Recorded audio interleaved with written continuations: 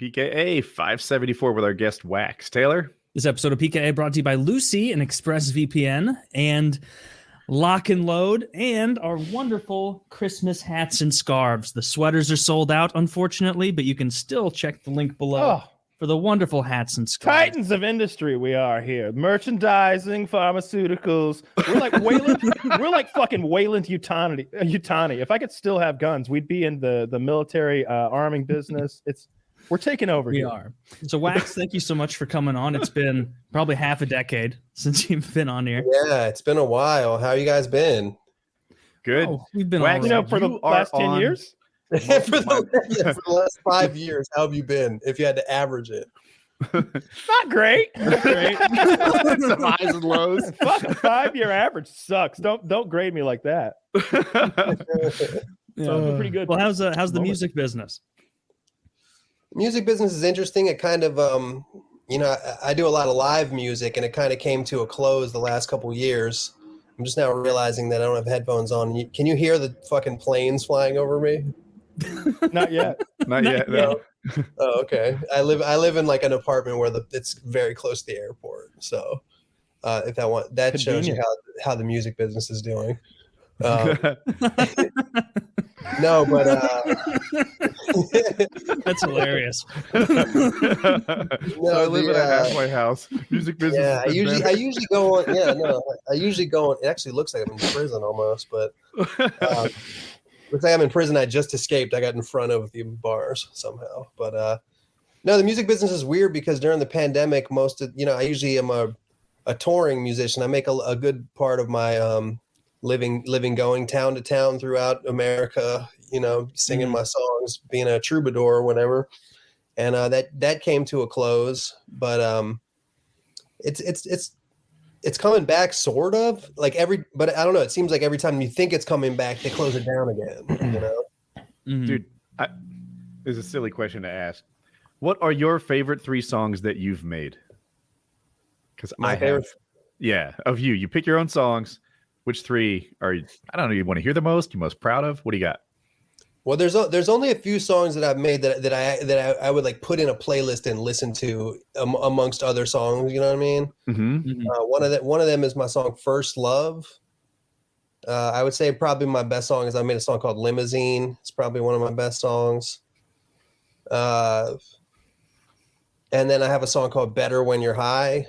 That is a little vibe to listen to. It's like a bossa nova thing, which I enjoy that type of music. I enjoy like Brazilian bossa nova music. Mm-hmm. I know that one. And I gotta say my most popular song is this song Rosanna, and that's probably one of my favorite ones too because it's just fun. I like that one. It was on my list. Rosanna's my third.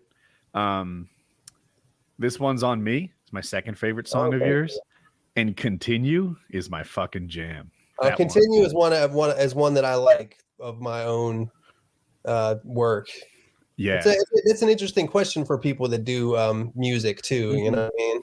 Because you don't generally you spend all this time working on these songs and albums, and then especially right after you're done, you don't want to hear them for a long time because you've listened to them 1,000 times just while making it.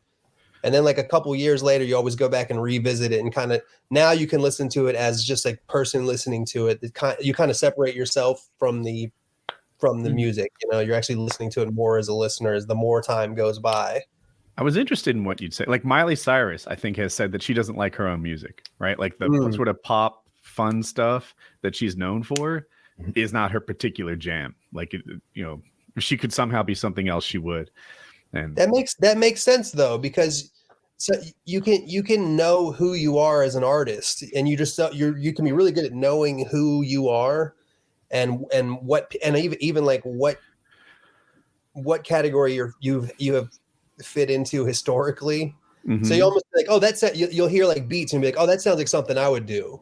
You know what I mean? Even if it's just like it might not sound like something you want to listen to at the moment, but you kind of know your own sound. It happens to YouTubers too. Like they start making this kind of video. They grow, evolve, age, whatever. Wish they could make that kind of video, but the audience is like, no, bitch. Go back and play your favorite song. That's what I want from you. I'm here for this thing that I discovered you doing. Don't change. Right. I never considered that artists listen to their own music. Like I just never thought about like, so you're like in your car and your voice starts singing and you're like, this is a banger. Like I'm telling you, it's very rare. It's very rare. Like you don't. I mean, I bet you like Kanye does. I was just about to say that. I bet you Kanye West, all of his playlists are just his songs. Did you see the? Did even you see, edits out the people who are contributing to his work? It's just his verses. Did you see Kanye's apology thing he made the other day? What did he do to apologize for? Well, he's been crazy for a while and in and out of treatment, and his wife left him and she's dating therapeutic drugs. Pete Davidson now. So he has this like, I don't know if it was audio or video. I heard it on the radio, so obviously all I got was audio. But the funny thing, he's like, I'm so sorry for all the things that I did and all the selfish decisions that I've made this last year, this and that. And I was like, wait, why is the radio station putting gospel music tracks in the background? And then the guy on the radio goes, I just want you guys to know, we did not add that track to the background. Kanye is apologizing with gospel music behind him. Almost like they are praising him for being a big enough man to apologize to his horrible wife. Okay, back to the track. Wait, his horrible wife? His horrible wife. Wait, say it again. Horrible wife. Oh, I misunderstood. Okay. No, it was horrible and ridiculous. It went on for a long time. That is such a great way to apologize. Put like church music behind your apology. It's good optics. It would make you sound like a lot more. It made him sound like a crazy person. How many YouTubers have done the teary black and white apology video? Like that's the classic. I just to me, there's a parallel there. Or like all the YouTubers who would like start the video with a clip of like, and it's like you're already a manipulative liar. Fuck you. Like, you didn't want to. You just had to keep that bit in. Look at how exasperated it is. That speaks to his sincerity. Yeah, if it wasn't a copyright strike magnet, I had this idea where we would take snippets of apology videos and then guess what they're apologizing for, like what their actual offense was. I would love to play that game, but it's not YouTube. That would be good. You know what you could do? I bet you could find the best apologies to read is when someone's about to be sentenced and they have that little prepared statement that they read to the judge for his consideration before. He's like, I have shamed my family. I have shamed my community. You're like, God damn, what did he do? I have brought down financial and legal repercussions on my children. Like, they took his kids to jail. What did he do? like those would be fun. Have you seen that? That's a game show. That would be a good game. What did he do? What did he do? What did he do? I'm so sorry. And it's like, join us next time on What Did He Do? Have you seen the viral video from quite a while ago of a guy doing like that court apology? But he like takes out a piece of paper and he starts like singing his apology to the judge in the middle of the court. It's like there is no way that's from a long time ago, but there's no way that old judge was like, look at him singing how sorry he like no extra year for off tune. Like I don't remember. I don't remember what that judge did, but I thought he was okay, and I thought the singing apology was heartfelt. I do remember all of that. Really? Yeah, it wasn't like fuck you, judge. I don't care what you do. It wasn't like a rap. It's so uncomfortable. It's very uncomfortable. Of course, it's uncomfortable. First of all, being in open court is uncomfortable. Everyone's terrified they're gonna fart or burp or cough for too long. Like it's everything is uncomfortable. It's the worst. So to openly sing, yeah, that's balls. Either he didn't give a fuck or he thought it was the best option. Maybe that singing thing was an inspiration for the Kanye thing. Maybe he saw that and was like, oh, if I put a little bit of music behind this, it'll seem more sincere. Kanye doesn't. It's really less sincere. Kanye was put here to inspire. You got it backwards. That's why that man's here. Actually, his new album was nominated for Album of the Year, right? Like, I want to say that they had like, I always thought like at the Oscars, it seems like they have like a limited number of nominations for each category, like maybe 4. But it seems like when they do Album of the Year at the Grammys, it's like as many as they want almost. I think they had like 7 or 8 already picked. And then at the last minute, they added Taylor Swift and Kanye. So they're both nominated this year. Wow. I feel like for the Oscars and the Grammys, since I was a kid, they've like it used to be like there's 5 nominations for each category, maybe even 4. And now there'll be like 10 or 11.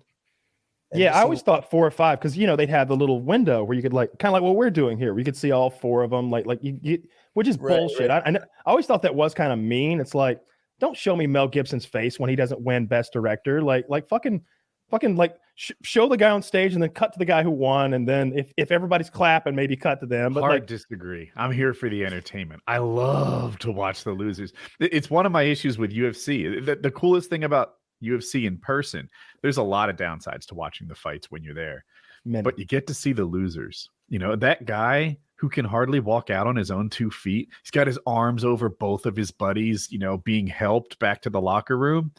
They don't show that on TV. Nope. The losing becomes fucking real. And you almost forget half the people that come that night lose. And I mean, and more often than not, the winner goes to the hospital too in those really long fights. Like if you go 5 rounds, everybody's going to the hospital tonight. Everybody's probably going. Like it's hard to go 5 rounds and not need to go to the hospital, even if you won. I would be so scared before a fight at that level. Like scared. Even if this goes well, it doesn't go that well. How can you not be scared coming into this? I can't operate like well when I'm that terrified. Like as far as something like martial arts, it's incredibly complex. Like you're not just doing a dance out there. You're dancing with another person, and you don't know what the music's going to be tonight. And fuck to do that terrified. Now when you're calm in a gym. And like, there's no stakes, and maybe there's not even anybody watching who to be embarrassed in front of. Like, you can do anything you feel like, but oh my god, I don't know. It's like 18,000 people in attendance roughly, and then I don't know, like 500,000 watching live at their homes. But tomorrow, if you do something embarrassing, this could live forever. This could live forever. If you just lose, like nobody will look back at this, but there's a chance that you're that guy. You're the Ben Askren who will live in infamy in the top 10 clips for the next decade. One of those guys that poops. You could be one of those guys that like they get knocked out and then they fall on their own leg and break it. You've seen those. Or the fencing response. Man, I don't know why people love to watch. So the fencing response, if you get knocked out unconscious, you tend to put one arm forward in the air. It's called the fencing response. And to see it on the ground, it almost looks like he's trying to punch from his back. It's a rough look. Of course, we all know Joe Lozon. After every fight, I would text back and forth with his wife because I stayed there for a while. I got to know his family. There's like 2 ways to measure the fight. Like, did he win? And how bad is he hurt? And I'm not sure like how we'd even stack rank it. Like if he were to get gently choked out early in the first round, all right, he lost. That sucks. Yeah. But he's fine. When you win and then he goes to the hospital with, cuts on his face that will always be there, which one do you pick? Yeah. There's a lot. It's a tough road to hoe. That's not a job that I envy at all. Unless you're like, I don't know, who are the guys who have had the best careers, who didn't get hurt, who didn't get fucked up? I mean, obviously GSP somehow made it through that thing looking like a movie star, because he is one kind of. He's a handsome man. Handsome man. And GSP's a great pick. Chael Sonnen comes to mind. Chael's got. You look at Chael, you can see some. I watch Chael. I just watched Chael. I watch him at least once a day. I find it very interesting. I like that he picked Pena as well too. Part of the reason I picked Chael is intellectually, he seems to be fully all there, 100%. But I'm talking about like everything, like who doesn't have those ears? Who doesn't have like one of those scars right around the brow? They've all got the ears. Right? It seems like they all do, because it seems like most of them got the ears in training long before the UFC or training during the UFC. Yeah. I knew people on like my high school wrestling team who had fucked up ears. Fuck that, like, man. We're 17 and you're going to be gross for you're going to be gross for life. Yeah, fuck that. You can get it fixed. There is a plastic surgery for it. Yeah. Yeah, you can get it fixed. Plastic surgery though, I mean, you're probably talking about $5,000 to get both your ears fixed or something like that in the neighborhood of it. Like, it's not cheap. Well worth it once you're like a real adult though, because it's like does that ever happen, like Woody, in your professional life when you were still doing that? Because every so often, like I'll be in a meeting or something professionally, and there's a guy who's like presenting something seriously, and his ears are all fucked, and part of it's like that's unprofessional, and the other part's like I'm gonna have to buy what he's selling. because his resume is right there, stuck out like Dumbo for me. I guess the Indian guys you worked with, probably not too many wrestlers. Not too many. Yeah, they don't have sports in high school. What? That explains a lot. What a huge oversight. Do we have sports in high school anymore? We have sports. I'm sorry, but I meant to say gym. They have neither, as far as I know. Gym is required. A semester of gym is required to graduate high school. So we had gym like math. It was 5 days a week and every day. I'm a genius. Yeah, we didn't and have it was the same length as any other. And it was the same. How many days a month? It's incalculable, Kyle. But I could add up. But yeah, so it was a class just like math. 45 minutes every day. But most people wouldn't take it seriously. I don't think so. I think gym is like once a week or maybe not every quarter. It depends where you are in school. I want to say elementary school. Gym's a thing because a gym teacher, right? Who's there teaching those kids like every day. I think that they go to gym. They do like 8 things every day. That's what we did. Those kids that young can't focus on anything long enough to need quarterly some classes or something like that. But in high school, you get 1 semester, and then there's like elective weightlifting and any number of athletic stuff that you can like choose to do. I did lots of weightlifting in high school. I didn't really take it seriously, but it was nice to be there. What you're talking about, is that what you did or what's current? Because I know it's been a long time since I've been to high school, but you weren't in high school all that recently. Yeah, it wasn't that recently. No, my mom teaches school, so I know a little bit about what they do, but she teaches like little kids. But I think in high school, I would be shocked. The Michelle Obama thing happened in the middle of like my interim since high school. So like, I'd be surprised if they went backwards. They were like, oh yeah, less of physical activity. So if anything, there's more. Definitely a semester is required in Georgia at the very least. I thought it was federal though. But it's bullshit. Like you don't have to do anything. Like as long as you like change clothes and show up, you don't fail. It is interesting. Go ahead. How the grading works in gym. Like in math, there isn't an assumption that everyone here can get an A, provided they just attend class every day. If they remember to bring a pencil, you're not like guaranteed an A. But in gym, my gym was there were a couple tests, and then the rest of it was, did you bring your gym clothes? Because you guys had to change too, I think. Yeah. Oh, yeah. Yeah. And you lost a pretty substantial amount of points for forgetting your clothes. Significant.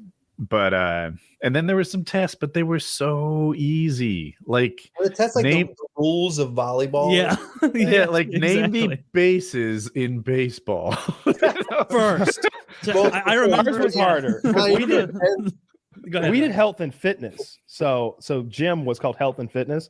So very occasionally we had to go into a fucking classroom and learn about like heat stroke or dehydration or fucking like muscle protein synthesis or something like that. And then we go back to like playing volleyball or whatever the fuck. And then you had to do the mile. And then there was one other test that was more like running back and forth, like being they're like measuring our like athleticism. They're like running back and forth and picking pucks up. I remember that was a time test. The shuttle run. The shuttle run. Yeah. There you go. Yeah. I remember hating the shuttle run. Yeah. Oh, it's terrible. Pull-ups is where I shined in grade school. I bet. Pull-ups. That was my jam too. Were you light? No, I was just like pretty strong for a little kid. I was the opposite. I was probably not nearly as strong, but much lighter. Yeah, I would always like look forward to pull-up day because it was like one of the last days. I'm talking like 4th grade, and I would just get blown out of the water and shuttle run. Because I guess you're not built for speed. Not built for speed. But then like push-ups and pull-ups, and you'd be like, all right, this is where I'm gonna get from white to red. No guarantees on blue, but I'm not getting white. Like white is what they gave all the girls or all the guys that were like too cool for school. Did you guys have those guys in your gym class where like it was like the earliest example in my life of people being like, who even cares? Trying is lame. Trying is for losers. Oh, Try look, hard. I got a white one. Ha ha ha. And it's like, Joe, you only didn't try because you're 4 foot flat and fat. Like, stop acting like you're making a moral stand against running the mile. He was the kid. He took our entire 50-minute period in high school to run the mile. 50 minutes. Yeah, it was a huge trail around the school, and there was like a bench. I take it back. I like this guy. And then like people were passing, and he was just like, whew, just sat on the bench for a while. If I was a teacher, though, that would get under my skin, maybe. It did. Yeah, he made him rerun it, and he got it down to a cool 17 minutes. See, 18 That's years a old. crawling pace. Oh, it's brutal. So the kids who were good at pull-ups, you know, they were the ones who like look like grown-ups at 14, 12 years old, jacked, lats, belts. And then there was like skinny fucking me in that same class. Like you could look at me and make some pretty educated guesses about most of my lifts, curls, whatever. But when it comes to pull-ups and shit like climbing a rope, you might underestimate me because I'm good at that. We only had to do that like presidential fitness thing in grade school. We didn't have to do that in middle school or high school at all. We had that too. And that's where I remember pull-ups from. I remember, not only do I remember that I couldn't do a pull-up in elementary school, I remember most people couldn't. And I remember the best pull-up people that I remember were the girls that did gymnastics. Really? Real top heavy, like walked like a penguin kind of vibe. And all the girls I remember all day doing pull-ups did the hang. Remember, you were allowed to do the hang if you didn't think you could do it. And like he would tell you, like, you can hang too, but you got to get to X amount of seconds and you cannot get a blue. You can only max out at red. And I remember like in my head, knowing it wasn't like super serious, the presidential fitness challenge, but also because it had like the word presidential in it, I was like, he's counting on me. I was like, is Clinton going to see this? Like, is he going to know my scores? Like maybe I've got a future in the Secret Service. Where was your elementary school? St. Louis. St. Louis. Mine was in Maryland, and I remember having that same thought about the word presidential. I was in elementary school, probably pre-Clinton, honestly, but we had the thing where they like tested your body fat by putting a little pincher, like a little crab claw right here, and they like tell the percentage. Then they do push-ups, pull-ups, and they did sit-ups. They'd have somebody hold your feet, and you'd see how many sit-ups you could do in a minute, and then you had to run a mile, and then you got some presidential thing. I didn't know how old the presidential fitness test was. It started with Lyndon B. Johnson. So back in my day, Arnold Schwarzenegger like pimped it and promoted it and made you care about it. So I thought it was his idea. I don't know. They should have called it the Terminator's fitness test. That's way cooler. Well, he can't be the president because remember he was trying to change the rule at one point that you have to be the rule is you have to be born in America, born in the United States to be the president. Probably good. And he was once trying to change that. Schwarzenegger was, but maybe he invented the presidential thing because that's the only presidential thing. He might have won. Like he's a Republican, so clearly he gets that base. But he was pretty progressive as far as Republicans go to capture all the people in the middle. Also jacked. Yeah, strong, a literally stronger leader than anyone else on earth. He wears Joe Biden, clothes. Joe Biden hangs wouldn't out with threaten, the best-looking people. Joe Biden wouldn't threaten to beat up Arnold. That wouldn't happen. No one would threaten to beat up Arnold. No world leader would dare. I sent you guys that photo today. I was at the gas station, and somebody had stuck a sticker on the gas pump, and it was Joe Biden pointing at the dollar amount on the gas pump, and it said, "I did this." And I thought that was just great. I was my Facebook, but I was surprised how low my gas is. That sticker, they're like, they go. It's their jam. Whenever they spot one in real life, they take a picture, post it to Facebook. Because use my picture, boomers.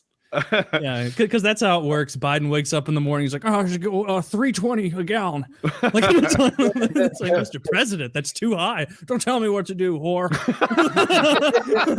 I'll make it $3.30, asshole. Try me. The world of economics. Yeah, I haven't seen one of those in real life. I've seen one. It was all scratched up and damaged. Like a Democrat didn't like its existence. Ooh. Got a little penny out and started looking. Don't worry, Joe. I got it. Dude, the only thing lamer than sticking political stickers on a pump at the gas station is giving enough of a fuck to scratch it off. That's the only thing more lame. Now I'm gonna be here for a bit because this is very sticky. Give me that goopy gone, baby. That's nonsense. It's nonsense. It's crazy how much people care. I saw a guy with stickers all over his truck today. We've talked about the stickers on the truck guy. That's another guy, by the way. There's toothpick guy, there's Zippo guy, and there's stickers on the back of your fucking truck guy that I don't give a shit about. Like, look, if you ran a bunch of those miles that have like the numbers with the decimals, that's cool. If you did some sort of a motorsports thing, that's cool too. but I don't care who you stand with and who you back. This truck had enough propaganda on it today. I want 2 stickers, Kyle. One that says "baby on board," and the other that says "that sticker's 4 years old. You can hit me now," because that's fucking funny. Okay. Have you ever seen the one on the back of the motorcycle jacket that says, "If you can read this, the bitch fell off"? No, I have seen that one. Yeah, that's not a nice joke. I don't care for it. It's a pretty funny one. I mean, I guess the thing with like bumper stickers, if it's someone who has like their sports team on there, I don't like the way it looks, but whatever. I don't want you to try and change my mind while I'm driving. Like, don't tell me the reasons you're vegan and why I should be. I don't like that. Like, I'm gonna pull over, not even hungry, buy some deli meats. Do you like the Jesus fish? Usually that one's pretty small, and so it's not all over the place. But I like more. I like people who have the coexist fish, and the fish is like everything. And just pisses off every notable group all at once. You know what I noticed? That they don't have the Islam symbol in there. They've got like a Star of David. They got everything. No, they do. They have the crescent moon. Oh, somebody peeled one off the car I saw today. It just says "O exists." For all of them but the Muslims. No. We can exist. But the people who have like all the political stuff, I'll never understand. Like, and those Trump flags. I thought the Trump flags were for memes, guys. Were y'all serious? I just thought they were funny. Safe. I like when somebody has.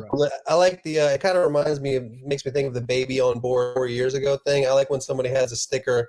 It's like Clinton Gore. It's like, taking that shit off yet. Yeah. Like, I was scared about politics. I haven't in a long time. I don't care about anything anymore, much less my car's appearance.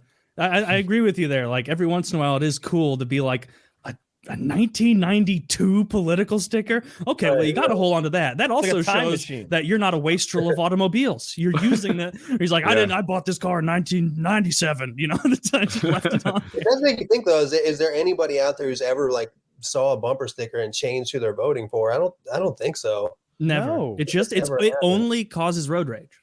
Right. Yeah, I guess it's to signify your tribe. This is brand recognition. This is getting everybody pumped up. There's got to be a lot that goes into why those are made, because I guarantee it. Like, you're just getting everybody fired up, getting everybody to the events. Like, Trump was so good at that. I hope he does run again. I want to see that shit show one more time. Let's go. You made a lot of good points on PKA and Woody about how a lot of his skeletons are out of the closet now. Taylor talked about how his social media has been taken from him. I still think it'll just be an epic shit show. I hope he's coming to a place near me. I'll put on 3 masks and fucking go again, because those rallies are awesome. Yeah. Is Trump coming to a town near me? I certainly hope so, because when he comes to town, it is entertaining. He would have to. Georgia is become a battleground state. I would expect him to spend a bunch of time there. Yeah. Yeah, he lost Georgia. Yeah, I hope that he runs again. I definitely want to see the show. And I don't know.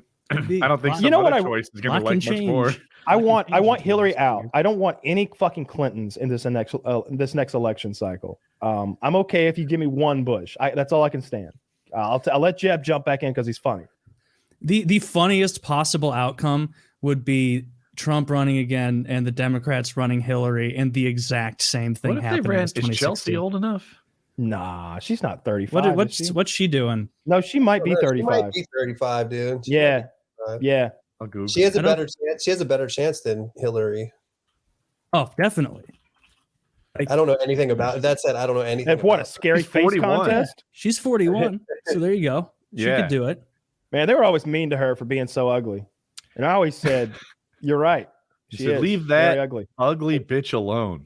Yeah, you guys are being unkind. She's ugly, but there's no reason to be mean about it. Look, that would be a great take to have on like Fox News. Stop picking on that dog-faced little girl. That would be the Fox News take. I've had enough of you picking on this little retarded girl. All right. I know she was in a car accident. They go, she wasn't. That's just how she. Oh shit. All right, take it back. Jesus. Is Barron Trump 18 yet? No, I mean, if he's 6'7", good God, that kid's. I hope he's balling.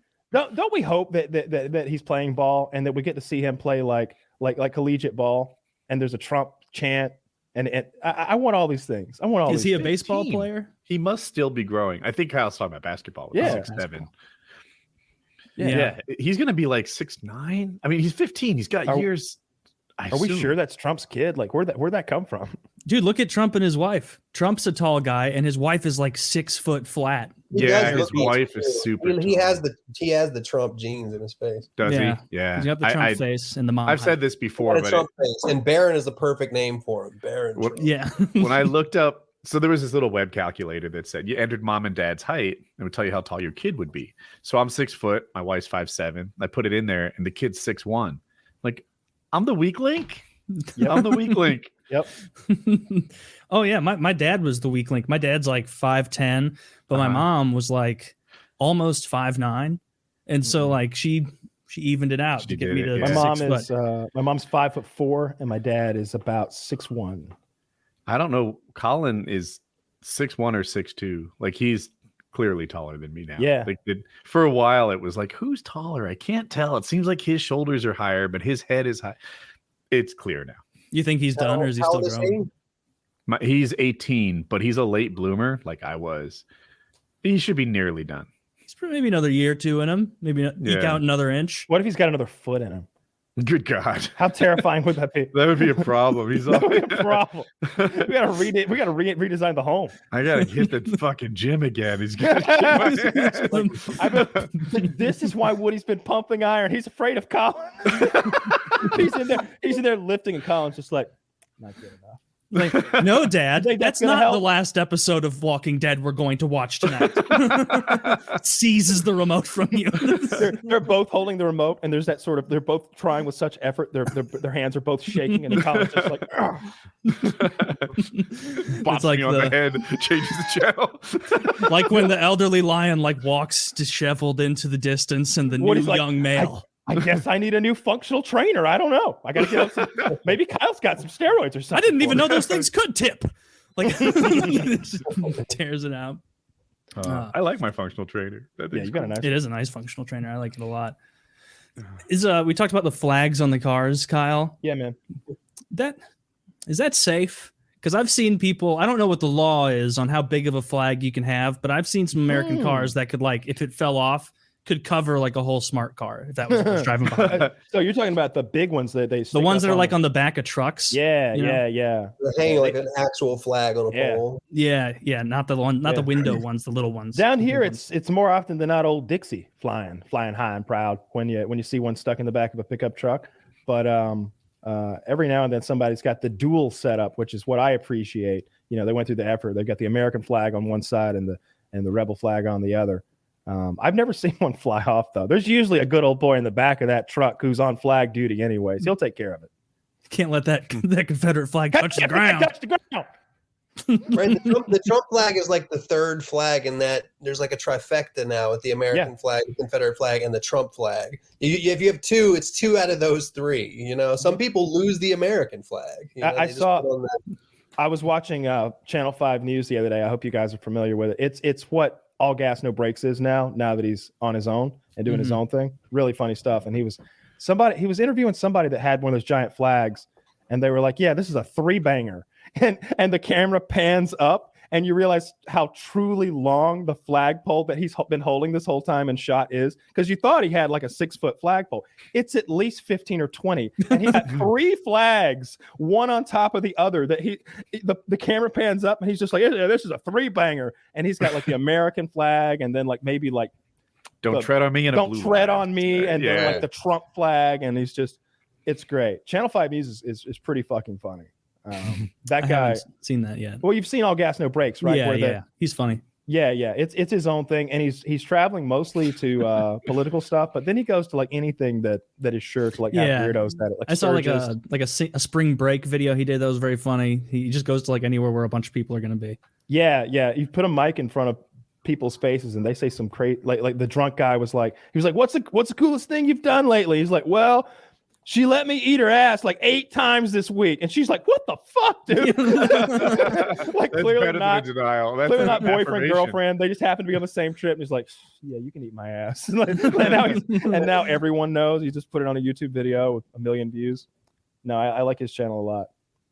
That's what I've been watching most of lately is Channel 5 News and a bunch of poker shit. Oh, I got to say it again. My username on America's Card Room is Mogh, M-O-G-H. If you want to use my referral code, you got to put in like prefix. Kyle, tell me, how do I really use this thing? Yeah, I'm getting that prefix for you. R-A-H? I think it's R-A-H, but I said it wrong on PKN. It's either R-A-F or R-A-H, and I want to get it right because if you use my code, I get $50 and you get 25, and then we can gamble together, and that would be fun. You guys will figure it out. It's either R-A-F or R-A-H. Yeah, try both. And what was the M-O-G-H? Yeah, it's like R-A-H-M-O-G-H. Mogh is my username. Well, the thing I know about computers, if you get it close, it'll probably just be fine. No, it needs to be exactly RAF-Mogh or RAH-Mogh. It's one or the other. You guys will figure it out. You heard them, folks. Just get close. Whichever one works. No, I've been having a good time playing poker, just on the internet with strangers and stuff. It's been fun. Cool. Are you still up? Yeah, I'm actually making a lot more now that I'm playing not with my friends, because it turns out my friends are pretty fucking good at poker. And the like better than average, I guess, is the correct way to say it. So when I play against the average player, I do a bit better. Wax, how did the pandemic cut down on business? It's got to be rough, man. Like you can't do the live shows. So like, I know we talked to a lot of comedians and they tried to do all sorts of stuff during the pandemic. They did like live streamed shows, like stand-up comedy, but like we're doing here, which is kind of weird. Did you try to do anything like that? Yeah, and I used to do stand-up comedy too. And, really? I guess the pandemic kind of had me stop that, and I probably won't start back up. I don't like love it. I love performing music. Like I can't get enough of it still for some reason. But yeah, I did a couple things where like I just did like Instagram Live. I'd play some songs on Instagram Live. There was a while there I was doing Cameo, and I'd like people would like give me a little money and I'd write songs personalized for them and shit like That's that. Cool. I sell t-shirts and sweatshirts and CDs, and what really does well nowadays is selling vinyl records. Like that's kind of, it's crazy how many people buy vinyl records nowadays. I do. Yeah, I do. I got a bunch. I'm one of them. I just bought like 10 records yesterday at a store. Yeah, I don't listen to them or nothing. Girls think they're interesting. Really? Yeah. Well, I like it. There's something. And if I can get them over there next to the fireplace and the vinyl records, like I've got one of those little mini bats hidden strategically. It's all over now. Yeah, they're done. Wait, so you're like picking up the needle and putting it on the vinyl record? Yeah. Yeah, dude. That's pretty cool. Do you ever do that thing that like I remember, because I went to a religious school, I remember at one point like just overhearing another parent being like, and when you play fucking the Backstreet Boys backwards, it says worship Satan or whatever. No, that. Have you ever tried those? You can't play a vinyl record backwards like on a turntable, can you? Unless you just spin it. You just spin it. Yeah, where they used to do that with like Pink Floyd, and they'd be like, "See, he's saying Satan is coming for you," and it's like he's absolutely not. Like, you know how hard that would be to do to make a sentence that's real lyrics just for the purpose of it being a satanic message backwards. It's almost like not even audible when they play that shit.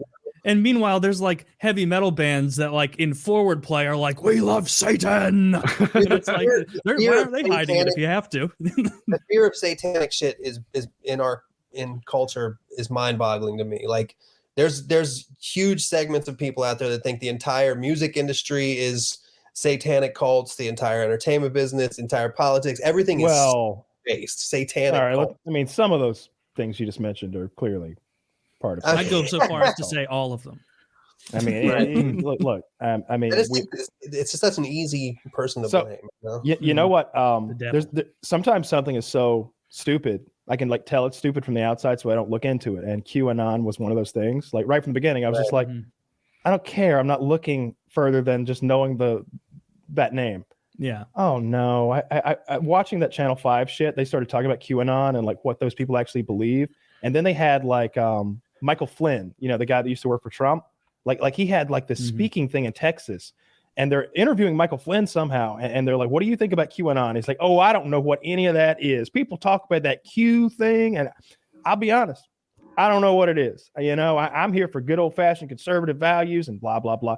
Then they show him a video of him like in a backyard saying the QAnon like chant slogan thing, like whatever the fuck it is, like they have like chants. Where one we go, all one go, something with all in one. They got like a slogan or something, like a motto or a code of fucking arms or whatever you want to call it, and like he's reading it, and then like he's on stage, and like the lady next to him has like a jacket with a big Q on it, like she literally has a big Q on the back of her jacket. It's well, they don't want to piss them off because they're on the team.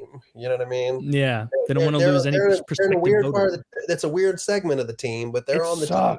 This is the problem with this binary like option that we have, is that both sides end up having to pander to the extremes. So you have to, the right isn't actually that crazy, I don't think, but they have to pander to the crazy fucking QAnon people. And the left probably isn't that wackadoo and ridiculous either, but they got to pander to the blue-haired lady that screams in the street. If there was a third option that we could shift, no, we need a third and fourth option for the QAnon people and for the blue-haired people. We need like you know how some of those European countries like Germany, it'll be like our 11 biggest parties, and like sometimes like a whole party gets wiped out. Like that would be kind of nice. Well, the problem is that it's all based on entertainment. So of course the people with the wacky shit are going to be the people that we pay attention to the most. The lady, what's her name? Lauren Boebert and Marjorie Green. You know what I mean? We're going to pay attention to them more than whatever senator just is a little bit conservative. You know what I mean? Like he's not saying anything that's newsworthy, where she's doing something crazy. It's like we pay attention to them for the same reason we pay attention to Kanye or Kim Kardashian or whatever. You know, it's Trump kind of ushered even more of that in, this mixture of reality TV being politics. It's been like that before him. You know what I mean? But still, it's like we pay attention more to the far ends of it now instead of the boring center. You know, that's boring true. Doesn't work. Yeah, that's where the most fighting and combative arguments are, and so that's what they kind of tend to platform. Yeah. No one wants to be like to watch like a panel where it's like, I think your prospective corporate tax is 0.7% too high. He's like, well, I think your prospective corporate tax is 0.7% too low, my friend. It's like no one's gonna watch that. It's like the Tim Duncan of politics. You know what I mean? But that's the right person, right? The boring guy. Tim Duncan was a boring basketball player that nobody liked because he didn't have any flair, but he always scored a lot of points just being in the middle and playing won championships. Fundamental basketball. You know what I mean? Yeah, the edges are where the entertainment is, right? And the entertainment is how the news companies are businesses. And that's what's up. Yep. So it's not going to stop. It's just going to I don't have a solution down. for it. We're clearly going down this route. I mean, in the next 10 years, The Rock will be a serious candidate for president. Right. He seems like a better choice than some of the ones we have now. I'm just going to vote from now on. Well, wait. I'm not voting in solidarity with Kyle. I'm sorry. Ahead, I was reading a private message. Did you just say The Rock is a better choice for president than some of the candidates? Yeah. I like his character, actually. Did The Rock go to college? Oh, that's right. He played football. He played football at Miami. Who cares? He's tall and he's jacked. Yeah. Kyle, Jesus. I figured of all people, you would understand you vote for the tall jack guy. Yeah. You know he's how tall been in Derek movies. is? I don't know how tall Derek is. Yes. Oh, it's so hard by video. You want him to be 5'7". I don't know. Oh, I did. See, I'm using psychology. I'm not even using like what I've seen in videos because you're like, do you know how tall he is? Like, okay, well, he's either 5'5" or 6'5". Yeah. Have we had a president that had a name like that, like almost essentially a rapper name, The Rock? We had a politician like that had a nickname that he got, like if Ice Cube ran, you know what I mean? Like, didn't they call Old Roosevelt the bull moose? Okay. Oh, that's a good one. Who was the guy they called Old Hickory? Oh, who is Old Hickory? I'll look it up. I don't fucking know. Lincoln. They had a weird name for Clinton too. They had a weird name for Fatty. Please no. Andrew Jackson was Old Hickory, and what did they call him? Slick something, or what did they call Willie? Slick Willie. Yeah, Slick Willie. Yeah. Slick Yeah, Willie. Slick I never Willie. realized how phallic that was. Also a good rap name, Slick Willie, you know? Yeah. I like Slick Willie. Old Hickory sounds like was it meant to mean that like he was tough and he would beat you with a hickory switch or something if you went against Maybe he was tough like a hickory stump. Could be. Old Hard Hickory. to move him. Well, back then it was okay to beat your kids with a hickory switch, you know? So You Yeah. can still do that. Yeah, they won't stop you as long as they're, you learn this the hard way. They have to be your kids. Yeah. You can't go start enforcing Judge Dredd style justice on public playgrounds. You can't. It just doesn't last long. Share the teeter totter. You bitch, crack him on the top of it. Oh no. Arrested. Taylor, did you have any corporal punishment in you said you went to religious school? Did you have a corporal punishment there? Yeah, our grade school, I never got spanked by the big paddle thing, but they did have that. If you misbehaved, they would send you to the principal's office and he would give you a couple swats with the old paddle. For real? Paddled? Yeah. I got paddled. Damn. This was That's the like mid 90s. I couldn't tell if you were being sarcastic or not. No, this was like 1990. I got paddled in public school. Really? Yeah. I didn't think that you could do that in public school. I thought private school was like a little loophole for hitting kids. He had the paddle, and there I was, and so he paddled me. He did it all right. He had it had holes drilled in it for like wind resistance. Dude, my principal in grade school, I shit you not, I remember going in there. I wasn't in trouble for his office. It was like, Taylor, come to the front. Your mom's picking you up early. And I get up there, hey, just sit in my office while you wait. And I remember like seeing all these things that looked like foam egg cartons all over the walls in there and being like, this is weird. What's the point of this? And then it wasn't until like years later, I'm like, oh, this is like soundproofing for when he brings a kid in there to smack. Yeah. It was like shit. And he seemed like a nice guy, but I was always a well-behaved young kid for the most part. So I didn't have to see that side of him. Rest assured, he is absolutely dead now. I don't remember what I did to get, they were called swats. It wasn't called a paddling or a spanking. It was called swats. And you got usually 3 to 5 of them, something like that. I got 3 and I don't remember what it was for. I really don't, but it hurt. Like he hit you hard. Yeah. I remember as a I think I was in either 6th or 8th grade. It had to be one or the other because I didn't go to 7th. But that's wild, man. In public school, damn. Yeah, dude, they did not hit us in our school. Jail straight up. Yeah, there was teachers would not hit you in any of my schools. It's a million miles. I stayed in the. It was a principal. I had to go to the neighborhood daycare center when I was in elementary school, and because my parents worked and I had a couple hours. Beat your 3-year-old ass? No, but what she would do, is if you got in trouble, she would make you hold out your hands and she'd flick your knuckles. Just flick your knuckles. How old were you? Like elementary school. And also if you cussed, if you said bad words, she would make you put hot peppers in your mouth. Not even soap, hot peppers. That's hot so peppers much is meaner. hardcore. Oh, we also had corporal punishment in elementary school. I think I got spanked there too. I'm almost positive I did. I was at least threatened with it because my mom taught there, so I think she may have. This is coming back to me now. I'm pretty sure she had me threatened with the paddle one time, which was terrifying. I mean, you said 8th grade, 14. Yeah, he definitely whipped my ass when I was either in 6th or 8th grade. Yeah. Jesus Christ, that's Of course, my mom whipped my ass when I Woody always talks about the thing where he was told his mom, this is the last time you're gonna whip me, and then she's like, fuck you, you little prepubescent. Yeah, I was premature. And beat him down like fucking Ali. There's something about your mom's been whipping your ass for so long that even when you've gotten to that point where she no longer can, you still have that whipped dog mindset. You're like, oh yeah, she's. No, my mom watches the show. Mom, I want you to know I can take you now. Oh yeah, same to my own. She's 70. She's got no chance. You like a twig, old lady. I got you for 3 minutes. She just has a gun now.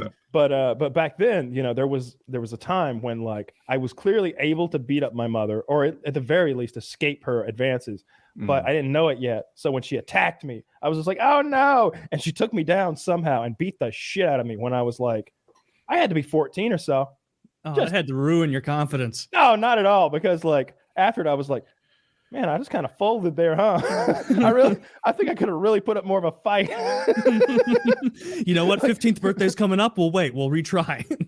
She was just all over me, and our feet got tangled up, and the next thing I knew, I was down, and she was on top of me, and there was just blows raining down. She was big in the ground and pound. I think my dad taught her that. Your mom grounded and pounded you. I don't know how to process that. You're not supposed to. Oh, I'll stop then. Yeah, she had great defenses against your strong dad. But that was the last time she beat me up. I mean, I can't get over like grade school for some reason, because that happened in my grade school. I thought that like paddling in grade school was very normal. Middle school, that was not a thing. High school, certainly not. Like, I can't imagine being 14 and having a teacher be like, all right, bend over. Does grade school mean 1 through 4? Grade school is 1 through 5. Or kindergarten through 6 or 5th. Yeah. Kindergarten through 5th was mine. And I went to elementary school in the 80s, and they definitely were not doing corporal punishment at public school when I went. That's wild. All right. So I'm 35. So like, we're talking about 20 years ago. Yeah. But did you go to like a smaller school or something? No, it's not like I was in the middle of nowhere or anything. It was a pretty big school. I mean, we had a fucking track and like facilities. We have a catfish farm. We're big time. The pride of the school. I have been there is shit that they wouldn't do now. The catfish farm from the outside. What have you seen it? It's true. We've got they've got a they go overboard with the like agricultural and other stuff, and like there's like no science lab. Like we literally had a cattle barn where you could go show your heifer, like as a competition. Like you can go raise a calf until it is like a dog show, but for cattle, and like show it out there in front of everyone. And we have the facilities to do this, but we don't have a fucking science lab. I learned sign language in a goddamn trailer. Like trailers are awesome. I don't care what people say. Adults are always like, "Oh, these poor kids are in a trailer." Like, "Oh, you mean the buildings with functional air conditioning and carpets? They're the best ones." They're not bad. I didn't mind as a kid. And you got to like walk out of the building and go get some fresh air and like get away from the school. But it does look trashy. I mean, I showed you my high school. Like they had a bunch of those things. It's It's super trashy. It's like fucking build onto the school. My post office has a trailer. This is where I used to live. And I was in the neighborhood recently, and I saw like that fucking trailer's been there 20 years. That's a 20-year-old temporary building. That's weird. Once a trailer's 20 years old, it didn't look good. It was like mildewish and dirty. It should probably be burned to the ground. Yeah. Imagine the things that would run out. Little critters. I wish we had like more agricultural stuff in our high school. It wouldn't have made sense being in St. Louis, but that would have been neat. I wasn't into any of it because I grew up on a fucking farm. So the very idea of like having first period pig farming class was absurd even to me at that age, because you literally had to go into like this like pigsty. That's what it's called. and there's like mama pigs back in there with like 18 of these fucking pigs like nursing on them, and they're back there like cutting the pig's teeth out with like pliers, like cutting the teeth because the pigs will like and I don't want to do it. I'm like, fuck that. I'm not cutting that pig's fucking teeth like their fingernails because they're screaming. But if you don't do it, they like bite the nipples and the nipples get infected or some shit. Doesn't sound like they're too evolutionarily sound. But I refused. I'm like, no, just fail me. I'm not going into a pig barn the first thing every day for like 6 months of high school.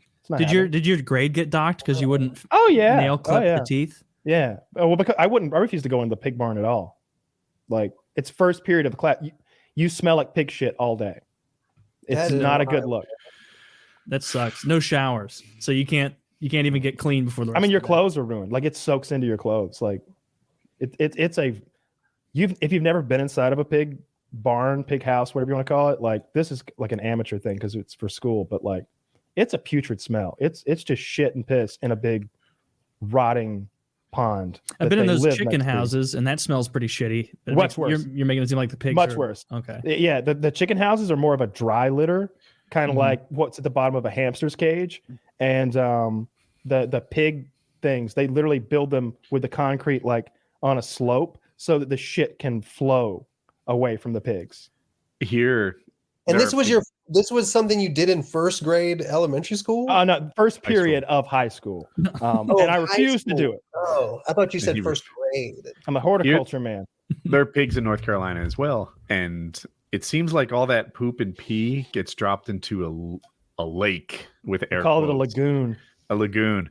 And every so often, like the wall of lagoon will give way, and it's an ecological disaster of just all. And I don't even get why it's that bad. Like, okay, I get it, poop and pee, not the greatest stuff, but isn't this stuff that like nature has a way of dealing with? It like gets into the groundwater apparently. Not in such great concentrations, because normally like there wouldn't be 50,000 pigs on this farm. There'd be 50,000 pigs in the state or something like that in the wild, and they certainly wouldn't be all shitting on top of each other and then filling a lagoon with it. What they do next to where I grew up, if there were like a ton of rabbits in this area, the wolf population would increase. So given that there's a ton of poo and pee, why doesn't the like, I don't know, nitrogen bacteria increase? And it actually kills all the plants because they can't take it in such great concentrations. But what they do where I'm at is when they do empty them, they pump them through field irrigation systems, those big walking irrigators that go through fields.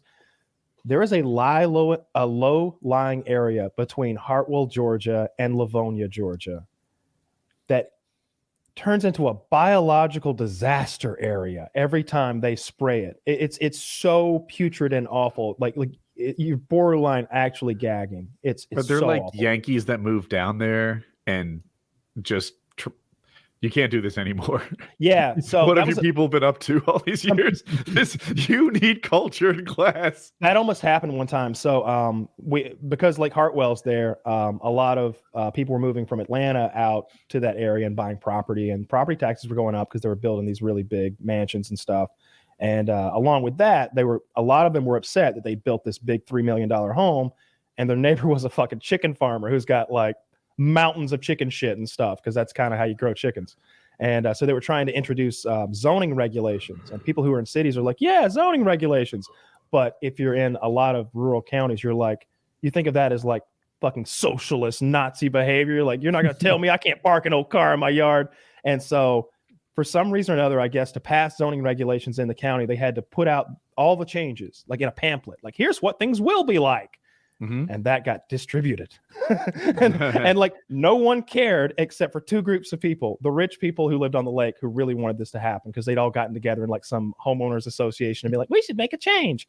And every farmer for 50 square miles, those are the only people who cared. They were talking about killing people. I was in rooms with there was a farm. He was like, let's shut all this up real quick. Somebody puts a bullet in somebody's knee. I'll tell you right now, you could just get up on that hilltop over there. One of them some bitches come out of that place.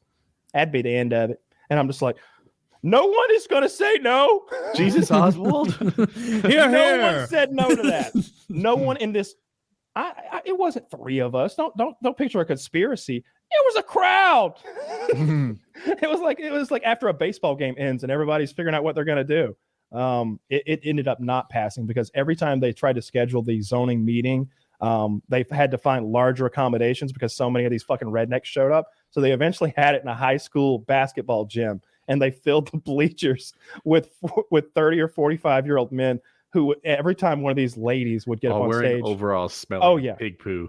Oh yeah, all of them stinking and angry and mad that they've had to drive to the gym at 8 p.m. to listen to this lady tell them how their lives can be better. And she got up there and started talking about changes, and she got about 2 words out before somebody said, "Get that bitch off the stage!" And it was downhill from there because nobody defended her from that ever. Well, she is a bitch, and on stage, It was like ridiculous. Well, I mean, they got what they wanted, right? So it's just going to teach.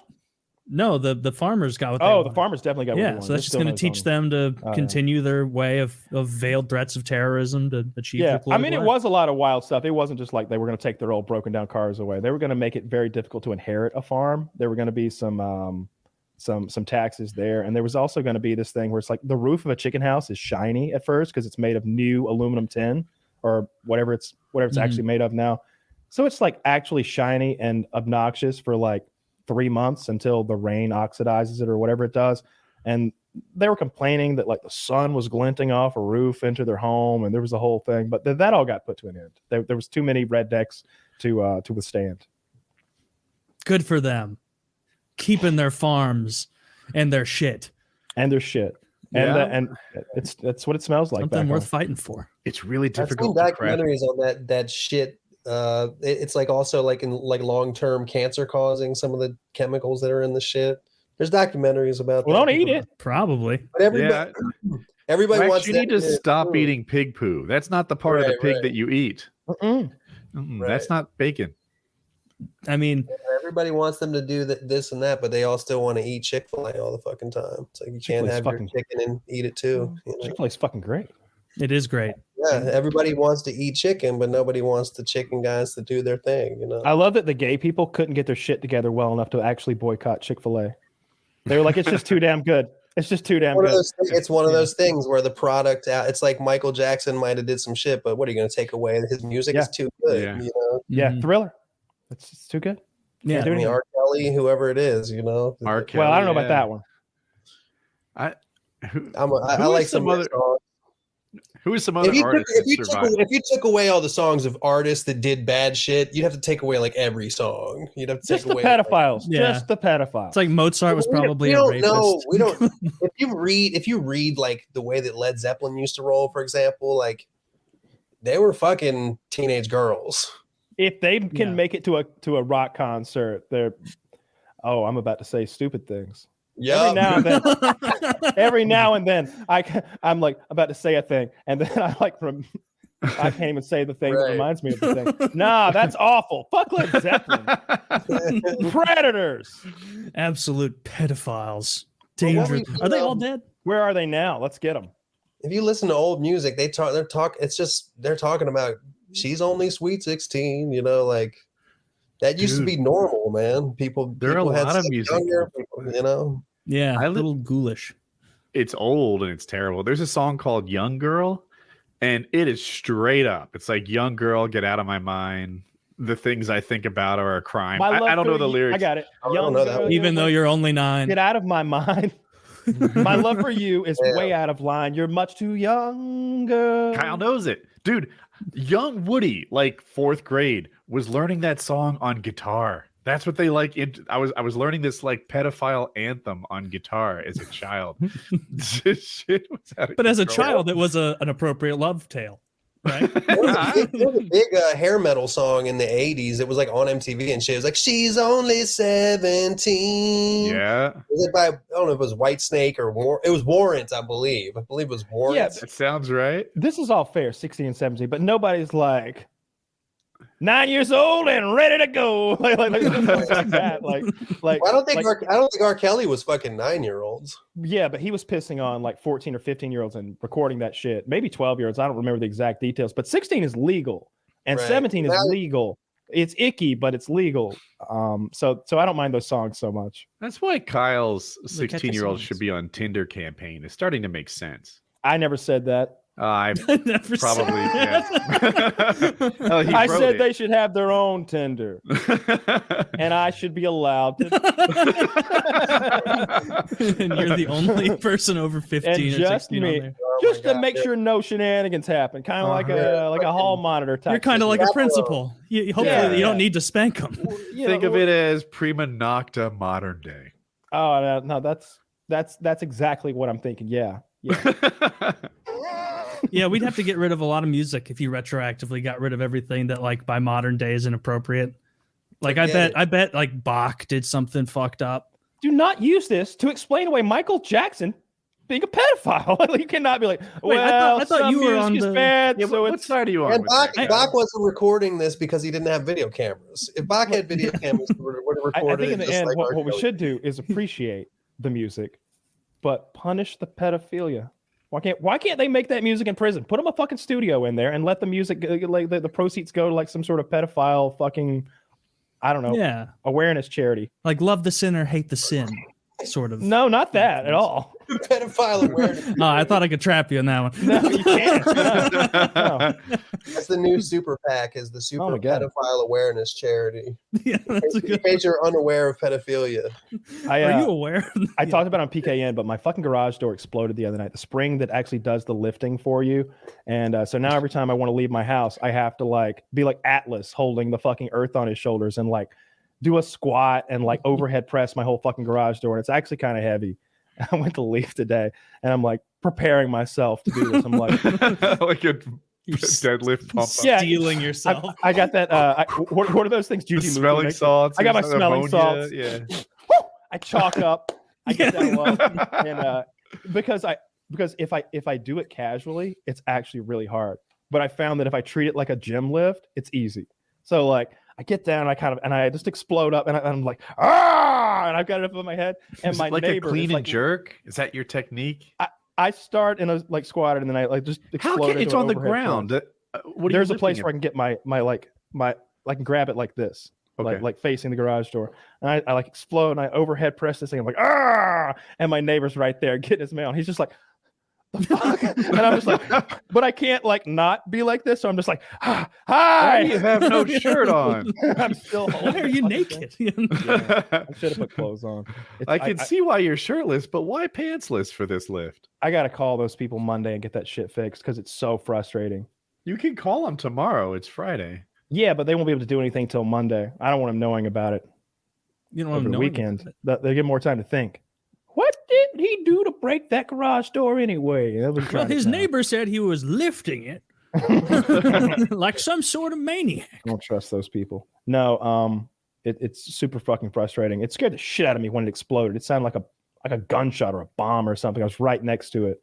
So I'm hoping they get that shit fixed. I don't know what you live in now. Is it a house, like a single family home? Yeah. Okay. But it's rented. So you have someone else who needs to deal with this. Yeah, it's like a company. It's I don't think it seems so rare that you've actually got like an actual landlord now. Like, oh yeah, Pete, my landlord, he's coming by for the rent. I've never had that. It's always been like mega rental company incorporated or some shit, which I kind of like. And then like the landlord is just like an individual who's really just like a property manager who comes around it. That's what I've experienced is like there would be like the big company and then there'd be an actual property manager who handled all the actual stuff. Like my heater went out, my AC died, my garage door broke. I live in a weird one now. For years, any rental property I had was like a pay your rent on the internet to some massive company. And now I have to write the rent check, and I walk down the street to some old lady's house and I put it in the little slip. Weird. Some lady with a bunch of cats. Yeah, my whole thing's corporate now. So like there's good things about it and bad things about it. Like when my air conditioning went out and they like fucking drug their feet around for weeks about it. That was awful. And then they did that with my plumbing once too, where I didn't have running water for like 3 days. I had to go stay in a hotel. But usually they fix things. So that's nice. And I'm not responsible if anything happens. Oh, they never my apartment when I lived in the city, it had one of those giant corporations managing it. I can't tell you how many times. So like the way it was is I lived in a loft on the second floor. And so you walked in off the street, open the door, you walk up a flight of stairs, and then it's just my loft, my apartment. And there was as soon as you come up the stairs, there's like a small landing and then a stairway down that goes to the back fenced in parking lot where my car is so that nobody can steal anything or break in. The entire time I lived there, aside from like the first month or so, I had to leave the front door, walk around this sketchy ass building through alleys, and then go and get my car that way because you open up that back door to go down to the parking area. There was visible black mold, like enough to make a flag, like a flag out of like I stopped walking through that area and like almost sealed it off with like towels and stuff. Cause I'm like, I can like smell actively the amount of black mold when I walk through there. And I called, I don't know, 24 times over the course of the 2 years I lived there, never sent someone out. Never cared, never gave a shit. It was ridiculous. Yeah, that's no good. And black mold is genuinely dangerous. How big a deal is it though? If you breathe it for like years, it can fuck with your respiratory system. I just changed my air filter today. Somehow I remembered. I went up there and changed it. It was black as night. Oh, dude, I forgot to change my air filter for a year. Usually this is at least a year. Oh, it was when it came out, when you pull it out, like when there's so much shit that like it just like almost collapses off the sides. There's so much like you pull it's it caked out on. It's caked. Yeah. But you know what they say? The best filter is a dirty filter. They say the best filter is your lungs. Gets everything out. Yeah. Well, no, holds on to it. Yeah. That's you don't want it in the air. That's what a filter does. That's how filters work, silly. Yeah. I took mine out. More airflow. Let's go. No, I changed. You did though, because you got the nose hair trimmer. I've been plucking them. I've been plucking them out. I'm gonna get them waxed. Yeah, I bought. I think I haven't even taken it out of the box yet, but it's an electric nose hair trimmer, and I picture it a way to just sort of stick it up your nostril and it'll cut everything. It does a good job. I have one of those. but it leaves them all like, I don't know, 2 millimeters long. And so like if you like press your nose, like the little stubblies poke the other side of your nose. So I've got this little thing that like goes in there like a spring, and when you squeeze it, the spring collapses. So it's got all those coils squeezing together, and it grabs huge tufts of nose hair at a time. Does it hurt when you rip it out? Of course it fucking hurts when you rip it out. So what I really want to do is like find a lady friend who's in a salon or something like that, and get her to like put the wax in my nose and the like the things up there, and just do one motion and the whole nose is plucked clean. Why not laser so it doesn't come back? Nobody lasers the inside of his noses. Not yet. Well, I'm an innovator. Jesus Christ, that sounds dangerous. Get that laser up there near my brain. I don't see. I can get superpowers. That's how. Wax the entire inside. I didn't know that. Sounds awful. People get all sorts of things lasered and waxed, but I thought the nose hairs serve a purpose. Oh, they do, but I'm not interested because I don't like live in the Serengeti or anything. I'm good. What is it supposed to do? Make boogers? So you're not. That's a filtration system, right? I'm not buying that at all. That is the world's most ineffective filtration system. It's a. What if I told you I? If I gave you a mask and it had like, I don't know, 37 hairs over it, you could clearly see through it, you'd be like, this mask is bullshit. Give me a network of hairy tubes to breathe through. That's going to be better than this mask. Well, it's the best God had at the time. I can see past all these hairs. It's not that dense. It can't be good filter. I think it's. I feel like that's stuff. A reverse engineering explanation. You know how the small hairs in your ear canal are actually designed to. That's how you hear. Yeah. These tiny little hairs that are in your ear canal. That's how you hear. If you damage them, you lose your hearing. Is there any similarity to that in the nose in terms of scent? There's not. You can probably smell better without. Yeah, I'm like a goddamn bloodhound over here. My nasal passages are bald as. Yeah, but now that Kyle's plucked his nose hairs, he can't hear at all. Not a damn thing. Somehow can't see. Not a damn thing. You get your ear hairs waxed and you're deaf. she goes, yoink, and it just goes. If it's such a good wax, it pulls the hair from your ears down with it. Yeah, but I agree with you. The hair in the nose, it's a bullshit filter. And Woody, I do think it's some scientist being like, well, it's for filtration. It's like, really? Against what? Rocks? Well, maybe it's like, what if, and I'm just fucking spitballing. My lack of knowledge about human anatomy is pretty astounding. But what if it's a filtration system going the other way?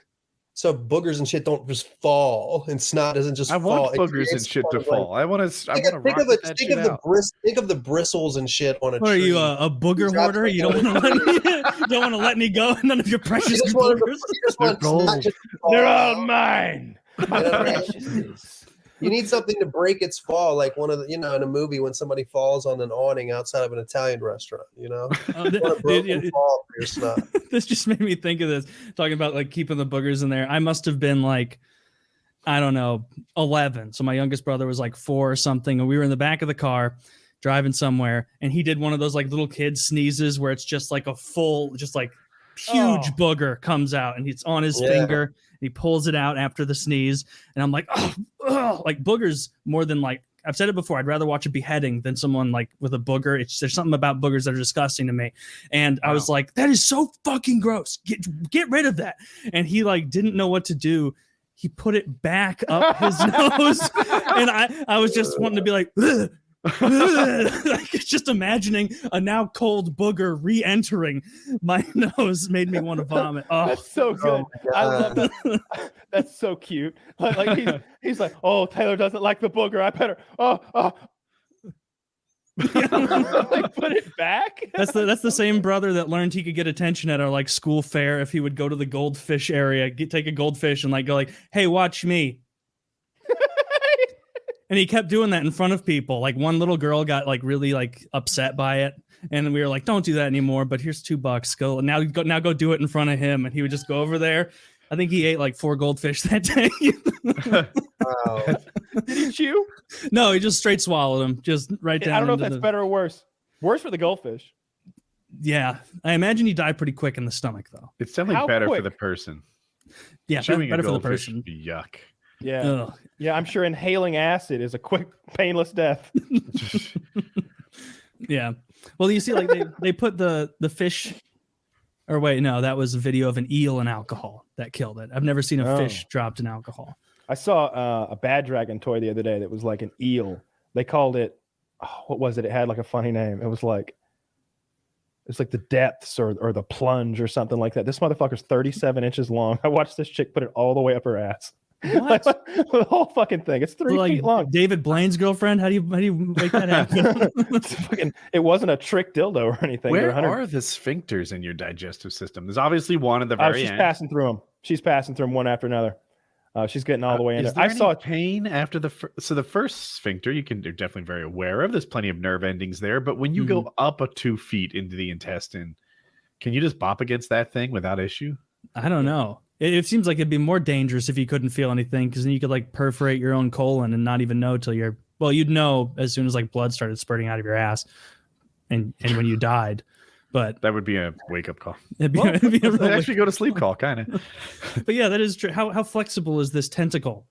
It's flexible, yeah. So it's like coiling with your intestine. Yeah. Check out this little clip I sent you guys on WhatsApp, and I'll narrate. So this is a lovely young lady, and she has a toy herself, and she's illustrating just how quickly she can penetrate all of those sphincters within her body and get the dildo all the way up to her clavicle, up here.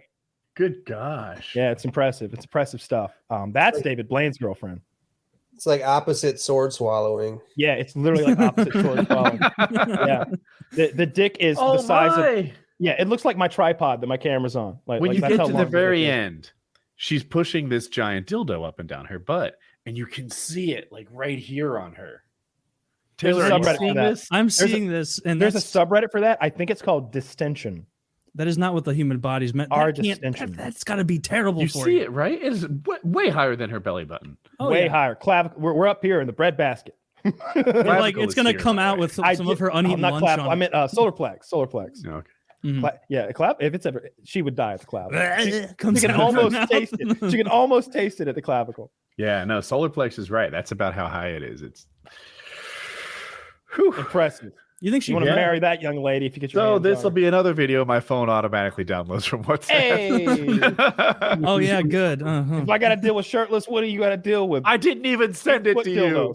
I got one the other day. Trust me, we all saw it. Woody's looking ripped, looking choice, looking like he's ready to step in and play Wolverine over there or something. The ab off definition. The trail mix as best I could. We know it sucks though. All the lighting that like shows your muscle striations make my face like 15 years older. Well, you got to take the good with the bad. I can't have it all. You don't. Just learn how to light, motherfucker. All right, so you want one big light coming down, straight down, and you just get yourself a nice little floodlight come in from the bottom and fill all that up. You're completely right. I could have done better. Dude, something about the no effort picture made it seem so I can't even see what is on the screen because my camera's broken. I have to use the macro camera, the like 0.5 one. So it's tiny. I had to like crop it to make it even visible for people. And I can't see what I look like. It's just stand in front, do that sort of 1/8 sit-up thing to make your abs go. First picture I take, what you get is what you get. You look great. Yeah, great. That's what I look like right now. Back to the Derek thing. 6'4". 6'5", I'm told. 6'5". Oh yeah. Like, I called yesterday to get my prescription refilled, and I usually I won't go through the nitty gritty, but I'm dealing with a new person now, and he was just out in Vegas with Derek. I think the whole company of theirs maybe went out to like celebrate, maybe the great success of Lock and Load. I'm sure that's probably it. Of course. That's it. And but he was saying that he was like, do you know how big that dude is? And I'm like, no, I've never actually met him. He's like, he's fucking like 6'4", 6'5". He's like, I'm like 5'10", and I have to look straight up at this guy, like straight up. I was like, what do the delts look like? Are they that big in RL, or is he getting a pump for camera? He's like, they might be bigger. he's like, I'll be honest, I got a little drunk. I touched him. Then this is like my healthcare rep that I've never spoken before ever.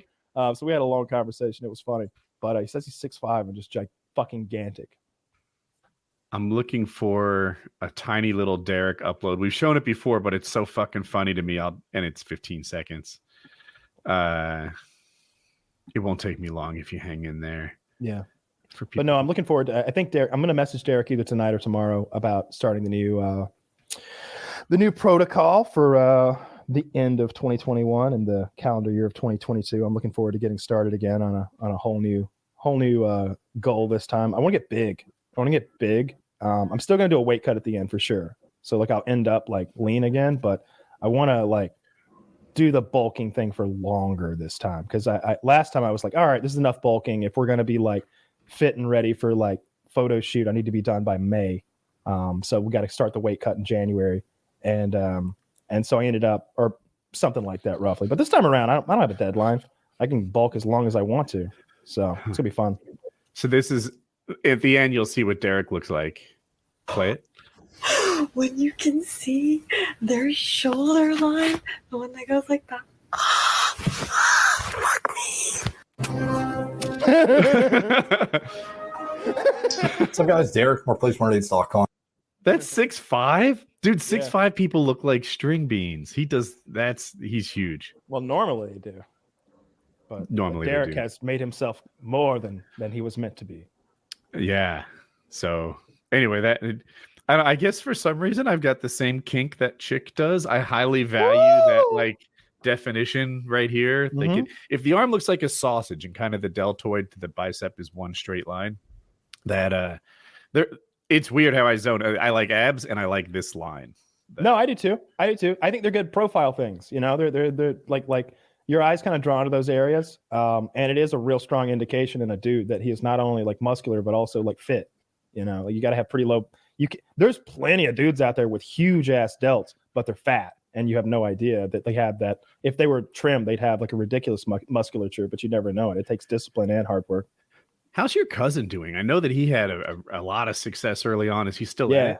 I haven't talked to him in a little bit, actually. It's probably I actually haven't spoken to him since like I gave you that last update. So it's probably been a good 2 or 3 months. I usually check in with him more often. I should check in. I hope he's still going with it, because he should be massive now. I think I told him that like right about the end of the year, if he kept up with everything, that he would be fucking colossal.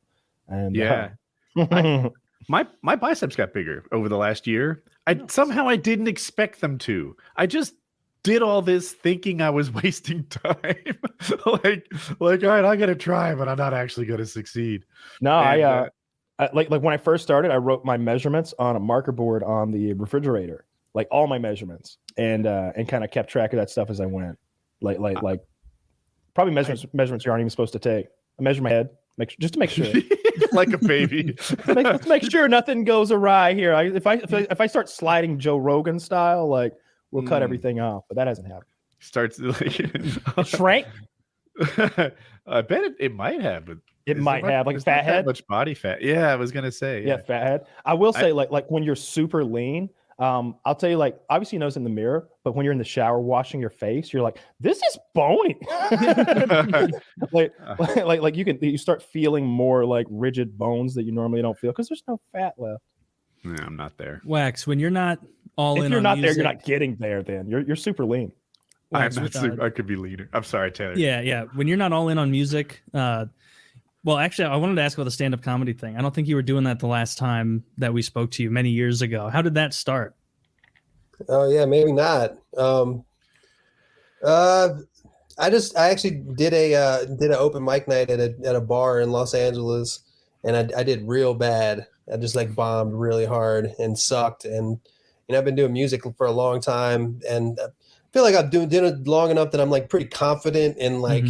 On stage, there's a bunch of people looking at me and I feel fine. You know what I mean? But for some reason, this little bar in Van Nuys, I just was like shaking and like I was just scared. And something like after that happened, I was like, I don't know, maybe it's like somebody who has a fear of heights wanting to skydive or something like that. I wanted to get over that fear. Like I was like, fuck that. I need to do this. I know I'm funny. You know what I'm saying? So I actually signed up for, my friend told me about a class she was taking, a stand-up comedy class, which I know all comedians think that's fucking the lamest thing you can do is take a stand-up comedy class, but I took one. And after that, I ended up doing it. I would like get up here and there for 3 years, something like that. I bombed a bunch of times. I did really well a bunch of times. I had a couple jokes. I have a set online, like on YouTube. There's like, if you look up like Wax stand-up comedy, I have like an 8-minute set something like that up. Did you ever? You mentioned that super comfortable on stage from the musician background, but like the comedy thing, you're just shaking. Did you ever consider sort of fusing the two into one, like being a musical comedian or Burnham or anything like that? Yeah, I mean, I've kind of done some stuff like that, I've definitely done like songs that have comedy in them. Like a lot of times writing rap bars is a lot like writing jokes. You know what I mean? Just coming up with punchlines and whatnot. True. Yeah. And even before I did that, I would always like in my sets, I'd be fucking with people in the crowd and saying funny things and whatnot. But there was just something about that day that it was just weird. And my jokes were horrible. You know what I mean? Like, I didn't know how to write a joke or how to really. I just had something funny happen to me and thought that if I told that story on stage, it would be funny. And that's like not how it works, Yeah. And so like you went in with that first time with just like a couple stories as material, like you hadn't written horrible stories. I tried to tell the story. I'll tell it to y'all. It probably won't even be funny. Just me talking to you now. It's like if you go into 7-Eleven and you buy one roll of toilet paper at 7-Eleven, the guy knows right there at that moment you have to shit right now. You didn't even laugh now. It's not even that funny. I tried to like go up on stage and talk about that for 5 minutes. 5 minutes out of that. I think if it was something I could relate to, it might be more funny. But I've never once bought a single roll of toilet paper at a 7-Eleven. That's just one of the problems with that bit. That's one. Yeah. Okay. And you were doing it in LA, and I'm pretty sure 7-Eleven is more of an East Coast thing, right? Oh no, there's 7-Eleven everywhere. Oh yeah, big in LA. I had a comedian steal my bit once, and I was so most comedians hate that. They totally hate it. In the thing, even though I have retold stories, I get roasted for it. So once I tell the thing, I can't use it again. And I went to a black barber. He cut my hair, squared me up, made me look really bad. And then sort of the kicker that made me sure that he stole it from me and didn't just have a parallel experience is that I brought my son and let him fuck him up too. And when the comedian told his story, it had the same ending. And I'm like, that was taken. Like that was from me, I'm sure. I can't imagine that the way that guy told, like the way you looked after that was the funniest fucking thing ever. I wish we could get a picture. Zach, if you could find a picture of Woody squared up when he got back from the black barber. Google squared up Woody. So I had been like watching YouTube videos and such, and I was convinced that the black barber was like the highest level of professionalism and technique. Guys were talking about how great their fade was, and I'm like, well, I just been going to regular fucking barbers all this time. Like, I don't think they have the fade on lockdown. It's okay. You're like, nobody ever gave me a fade before. Yeah, like it was, but when he like cut all my hair and squared it up, it looked pretty silly on me. He gave you a black man haircut. He did. And then the worst part, I'll never forget, is like, you're like, and then Colin, I'm like, wait, what do you mean? What do you mean, and then Colin? He did that to you, and then you put your firstborn into his collection. You're like, and no, that's we how were I there. knew the bit was stolen. That's how I knew this comedian told my And then when you see Colin's haircut. Yeah, that's almost racist. That is cultural appropriation if I've fucking seen it. Look how he's smiling because he knows. What is that all about? Yeah. You can't get away with blackface, so you do blackhead. Get blackhead. No, it was awful. Cornrows. No, and like I know what you're saying. I think what it is like black people culturally have like this connection to barbershops. It seems where like they hang out there and like they're. I think it's hard to find somebody who's going to do your hair just right. And it seems like everybody in a black person's family has a guy, like if there's an uncle or somebody who does this and that just right to their hair because their hair is so finicky. But like, that's for black people hair, like you took your Honda into like Mega Motorsports over there where they only do jacked up Fords. And so he took your Honda and jacked me up. He jacked it up. I like that. Like by you doing that, like you gave that barber and everyone else in that, like his family, a story to laugh at for the rest of their life. Like, hey, tell us about that time that white motherfucker came in and you squared him up. And then this cracker. Oh shit! After you were done with it, oh, we want to picture you for the wall. I thought I was going to be part of the community, that I was going to hear the banter, that I was going to get an A+ haircut. That's what I had in mind. Be honest. You thought they were going to give you an N-word pass. No, you thought they were going to square you up so well that all of them were going to like patting you on the back, like, yeah, one of us. And so I'm in Raleigh, and like the Duke versus UNC versus NC State, if you include them, or like rivalry. Like I expected there to be lots of basketball trash talk, and that wasn't how it went down at all. I think I might have silenced the joint with my presence. Oh, so you were the only white person there? No, Colin was there. Okay. My son, my red-haired son. Your red-haired son and you. And as soon as you walk in, it's like the only sound is the bell of the door closing. Yeah. Oof. It wasn't what I thought it was going to be. That's so fucking funny. I haven't thought about that in so long. I hate getting my hair cut. But yeah, and wax does too. Just knocks it all out. Gets it done. We asked Steve Hofstetter, I did, if like okay, he's adamantly against joke stealing, but I was like, what if it's a CPA at the water cooler, right? Like this isn't. He still hated it. Still was not okay with someone retelling his stuff at the water cooler to a colleague. But I don't line up with that. Once I tell it, it's kind of used. I feel you. Depends on the joke. I'm a huge Norm Macdonald fan. He tells street jokes and jokes you hear from other people all the time. It's like kind of depend. Like if you tell a joke that's like in your case, you had a human experience and told the story, and somebody's stealing your experience. It's like if it's like two guys went into a bar, that's kind of a different thing, Yeah. R.I.P. Norm, one of the greats. I know he's the best, and the YouTube algorithm will not stop feeding me his shit. Like that happened to me. It's like and I was already into Norm before he passed, and it's just like, fuck, the algorithm is like almost like it made me even more of a fan, because every time I open YouTube, all they feed me is shit. Now I'm like, I don't like him that much. Jesus, The algorithm. They're controlling me, man. The algorithm is nothing but Norm. It's crazy how we're slaves to the algorithm. I've been watching motorcycle adventure videos. These are people who like drop everything in their life and then go on these like 5-7 week vacations all over the place. Like, I'm going to go to the northernmost port in Alaska and just go. And it has normalized that behavior to me. I have to do it again next summer. Like it just, this is what people do. I have to go on an 8,000-mile motorcycle ride. What are some of your like cool down hobbies, Wax? When you're not stand up or music, when you're just trying to relax.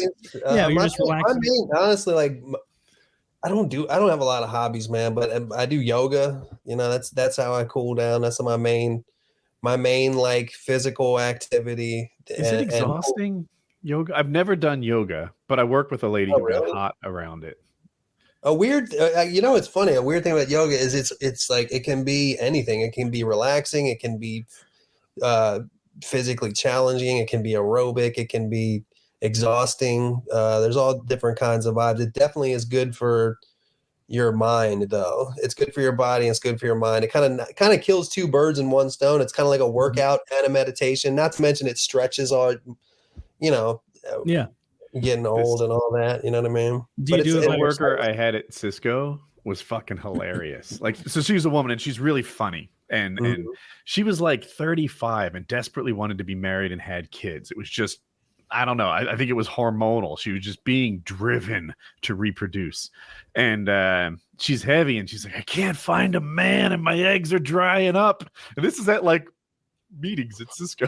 You're saying she's heavy like, at her weight, or heavy as in this is heavy, weighing heavy on her? I'm describing her as heavy, and that's why she couldn't find a man. So both of those are correct. She got into yoga and must have cleaned up her diet too, and just went for like, look, I'm not saying she was a dime or anything, but she turned herself from a 3 to a 7, found a man, had babies, and it was everything she wanted it to be. Good for her. It's a good little happy ending story. Well, yoga will make the rest of your life better. Yoga it's funny. It's like it makes you feel better mentally, and then it has like these. It's almost like a side thing that it like works your abs and shit like that. You know what I mean? Do you go to classes? What's that? Do you go to classes, or do you just do it on your own at home? I do both. I used to go to classes all the time. because the good thing about going to classes is sometimes when you do it at home, like you have the option to stop, you know what I mean? But if you're in a class for an hour, you'll do it, you know? Yeah. And people ask you where you were. There's like usually good looking girls in the class, but I don't go there for that. Usually you just I just zone out, you know, you get in your head, you focus on your breathing. If you've ever meditated, it's like doing that and also doing like poses and shit. But I love it. What's like the barrier to entry? Like I'm not the most flexible guy. Like when you went in the first time, were you like stuck on a couple poses, or are you like pretty naturally limber, caught up? I had a horrible experience the first time I tried it. Somebody told me to try it, and I had a teacher that was really like mean. Like she was moving me around, like, no, you don't do it like that. You know? So I didn't. And then I went back. I went back reluctantly, like a couple years later, and it's just like, I don't know. You don't. It's weird. They don't teach you the fundamentals. You just kind of have to get in. You have to just kind of get on there and start doing it. That's one thing that's weird about yoga. Like, you know, you play basketball, you do drills, you do fucking the 3-man weave, you learn to dribble, you know what I mean? They don't really do that in yoga. You just jump right in. But you can kind of do they have like level 1 basically for it that you can do. But was it guy friendly? Like, I imagine it being not welcoming for that reason. Am I just off target? Maybe it's maybe the reason you say you live in Raleigh, North Carolina. I do. I started doing it in LA. I think shit is just different there with that kind of shit. You know what I mean? Because I grew up in Maryland and I grew up in the 90s, you know? And if I would have never guessed that I would ever do yoga, I would have saw that as in a way, you know what I mean? I do. I'm from Jersey. Yeah, there's shit that, you know, and you're older, so like shit back in the day was different. Like, I don't know. Aerobics was a girl's thing. Aerobics was the girl thing. If you had asked the graduating class of 400 people at my high school, have you ever had sushi before? Like maybe 3 of them would have said yes. You know what I'm saying? Like times have just changed and people try more shit. We have all the information available, but I don't know. I got into yoga. I don't like, you know, I tried to do CrossFit one time. I don't like people yelling at me. Come on, let's go. Let's do it. Like, I don't get inspired by, like, I don't like whatever that emotion that's in music that's like that people play at the gym to work out. Like if I go to the gym and lift weights, I listen to like a podcast or something like that Bobby Knight shit doesn't work on me. You know what I mean? I'd rather have like a woman talk to me in a relaxing way. And then as you're lifting, I'm the same way. Like, I like to watch TV or like shows while I'm lifting in my basement. Like I never listen to music. If I do listen to music, yelled at. I don't like all that stuff doesn't work on me. I get it, but all that, like, what's that fucking dude's name? Like Gary V or whatever. Like, oh yeah, sure. That kind of energy doesn't motivate me. The stuff that's supposed to motivate you doesn't. I'd rather be like, I don't know. For me, I'd rather it be more like soothing. You know. Mm-hmm. Yeah, I mean, whatever gets you in the gym is the right thing for that person. You know. Right. I like music that lifts me, right? Like I just want it to be an attitude booster or an energy booster, whatever you call it. And a lot of times that's girly pop stuff. Yeah, man. It's the best. Right. Heavy metal would stress me out. Every time I'm doing something that I like, I put on like my favorite pump up song. Like I don't need a song for the shit I hate. I know that's like counterintuitive, but like the shit I hate it. Music isn't going to help this, but the stuff I really like, it like really makes it fun. So if I'm doing like overhead presses or delt raises or something like that, I've got I can't remember who sings it, but it's that song I Need a Hero. I love it. I love it. Taylor, one of those. Something like that. And it's I need a hero. And I'm just like, Argh!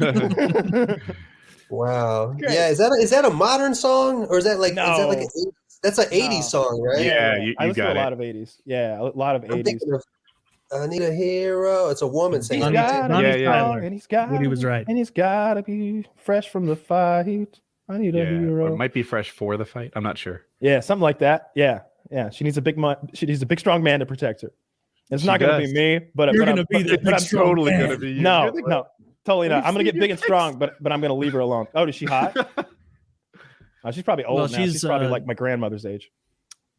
Maybe not that old. I don't know. Well, she stopped aging after she died, so she's, eventually. Yeah, I feel like I listen to music now. Like the older I get, the more it's like when I listen to music, it's a little bit more to relax me than it is that get me hype. You know what I mean? Like I don't listen to like when I was young and I'd listen to metal or like gangster ass rap and want to do things in the sort of like mosh, if not mosh, similar in the energy. It puts me in a good headspace, and if I've got like it can be a good thing to pass the time too. Like I listen when I play poker. I'll play poker for like 3 or 4 or 5 hours straight, and it's not fun sometimes. It can be real boring, and there could be depressing moments where the odds were 3% that they'd win, but somehow they do it anyway, and you lose a bunch of money. Right. So like put a little Ed Sheeran on, let him cheer me up, and just calm down, and just keep going, and I can keep from going into a rage most of the time. But I usually just get up and leave everybody behind if I get really mad. You've been on such an Ed Sheeran kick. I know, right? I don't know. That song got stuck in my head. It's literally just 2 fucking songs. I don't know what else the fucker sings. Which one? Bad Habits, and I've got it right here. It's Zach knows. Zach, I'm sure Zach knows. Shivers. Yeah. He's good that way. They're stuck in my fucking head. I think those are 2 new singles or something. Yeah, those are the new ones. Yeah, it's stuck in my fucking head. I've got 2 wax songs on my most played playlist from the old ones. You know what I mean? They're pretty similar to the old ones he had too. Yeah, it's all poppy. And the Shivers one kind of sounds like "Shape of You," which he had a few years back, but he's got his vibe. Oh, he's figured it out. Skinnier. Yeah. When I picture Ed Sheeran in my mind, he's chubby. He fucked that weight off too. You know he did. I choose to believe that. I choose to believe he didn't change his diet or anything. He's just having a lot. He's just long stroking fucking. What's her name's friends? Taylor Swift's friends. Every one of them. Includes that.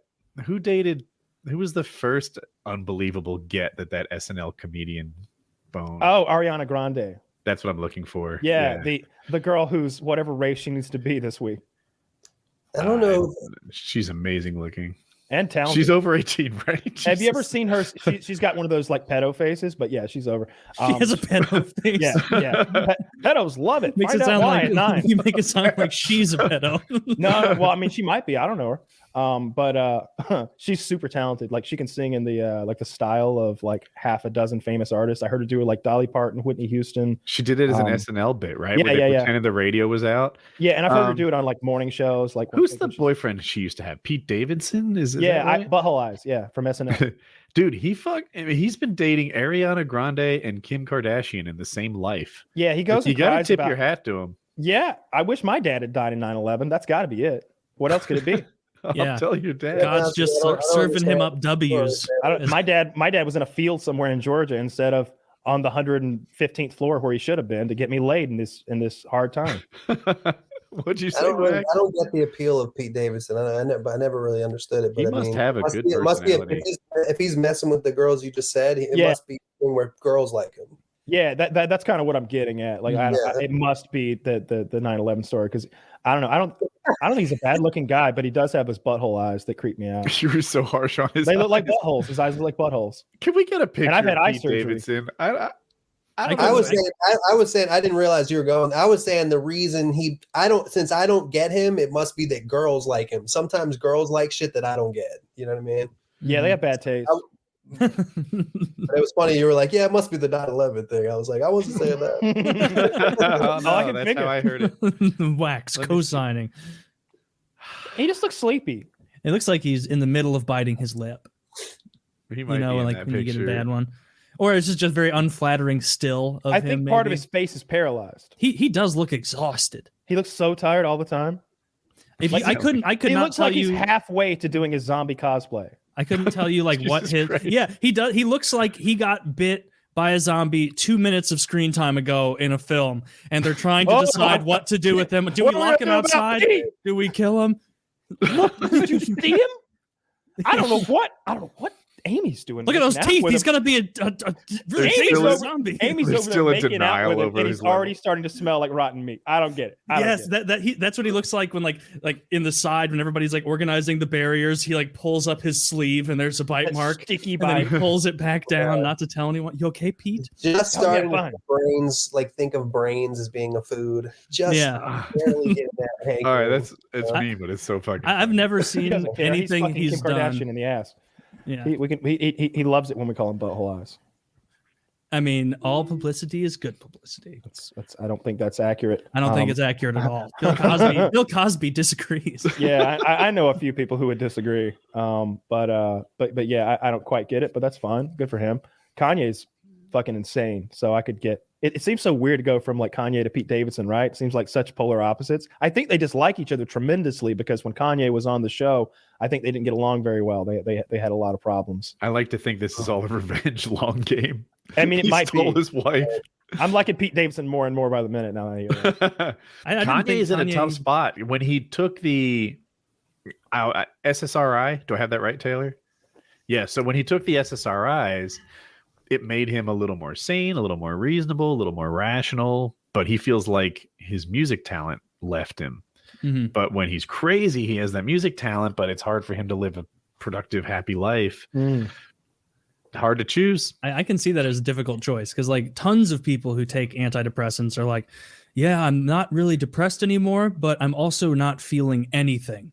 Like I don't have the tremendous lows, but I also don't have any highs. I'm just kind of in this weird limbo of life. And so like if you're an artist who has to like tap into your emotions to get good art, He needs to feel and you that can't pain. do that, you're kind of fucked. Yeah, he's Right. an interesting example too because I I thought don't. he tuned the crazy down because I haven't heard about him in the news recently. No, he's been very. I'm probably crazy. just out of touch. Yeah, he's been crazy for a little while now. But they make him crazy. The most recent thing I saw was him leaving his fucking house at like 4:45 a.m., getting in his fucking car, and the paparazzi are outside waiting, and they're just like flash bulbing him at 4:45 a.m. It's dark, Bunch of assholes. and they're like, how you doing, Kanye? And he's like, how the fuck you think I'm doing? How the fuck you think I'm doing, mosquito? I guess in my head I thought all these actors have paparazzi, and I thought it was roughly the same. Like I'll make it up. Brad Pitt has the same level of paparazzi that like Justin Bieber does. No, man. Justin Bieber's level of fame is outrageous. He can hardly walk in public. It is crazy. I get why they have personal shoppers. That dude can't go buy toothpaste. It would be dangerous. Anyway, Kanye's level of paparazzi is way up there at the top. Justin Bieber should have stuck with the mustache. Really? Yeah, that's a funny look. I like that. So I told Dirty the other day. I don't know what the bet is. I don't know what happens if I lose the bet. But he and I at some point are going to make a bet in which if I win, he has to grow a mustache and only a mustache because I realize he looks a lot like Kip from Napoleon Dynamite. and I want to see that man. Zach, can I see a Kip picture? Dirty's going to hate this because he's a good looking guy in real life. He is because Kip is a bit of a not. This is exactly what Dirty looks like. Yeah, to a T, just like Kip. Not even the same color hair. I don't think. Yeah. Isn't Kip a redhead? I think so, actually. Is he the main character? No, that's he's the main Napoleon. character's brother. Oh, geez. Yeah, there's Dirty. There's Dirty. See the glasses? You know, See the now glasses? that you say it, Kyle, spitting image. I Spot never on. saw it until This now. guy's actually a little better looking. I mean, he's got nicer skin and nicer eyes for sure. So- And he's got That haircut's fly. Have you been watching a Pestily stream lately, Kyle? I saw that he's got the one side of his head shaved and the other side of his beard shaved. Yes, yeah. His head right down the middle is shaved bald on one side, and then his beard is the opposite, making kind of a. Is there a name for that? Like a yin yang black- type thing going on. Okay, that works. Yeah. I saw it and I was immediately like, he's a grown up with a wife. I've been a grown up with the wife being like, baby, we need to do a Harlem Shake video. So I get it. Like, I get it. I'm right there. I have no room I think what he probably says is, hey, do you want to fuck half my beard on this pile of money? And she's like, absolutely, I do. And then they do. Yeah. That's probably the deal. No, I saw it. And he sort of alluded that it would be explained in the video to come, but I didn't watch the video because I'm pretty aware of like what the video was about. It's about the patch notes and shit. And I've been following Tarkov anyway. But so I don't know why he did it. Probably I'm sure it's for his fans or for charity or something. Probably for charity. He's raised so much money for charity. He's a great guy. Indeed. Indeed. But I saw it and was like, yeah, like, entertainment is silly. Yeah, Tarkov has been very entertaining lately. There's a new patch, lots of big changes. The inertia. I've heard the patch called the best thing. That's like the best patch Tarkov has ever had. The VoIP, which is when you're able to speak to other players in game. So a lot of people thought it was going to be awful, and it was just going to be people screaming the N-word at each other and being obnoxious, kind of like playing how music. Rust can be like that, like very obnoxious over the VoIP. But it turned out that there's a lot of cooperation to be had when you can actually hear the other guy's voice and like kind of get a feel for who he is as a person. You can kind of hear his voice and maybe figure out if you can trust him or not in game. And people have ended up working together. And also people have ended up like talking tons of shit while they're fighting, which is fun too. Fuck you. No, fuck you. I'm going to take your shit and I'm not even going to sell your bullshit. I'm going to throw it in the river. It's just you know, like it's been interesting. It's made for fun videos. Yeah, I agree. There's going to be some VoIP highlight compilations that I look forward to. Yeah, already are. Yeah, those video makers are so quick on that shit. I haven't even played, but the idea that Lighthouse exists is exciting to me. Lighthouse looks bad to me. Okay. I don't know. I haven't liked the gameplay I saw from it. It reminds me of Woods, but a little more mountainous. And you can't even go to the Lighthouse, which seems weird. But overall, it looks cool. I'm sorry to cut you off. I think Lighthouse is where the boss is going to be, so you will be able to go there. Hope so. It will be cool. Okay. I know they're talking about adding. God knows when that game's finished, right? If 5 years from now, are they still adding content? 5 years from now, Streets of Tarkov will drop. Yeah, it's crazy. It's cool that games are like that now. Like the old way of doing games. You've got what is it? Skyrim, right? That they're releasing every year again. The same fucking game that I played when I was 25 years old, 10 years ago or whatever. And it's just the same thing over and over. And meanwhile, it's kind of the opposite on the other end. I don't know. Tarkov is this game that it came out several years ago, but it just keeps becoming, it mutates every year into like a slightly different thing. This is going to be very different than it used to be. Yeah, it should be cool. It should be cool. I think I might be onto something. I haven't played Tarkov in 2 wipes, but I watch it on Twitch.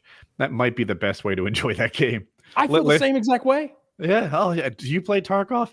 Well, by proxy. Landmark does the playing. Yeah. Oh, very good. I got 25 million rubles right now. Okay. My stash is great. I got a docs case. Depending on who I'm watching, I'm one of the higher ranked players in the whole game. I took out a 5-man yesterday like it was nothing. It was cool. You know, like it's great living vicariously through Landmark's skill. When I watch, I get a privileged experience because the streamer will give me attention sometimes because I used to make COD videos, and that's really fun too. And because you sell cum pills. Yeah, I'm a jizz-biz mogul. Mm-hmm. So, which by the way, I haven't had my nighttime supply yet. Well, I hope you got plenty of water. I don't. I'm going to dry swallow. Don't dry swallow nine pills. 9 pills. No, it's just 4. I had 5 in the morning. You should explain what we're talking about, the wax. So we've invented a supplement called Lock and Load that increases the volume of your loads of your seminal fluid. Wait, y'all invented it? Yeah. A proprietary blend. Yeah. We've got 10,000 bottles sold. 20,000 more bottles will be here Monday. Dude, this apparently we can't keep it on the shelf. So if you want it, can I ask some questions about it? Of course. Yes. I feel like it'd be good promotion. It'd be a good promotion, and it would also be good for my curiosity. Without giving away your fucking Colonel Sanders recipe. I wish I had my last spices. Yeah. What are which it is finger looking good to some people, but that's a great tagline for our cum pills. Finger licking good. Finger looking good. But what are some of the shit you put in there? Like if you. So so the way this began is Taylor and I were looking online, and there were like these sort of biohacking like meatheads online who are like, oh, if I take this, I get bigger loads. And somebody else was like, well, if I take this, I get bigger loads. And so we started like combing the internet for any like message board forum, like for the last 30 years of anyone trying to do this. And we combined all of those ingredients into one. We started taking huge handfuls of pills every day. Lots of soy lecithin and vitamin D and all sorts of other stuff, all sorts of roots. And we got like noticeably larger loads. It was like, this is actually working. So we partnered with the guy, Derek, that we mentioned earlier. He owns a supplement company. And we partnered up with him, and he had some ideas of his own about how to get our ingredients into as few capsules as possible, because you don't want to be taking like multiple bottles. And so now we are in the jizz biz. We have sold an enormous amount, a load of pills, and there's more on the way Monday. So you'll be able to go over to Derek's website and buy those. I'm hoping it's at midnight, but you guys might want to just keep clicking refresh on Derek's website. Monday's the day. I mean, I have so many questions about this. Yes, go ahead. So it increases the size of the load. Does it increase the size of the amount of sperm that's in the load? No, it's really all show. Yeah. So are there any products in? Is there any side effects? Is there anything negative that could be, being totally rad? Side effects may include being totally irresistible to women. It makes you confident. I'll tell you that. And there's I lift weights, and because of that, I take different vitamins and whatever. And I hardly give a fuck about them. I don't know if they're working. If I miss my vitamin D today, I don't care. The lock and load is one of my highest priorities. That's the real vitamin D. It's right behind food, air, and shelter. I don't want my loads to go back to normal size. I totally agree. I cared about. You guys are going to want to buy multiple bottles because we don't know when there's going to be more. Okay, that's like a genuine thing. 2, 3, 4 dozen bottles. Okay. They gave me 3 bottles to start with. I think one's kicked, and I have maybe 1.5 left. I'm not sure. All jokes aside, like somehow we did stumble upon a recipe that makes our ejaculate shockingly large, and it's real fun. I've heard people be like, "I don't get it. Why would you want your load to be big?" And that's fine. That's fine. You can be lame. Now you can be lame and save I've never had a tiny insignificant amount of money, like a fucking like a meal out on the town. I have larger loads. Pussy. I have seen pornography where the loads are really large, and I've talked to people in the pornography business, and a lot of those dudes say they eat a bunch of celery. Have you heard that? They eat a bunch of fucking celery. I was eating a lot of celery seed at one point. So what that actually does, and this is for you listeners out there, a little free tip. Okay, this is it makes your semen more pearlescent and shiny from the celery seed. I was taking a lot of celery seed. It'll make you have more milky white pearlescent cum. However, it will not increase the volume. For that, you're going to need something to inject into that volume, which is one of our main ingredients. Yeah. Yeah, and you were asking if there were side effects. There's a good side effect in that, you're busting more, which means you're busting longer, which means your orgasm, your good feeling is lasting longer than it otherwise would have. All right, he's not a caveman. You don't have to call it orgasm a good feeling. He knows what an orgasm is. Good time after make. I like waxed when a man. That actually was going to be a question. I was going to ask if it makes your orgasm feel better or longer. You're orgasming for longer. Like I'm literally like sometimes I'm like, oh, we're still going. Okay, all right, yeah. It really is cool. Your ejaculate shoot farther, and that is something I didn't realize I valued. You know when a magician is pulling those things out of his sleeve and he gets like 15 flags in, and you're like, obviously you could fit 15 flags in that suit. That's not impressive. But by like the 50th flag, you're like, where on earth is this actually coming from? That's what taking these pills and coming is like. Because like you get your normal load and then it just doubles it up. There's old like Benny. You can blind a dog. You can blind a dog. Yeah. Like, easily. Like I killed a or small, 2 cats. You kill a cat. You straight kill a cat. Everything I'm saying is true. You really do come more. You come farther, and it is one of my top priorities in the summer. I can't prove that it'll kill a cat, but they could drown a cat. Fucking Probably. I got a couple of cat experiments ahead of the cum experiment, so maybe we'll get to that. I'm looking for a tall building right now. I ask you another question. Yeah, I got another question.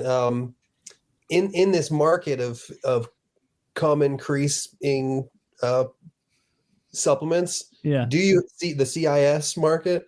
Do you have like a lot of competitors?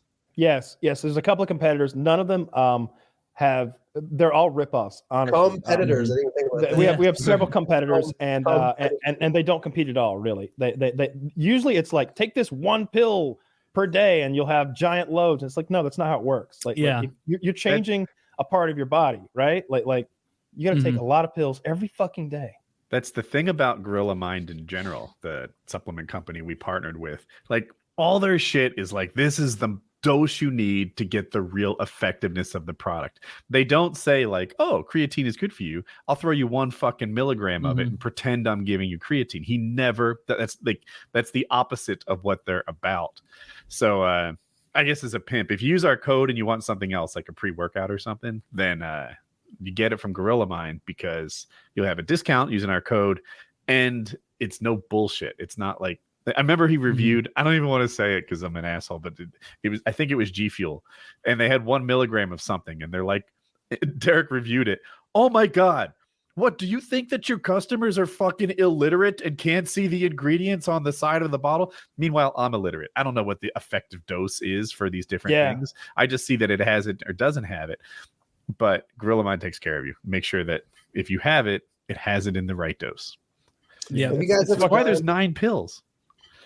Have you guys ever done like the kind of experiment that would be analogous to, say, like a Tide laundry detergent commercial where they wash something with Tide and they wash something with the other? Like you do a before thing. This is the amount of cum. Yeah. After this is the amount of cum. I measured it to the milliliter. Yeah. I wish I had done that. Yeah. We used my tongue's a very sensitive scale. You want to know how I did it? Because I'm very proud of myself. I came into a condom before and after. And I pulled the cum out of the condom with a 3 milliliter syringe so I could measure it exactly both times. And by the end, I was coming over 9 milliliters, which for those who don't know the metric system too well is a gargantuan fucking load. Like I'll say this. So this is a vial of testosterone, like a whole vial of it. This is 5. Jesus Christ, Kyle. Dude, a huge amount. I took it increase, and like a week or 2 in, I was like, guys, you're wrong. It doesn't take 6 weeks. I can see the difference already. And I thought I was telling the truth. Fucking hold on, boys, because 6 weeks in, it'll be a very different thing from 2 weeks in. It does take a little while, but it works, and it's fucking. It's really I actually fun. have more confidence. So it's awesome. I love it. I just think it's really cool that we actually made it happen, and it's a thing. I have told several people that I'm a jizz biz mogul. My dad knows. I know shit. Yeah, my family knows now too. I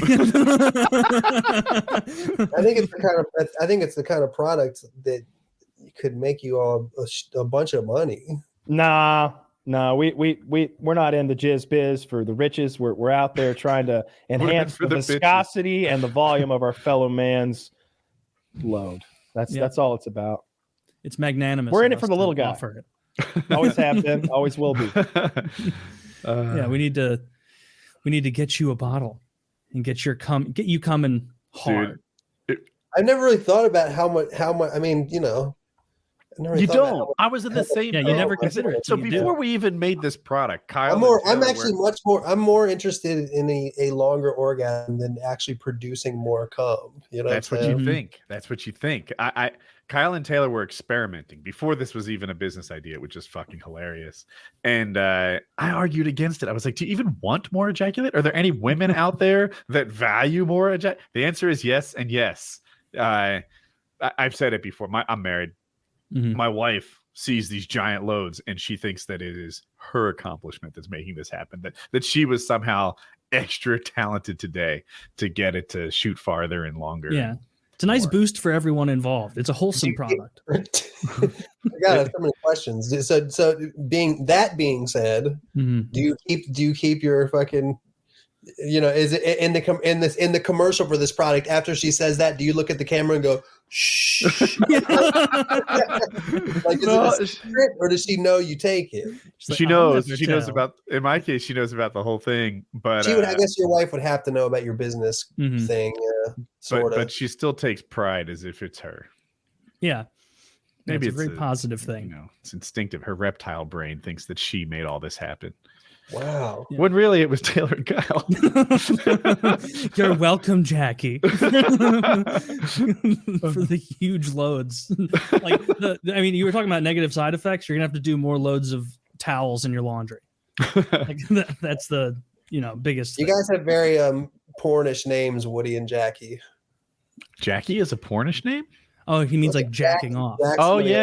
I never even thought of it through. I didn't look at it through that lens. Woody. Yeah, Jack and Woody. Kind of the perfect. I mean, considering you're happily, I'm assuming at least relatively happily married. If you're still married, you're the perfect. Yeah. You're the perfect couple to push this product. I think that you guys should star in the commercials as well. We haven't gotten rolling on the commercials yet. We're not sure which networks are going to air us. On the Girl in Mine websuit, there is this totally jacked guy holding the lock and load. I don't know when that happened or why. I don't even know who he is, but I'm proud to have him on our webpage. You know who I'm talking about? He's brown haired dude. I haven't seen the page since we added a guy. Are you looking at it now? Derek, I'm opening it up right now.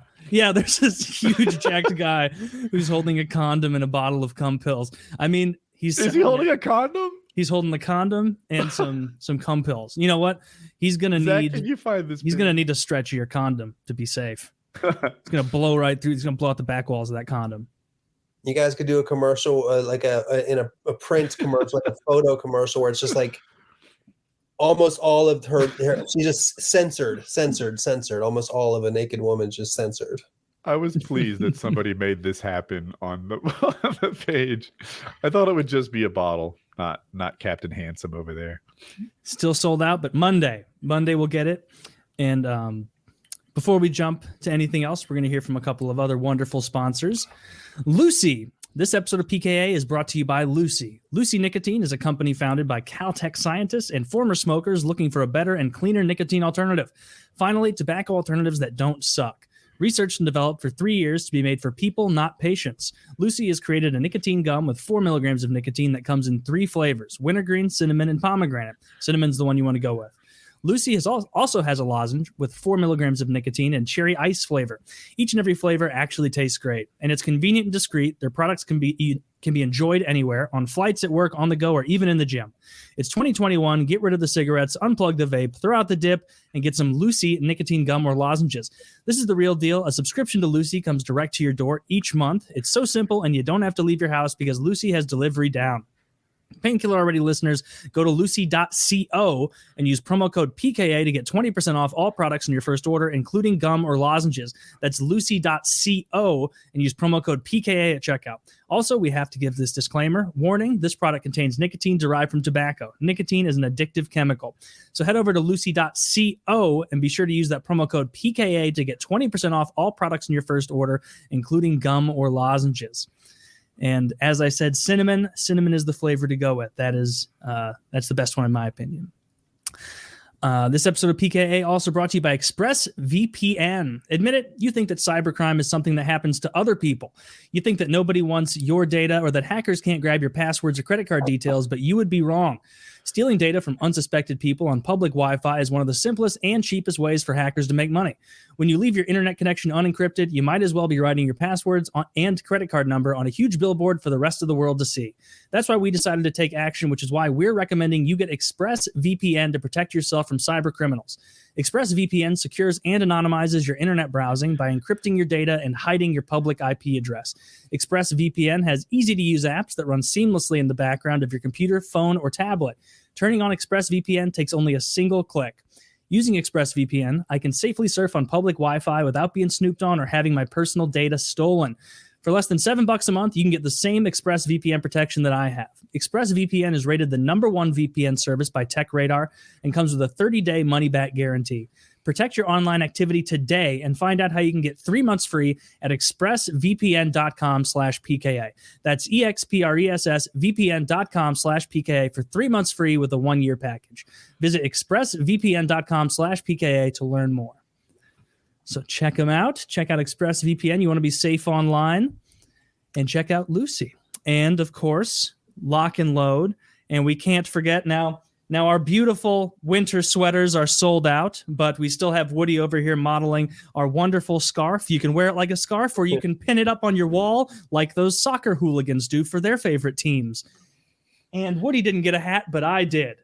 It's a wonderful hat. Stitched. It keeps you warm. So check it out. High quality stuff. I like it. Hold the hat up again. Hold the hat up again. That's just I have a green screen, so hold it closer. I want to. Oh, does it not work on? Yeah, because I have my green screen. It's a very nice hat, high quality stitched. There's parachutes on it. Yeah, there's parachutes on it, pills on it. There's a mic on it. All sorts of little goodies on there. So check it out if that interests you. There we go. All right. I might keep this on. Yeah, keep it on. You're going to get toasty because it's a high quality, well knit sweater. It really is. Like it genuinely is. Like we always get worried, like with merch stuff, that it's going to show up and it's going to be a T-shirt with like stuff printed that look like a sweater. You'll wash it 3 times. Yeah. Oh yeah. I'm sorry that I didn't let you finish your thought, but yeah, I bought an ugly Christmas sweater like 1 or 2 years ago, and it wasn't even a sweater. It was just online. It looked like a sweater, and then when I got it, it was like a sweatshirt with ugly sweater printed on it. It was bullshit. And I've sold stuff years ago from like I don't know if it was Teespring. What's the other one? Spreadshirt. Yeah. And then like you wash it 6 times and it's not the same, and it's so Spreadshirt stuff. Where it's like they print it as you order it. Mm-hmm. Yeah. Yeah. You need someone else to do the fulfillment for you, right? Nobody wants Woody in charge of putting shit in boxes and mailing it. That is a terrible idea. Yeah. But you also, they have to be good. So it's the balance.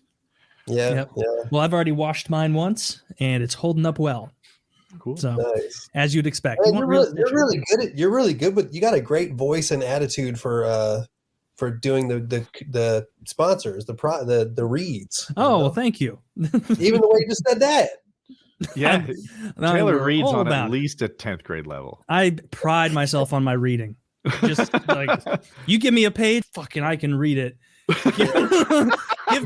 Pick a page, any page. I can read it. It's in Spanish. Just the least impressive superpower. He can spell too. I can't get over his spelling. That was like that. I mean, that's what they had to do back in the day with the Bible. Is there was just like one guy in town, usually a priest, that could read, and he could just make shit up. Whoa. Like just full on make shit up. Like it says here, you're going to purgatory unless you give 15 pence to buy your uncle out of purgatory. Sorry about that. There is nothing about purgatory in the Bible. That is whole cloth made up. Not true. There's nothing in the Bible that says if you're a middling person, you're going to go to some weird blank room where you hang out for 1,000 years and then you either get demoted or promoted. That I thought heaven was whatever was perfect to you. That's not what the Bible says heaven is, does it? No, what the Bible says heaven is pretty horrifying. It's like there's a bunch of monsters and like God has a bunch, like 1,000 eyes and a lion head, and all of eternity is you stand around and praise God forever. And I remember reading that as a kid in church and being like, I'm barely getting through an hour of Sunday school. I can't imagine. And then I thought, like, what's hell? Is it like worshiping Satan for all eternity, except you're also hot? And then I learned, like, no, Satan isn't the king of hell. Satan's getting tortured alongside you by what I assume is like some sort of, by God Ford, like, those conveyor belts, like Tom and Jerry, where just, the axes are coming down. I assume to be something like that. Like God would automate torture in his wisdom. God comes off as a bit of a jerk sometimes. He does. He got cooler as the book went on. Like he gets better. He's a nice character arc. Yeah, I mean, Old Testament God. He's like end of the series Breaking Bad, like, and then he kind of gets a little better. Still pretty rough in the New Testament. God sucks. Yeah. Like the worst part about God is that he's not real, and so someone made him up to be that flawed. Oh, and at the time, like, well, I mean, I guess pretty much every mainstream god's pretty fucked up because I mean, they all came from a long, long time ago where you had to have pretty strict rules. If you think about it, though, we kind of got some modern gods, right? Like Superman's almost like a modern god in a way. He's this made up thing that, we kind of look to as an example or whatever. Obviously, nobody worships fucking Superman, but you get what I'm saying. If there's no afterlife facilitated by the figure, I don't think that counts as God. Like Superman isn't giving you an afterlife or anything. I'm sure there's a superhero that will. Like fucking Ghost Rider will take you to hell. Does that count? Guess not. Yeah, that's anything to get Nick Cage back in that role. Anything. Get him the MCU. Get him paid. I feel bad. You feel bad for him? I mean, he's doing all these goofy ass movies now. They're probably not going to put him in Marvel. I mean, he used to be the Ghost Rider, who is a Marvel character. Oh, I didn't know that was a Marvel character. Like within the last 10 years. The Ghost Rider is basically, he might be DC. I could be wrong about this. It's such an obscure character. I never remember. But anyway, he's like a motorcycle riding hell spawn whose head is like a flaming skull. And it's real stupid. It's real stupid. And he's a bad guy? No, he's a good guy. No, he's kind of like Spawn. No. With Todd McFarlane, how he's kind of like taking his powers the devil gave him and kind of using them for good or whatever. I keep scrolling past Spawn on like the movies you may like on Amazon Prime, but because you said it was so bad, I've never gone in. Is it the animated one you're talking about? It's the live action one. So Woody's on point. The live action one really blows. The special effects they didn't hold up back then. John Leguizamo acts as hard out as that fucking clown, and Jay, I can't think of the black guy's name. I'm bad at that, but you're the best I've ever met at that. No, I mean black guys' names. Jesus Christ. Thank you for getting me there. Thank you. I was like, somebody will do it for me. But he does a really good job too. And then the animated version though is excellent. It's on HBO. It's like a mini series, so think of it as like a 4-hour-long movie, 5-hour-long movie. It has titties and cock and brain matter and bad language and like it's very words. Adult. It's not just naughty words. It's very adult. I want to say there's like children or cripples or old people getting murdered. Like there's like things you would not see in your average animation. It's very adult. There's a sex scene that's like pretty like what's the word I'm looking for? Obscene. Lewd. Obscene's such a lame word. Lewd. But yeah, lascivious. Yeah, it's dirty. It's real good though, because Spawn, you can animate things the way that they should actually look, and that the special effects back in the day looked awful. But Spawn's a cool fucking character. The whole premise of Spawn is cool. And the whole genesis of the character, how Todd McFarlane broke away from the big comic book companies and like made his own thing, sort of a conglomeration of the characters he'd previously created, and it was Spawn, and it's taken off and done so well. He's going to be very hands-on with the next movie, the Spawn movie, but I think the pandemic may have thrown a real. I feel like I've been hearing about the Spawn movie for a long time. Yeah. Did he come up with any other characters or just Spawn? So when he was working for, I don't remember if it was DC or Marvel, but when he's working for them, it's like a couple of characters that he worked on a lot. I don't remember if he had like created them, but he wrote for a lot. I don't want to get it wrong. It's been a long time since I've read this. Oh no, you're right. Yeah, it says he worked on like the Amazing Spider-Man, the Incredible Hulk, Haunt, whoever that is. That looks like Spider-Man too. Yeah. I mean, Spawn looks a lot like Spider-Man. Yeah, he seemed to. Yeah, he really likes Spider-Man a lot. But yeah, I highly recommend that. I'm not gonna watch it. What the fuck? No, I mean the new Spawn. Oh, okay. Yeah. I was gonna say skip the old one. So, little break here. You mentioned you went to a comedy class, and the comedians wouldn't be impressed by that. What was the class like? What did you guys do in it? The comedy class. What did we do in the comedy class? I don't remember. Sorry, I was zoning out for a second thinking about it. Must make you get up there and do bits or like practice. It was more like the first day or two was kind of thinking about how a joke could be written. You know what I'm saying? How to turn shit into a joke. Like little tips, like for example, like if you have for example, to just phrase everything in terms of by saying you instead of I. Like if you see somebody go up on stage and tell a story, like I went to the grocery store today and like I was in the cereal section and I saw this thing. Like instead of saying that, you'd be like, when you're in the cereal section and you see a thing and it's just like shit like that. And writing things in terms of like everything has a premise and then an act out. Like you have a premise and then you act out something funny that has to do with that premise. The premise doesn't have to be funny. What I'm saying? The premise can be fucking girls are different than guys, whatever. But then you just do act outs that, go with that premise shit. And then after that, you just kind of like, it was more like a group. After the first couple of days of like little tips, was more like a group writing thing. You know what I mean? More just like 10 people getting together and trying to come up with a couple ideas to kind of kickstart you on your way to having 3 minutes worth of shit. You know what I mean? Did you like your classmates or were they fucking annoying? I did. I'm still really good friends with a couple of them. Okay. I think I would hate them all.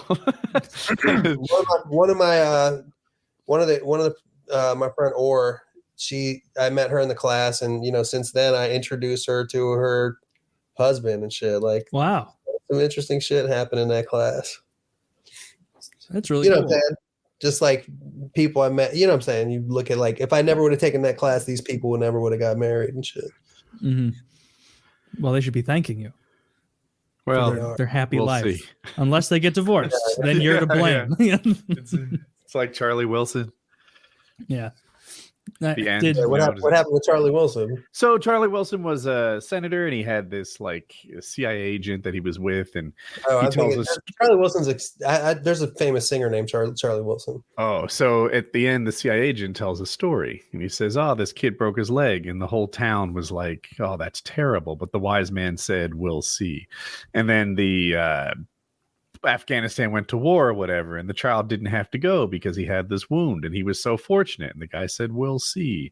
And then there was a bomb that dropped where the kid was and he would have otherwise been in a safer place, and they said, "This is a tragedy and we'll see." And that's the whole point, like, so these people got married, how lucky they are. Well, we'll see. Right. Well, the wise man really seems like he's getting a lot of credit. We'll see. Wow, that wise old man. We you know what? We will see. That's a good movie. We'll see. It is a pretty good movie. Yeah. I haven't seen that one. Yeah, it's back when the Taliban were the good guys that we were rooting for, and America was arming them so they could take on the Russians.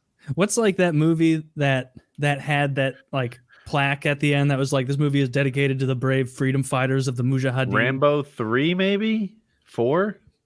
Rambo. Kyle's that sounds know right. This. Kyle. Yeah, I think you're talking about the brave Mujahideen, and that was Rambo 3. They later changed it to the gallant people of Afghanistan, because that's more politically correct at post 9/11. Yeah. They went back and edited Rambo 3 post 9/11. That's wild. Just the post film like little text drop, on the screen. It used to say thanks to the brave Mujahideen or something like that. I'm guessing, I never thought about it, but maybe there's some fucking Mujahideen fighters in fucking Rambo 3, because there are those big scenes of everyone riding the horses and camels and shit. That's not a good movie. Yeah, they should have went with something safer. These guys were heroes for taking on Russia. They dared to go against a superior force with nothing but bravery. And then they did it to us. Bravery and stingers supplied by the CIA. Yeah. And brand new Toyota Tacomas. Man, these guys love Tacoma. Compliments of Chronic Toyota. Come on by today. Lately, I wish someone would do that. Look at that. There was some article I was looking at. This was a while ago, like during like when the Taliban, breaking free and conquering the country was all over the news. It was like there was a guy who owned like a painting company in Michigan, and it was like Joe's, good time painting, and like how they have on the side of the truck it says Joe's Painting and then his number and like just a little logo of a house with like paint on it. And this guy was like watching the news apparently, and his old truck drives by as part of a Taliban procession, and you can still see like Joe's Painting Company, and he's like, the fuck? How did my old truck get to Afghanistan?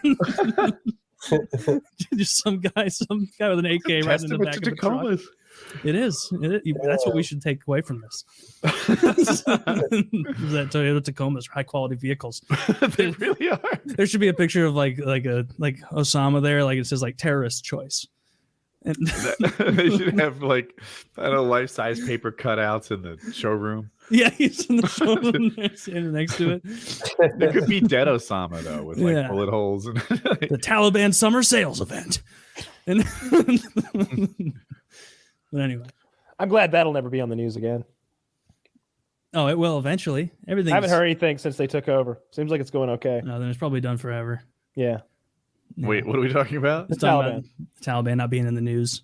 Oh yeah. I'm sure that they're happy and prosperous now. They're like lifting weights in bad form, having a blast. to the gallant people of Afghanistan. There you are. I'm glad they are once again under the ruling themselves as they should have. The bad shit happens all over the world. Just in some places we make it our problem. Yeah, I saw a really good Key and Peele speech. There's a Key and Peele episode where like they're both playing like local tribesmen talking to like a white American, and they're walking and they're like, "We are very sick," and he's like, "Yeah, it's terrible. We are very poor. Yeah, I hate it.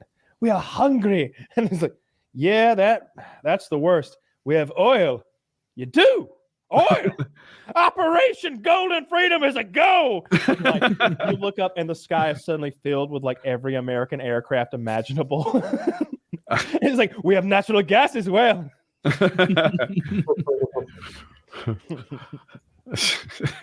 pretty on the nose. Yeah, I'm sure, anytime one of those little African countries decides to like massacre 30% of their fucking population in the most horrific way imaginable because the Tutus don't like the Mumus or something, then we don't really have much to say about that. But like, if something's happening over in the oil-rich regions of the world, I guess we do. And there's nothing wrong with that, I don't think, because they don't have shit for us in Africa. Why do we care? Like, if they cut us in on that diamond stuff, right? I think the diamond stuff is like De Beers, like sitting on piles and piles of diamonds and only releasing little bits, right? Yeah, it's literally a monopoly. Yeah, it's literally the definition of a monopoly. They if they released all the diamonds that they have already mined and cut, then diamonds would be worth fucking nothing, like very little. They also invented the concept of getting a woman a diamond ring for. Sure did. Diamonds are forever.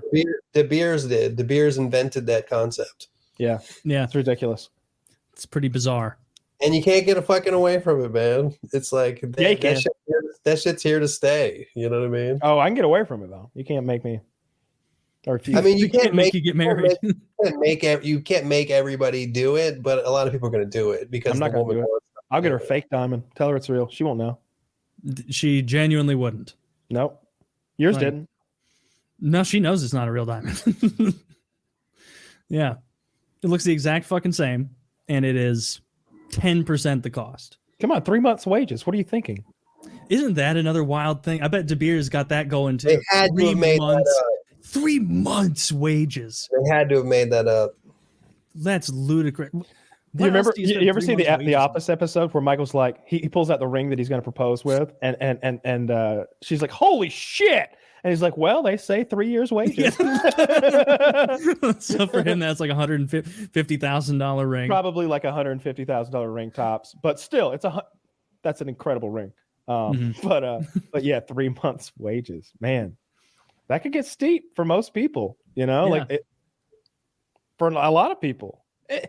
I take it back. It doesn't matter who the fuck you are. It's a lot of money. It's 3 months' wages. That's how they're calculating it. Like even whether you're working at McDonald's or in a boardroom. Or Jeff Bezos buying a $2 billion diamond. What's 3 months' wages on minimum wage? Minimum wage is what? Probably 30 a year. So lower than that. I don't think it's 30 a year, man. I think it's probably like 17 a year. 17 a year. That would be my guess. I just know it's not good. I know it's bad. State, I guess. Especially here. Yeah. I'm in Georgia. They're getting like a $3,300 ring or something. Yeah. Which I don't know. That's a huge amount of money if you're on minimum wage. Well, it's even worse. It's even worse to get. Yeah, it's even worse. Yeah. All ways. Yeah, fuck all that.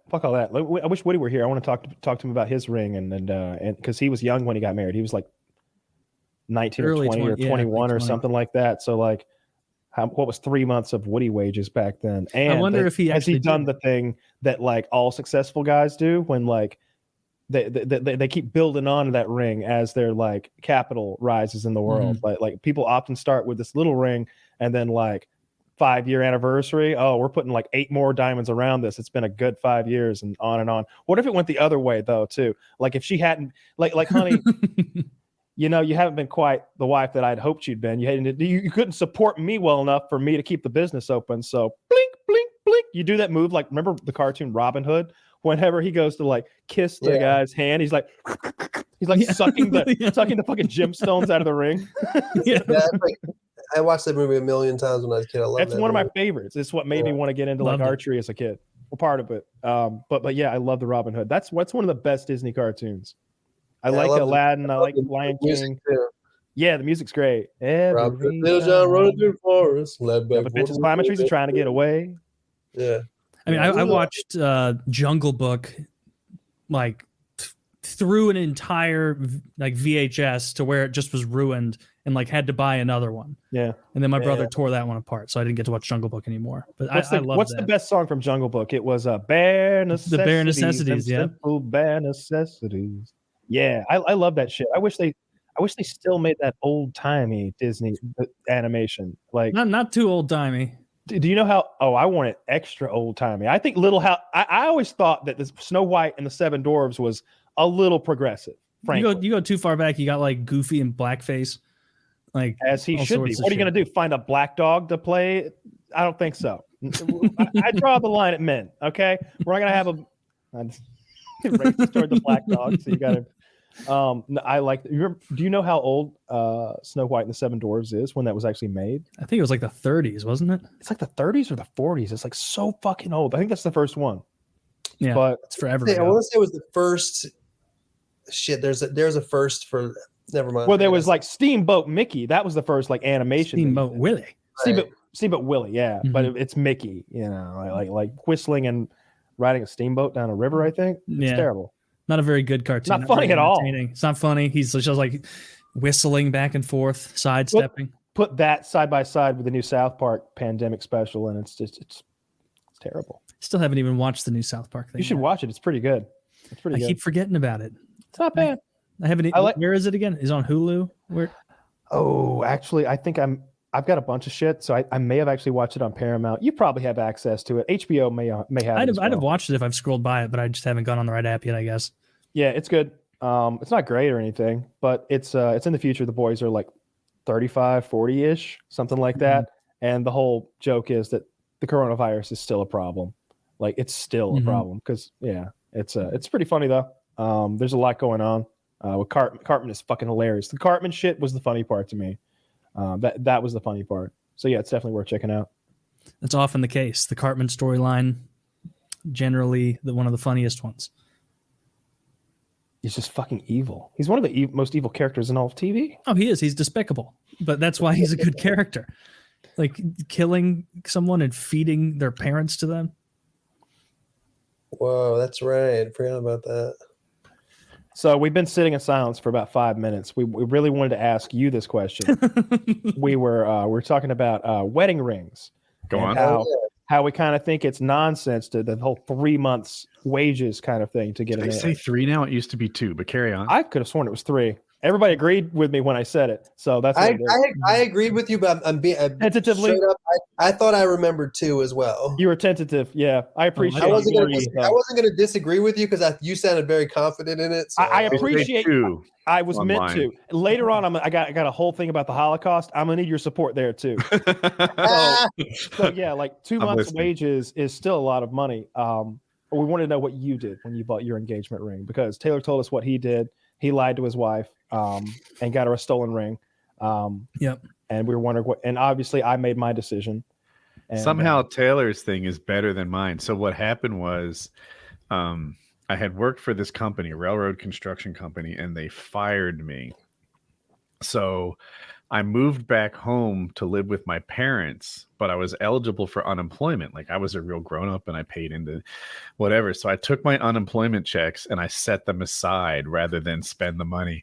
Then I bought Jackie's wedding ring with my leftover unemployment until I got a new job. Okay. 2 months unemployment. That's what they say. It's a classic romantic story. Follow-up question. How much was the ring? And over the years, have you added on to the ring? Yeah. So what happened was Jackie used to visit me on the weekends, and I'm super fond of her. So whenever she went Really? back, sometimes I'd be like, just, you know what? You should take Monday off. And she's like, they are catching on to this pattern of me being sick on Mondays. I have to go back to work. And she worked a couple hours away from me. And one weekend I was like, if you take Monday off, we will go engagement ring shopping. And she's like, fuck it, I'm feeling sick. So we went engagement ring shopping together. This is not normally how you buy engagement rings. It's sort of a surprise, but there was no surprise that we were getting married. We talked about it all the time. Most people wouldn't want their girlfriend to be like, when are you going to marry me? When are you going to marry me? But for me, it was an encouragement thing. I liked it. I liked knowing that the answer to this, will you marry me, was a lock. And that reassurance was always a positive thing. Anyway, we go out there and we're buying a ring, and we have a price range. And the one that she really likes is like in the middle of the price range. Maybe it was $1,800. This is way back in the day. It's like 30 years ago. Still sounds like a nice ring. Look, I don't know anything about but there's more. Please. So all right, maybe the story's not killing it, but what happened? No, it is. We went comparison shopping. We found the ring that we liked, and then we went to the next one because they told us like, don't fall in love with the ring. They're all the same. You know, when you go right down the street, you'll find one that is exactly the same to any normal person. And she found up the price. Like she thought the ring was $1,800 or something like that, but it was really $2,100 after you added the ring itself. The stone was $1,800. So she went next door, told them that like they're giving it to us for $1,800, not knowing that she's being a shrewd negotiator, lying about the competitor's price, and they matched it. And that's probably still made $800 profit. Probably. Little does he know, diamonds cost nothing. Yeah, you're right. We literally just picked these rocks up out of the ground. But okay, you can do that. So actually, no, Woody, that would cost money because we like to get paid. We have slave boys do it. Child soldiers doing it. Yeah, so we got the ring, and then I think I took her to a nice place to eat, and then we went to a Strawbridge Lake in New Jersey, the few of you that know it, and I got down on one knee and I proposed. I bet I could find that spot right now. Oh, you should go back there for how long? To New Jersey? No, hang on. What anniversary are we coming up on? Shit, 25-ish, 26, something like that. Dude, you should get her back to the bridge. Yeah, not if it's 26. Then you have to wait 4 more years. You want to do it on a nice even number. Needs to be divisible by 5. More meaningful. Yeah, you should surprise her at the bridge and propose to her again. It could be more of a surprise if it's a weird number, you know. Ooh. Oh, yeah, for your 27th anniversary. That creativity. Oh, it's even better actually. Be like, I was going to do this last year, but I thought you'd know it was coming. So I thought I'd deal with you upset for a whole year for the surprise. It was worth it. What is 25? Because I know they have like different things where it's like, this is your 10 anniversary. They always suck. Like it's really cheap if you follow the official ones. Like I want to say silver is 50 or something like that. Yeah. And silver's cheap, by the way. I know. Like for jewelry's sake, and like as long as you're not buying pounds of it, like silver's a cheap metal. Got silver sitting around here somewhere. You got a bar of silver sitting around? I do. That's cool. How much? Like in weight? I think it's just an ounce. Look at this fucker. He's literally got a silver bar over here. No, 25th is silver. Oh, okay. There's a quantity. Wow. Solid ounce, I believe. Feels heavy. Or is it more? Is it 5? It's an ounce. It says 1 Troy ounce. Does that mean anything to you? The Troy ounce. Jeremiah Troy. That son of a bitch. He said, we'll call them Troy ounces. Nobody will know the difference. They weighed 0.8 of an ounce. God, he made a cake. So did you do any of these traditional anniversary gifts? Because I'm looking at the whole list. Like I knew about gold being 50, silver's 25, but first is paper, second is cotton, third is leather, fourth is fruit or flowers, fifth is wood, and then there's iron, copper, bronze, pot. Like there's a bunch of bullshit. You totally should. You should totally give your wife like fucking a ream of paper. A ream of the highest quality card stock. Maybe I went all out. There's 500 pages here. Do you realize what you have? When she gets home, there's a trail of printer paper leading to the bedroom. Leads to the kitchen. Get to work. Yeah. And it's funny. 60th is diamond, and then 75th is also diamond. Because like, who are we kidding? So yeah, right. So Jackie's ring was garbage by the time. As time passed, like the diamonds fell off the side of it. Like I thought it was kind of cool. There was like an engagement ring and a wedding ring that sort of. It's like a V in them, like a lightning bolt almost. Yeah. So they fit next to each other, and I thought it was nice. But they became way out of round, and they were like little things, stones missing or whatever. And I always thought that she had the kind of engagement ring that 22-year-olds might buy. You know, like it wasn't really high end. And I was like, that bullshit ring is the sign of a long marriage. You know, if you were to have the kind of ring that a multimillionaire would buy you, then that's like second marriage. You know, like, I think this one is the cool thing. She did not line up with that way of thinking. And a few years ago, we got her a ring that she would like. It cost a lot. It's big. Turns out she wanted the big one. Turns out she likes fucking fat sapphires that make the other women be like, ooh. So the original diamond ring was turned, I think, into a necklace that looks nice. And now she wears a fat sapphire ring that looks like she's my second wife. Like she's Carmela Soprano. Yeah, okay. Remember that big fucking what was it? It wasn't an amethyst. It was some precious stone. But I remember Carmela had that enormous like. Could it have been a sapphire? It was a sapphire. That's it was a gigantic blue sapphire. Dude, they might have the same ring. I think Jackie's isn't. I love what Tony's girlfriend saw after he saw it. He's like, then maybe you'd buy me a big fucking gaudy ass ring, like for your Goomba wife. She was the best. That's my favorite. One of Tony's girlfriends, the one who was like crazy, who threw the meat at him that night, and he ended up like she's like, I'll go to Colombia. I'll tell your daughter about us. Like she didn't give a fuck. I don't know this show like you do, but it sounds it's good. so good.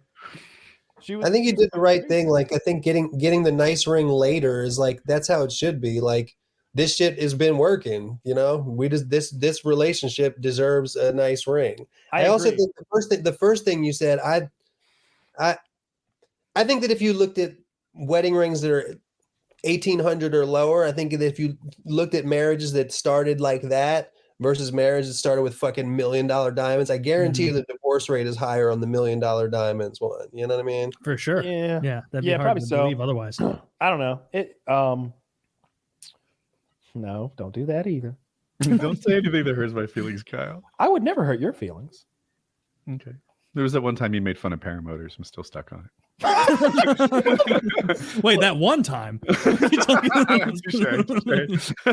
You picked this hobby, okay? There was a big book of hobbies, and as you flip through them, the dude that was doing them got weirder and weirder as you kept flipping, and you didn't stop. It started out with some dude like, yeah, brah, and he's got a skateboard and a fucking joint in his mouth, and Tony Hawk's in the background getting a blowjob. And you just kept fucking flipping until you got to the middle-aged man with a fan on his back. Okay, that is true. It's like you were reading like one of those toilet books they used to have before we had phones, where it was like the 100 best hobbies, and the guy who's writing is like, all right, golf, tennis, and then he's at like 96. He's like, counting, breathing,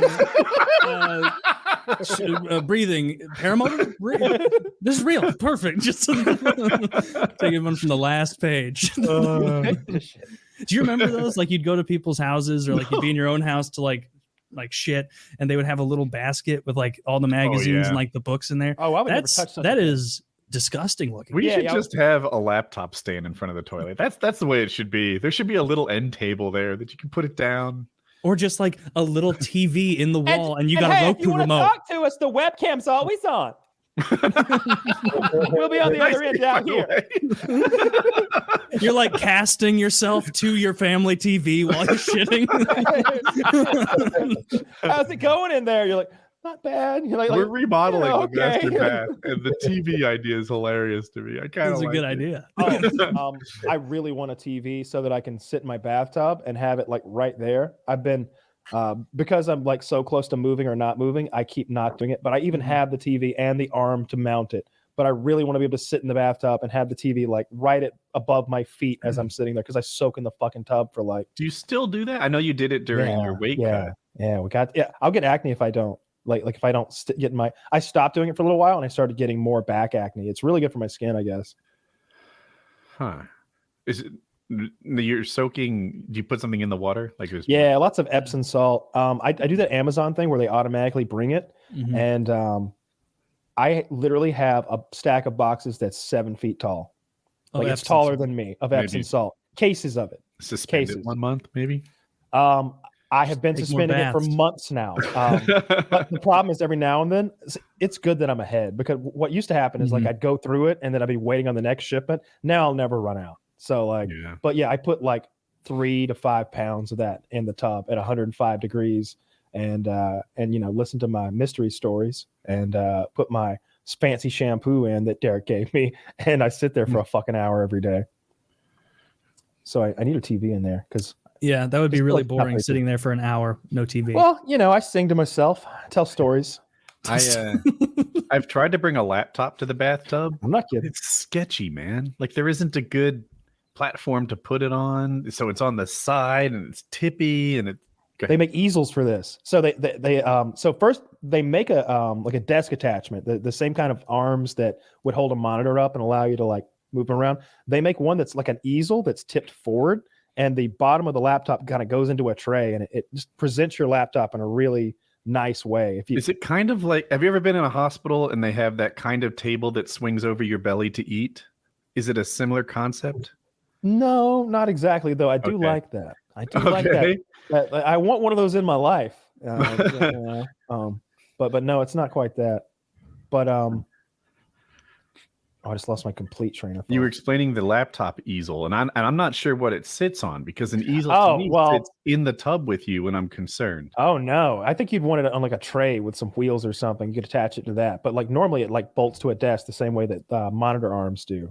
I don't know. I saw them on Amazon when I was buying my monitor arms. I have one of those cheap things that like is like wood with a little back leaning thing on it that you just lay across the top of the tub, and then it has like a little book stop so you can put your book there. Oh wow! Like an old, like an old gentleman. Like an old gentleman, exactly. It's got a little like area for my cigar in there, smoldering, a bit of cognac. It's got a cup holder in it for my Zevia. Got my soda or my water or whatever I'm having. Yeah, it's nice. It has an ashtray too. You could. I just smoke in my own house. Oh yeah. It's a bathroom. In the bathroom, you can. You got plenty of ventilation in there. You shit in there.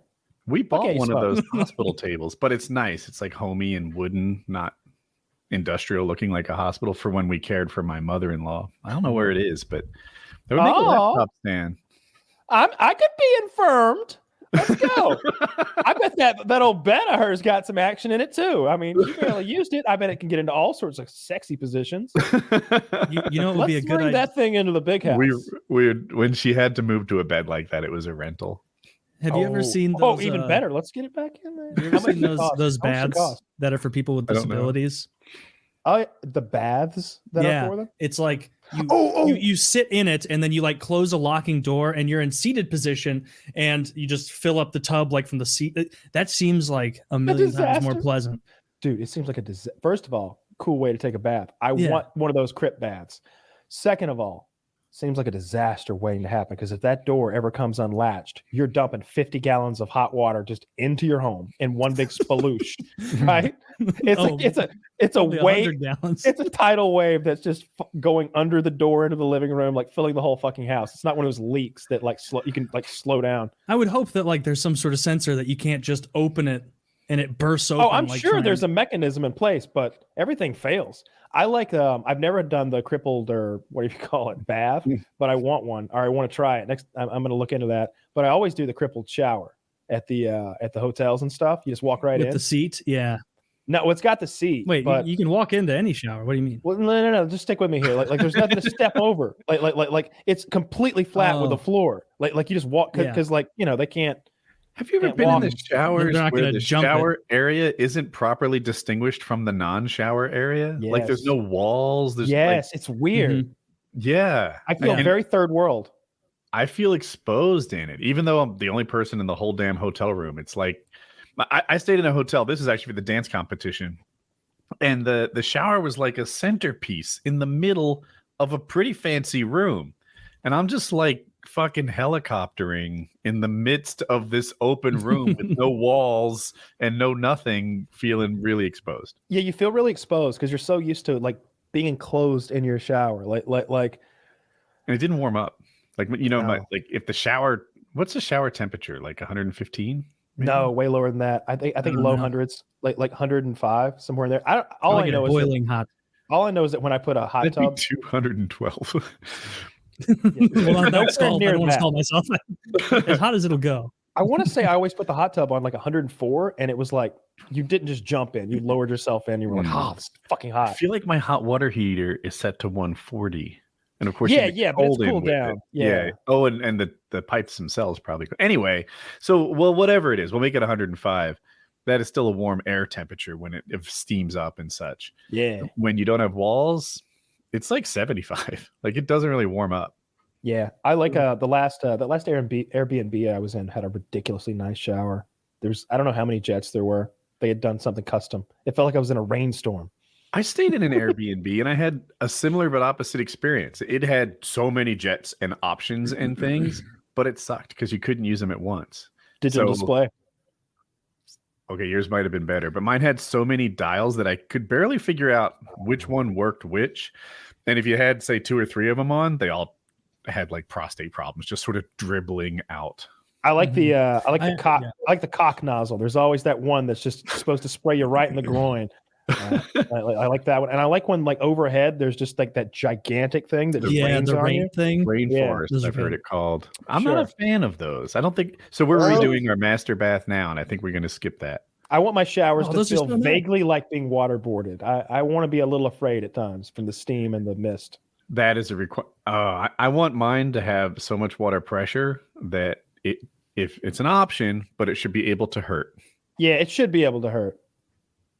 I want the water to go hot enough to hurt too. Like I've stayed at places where like they turn their water heater down to the point where it can't hurt. And it's like, what do you got? Children in here? Like, what are you saving $3? You don't think I can't? I know how to turn it back up. Speaking of people saving $3 fucking dollars, what's with those assholes at the gas station that turn the refrigerators up to like 75 degrees? My house is colder than this Pepsi. You have some shitty gas stations around you. I've never had to buy a hot soda from a gas station. Well, they sell Delta 8, so there's that going. Dude, my gas station has 800 kinds of Delta 8 and warm fucking Diet Pepsi. It's very upsetting. Dude, the gas station that's closest to my house is so low brow. I don't like that it's only a few miles from my house, but I haven't had to buy Delta 8. I'm sure they have it. That's the upside of a gas station that has people that play loud music while they fill their cars. They have so that's just fucking bad much business. My gas station sells Delta 8.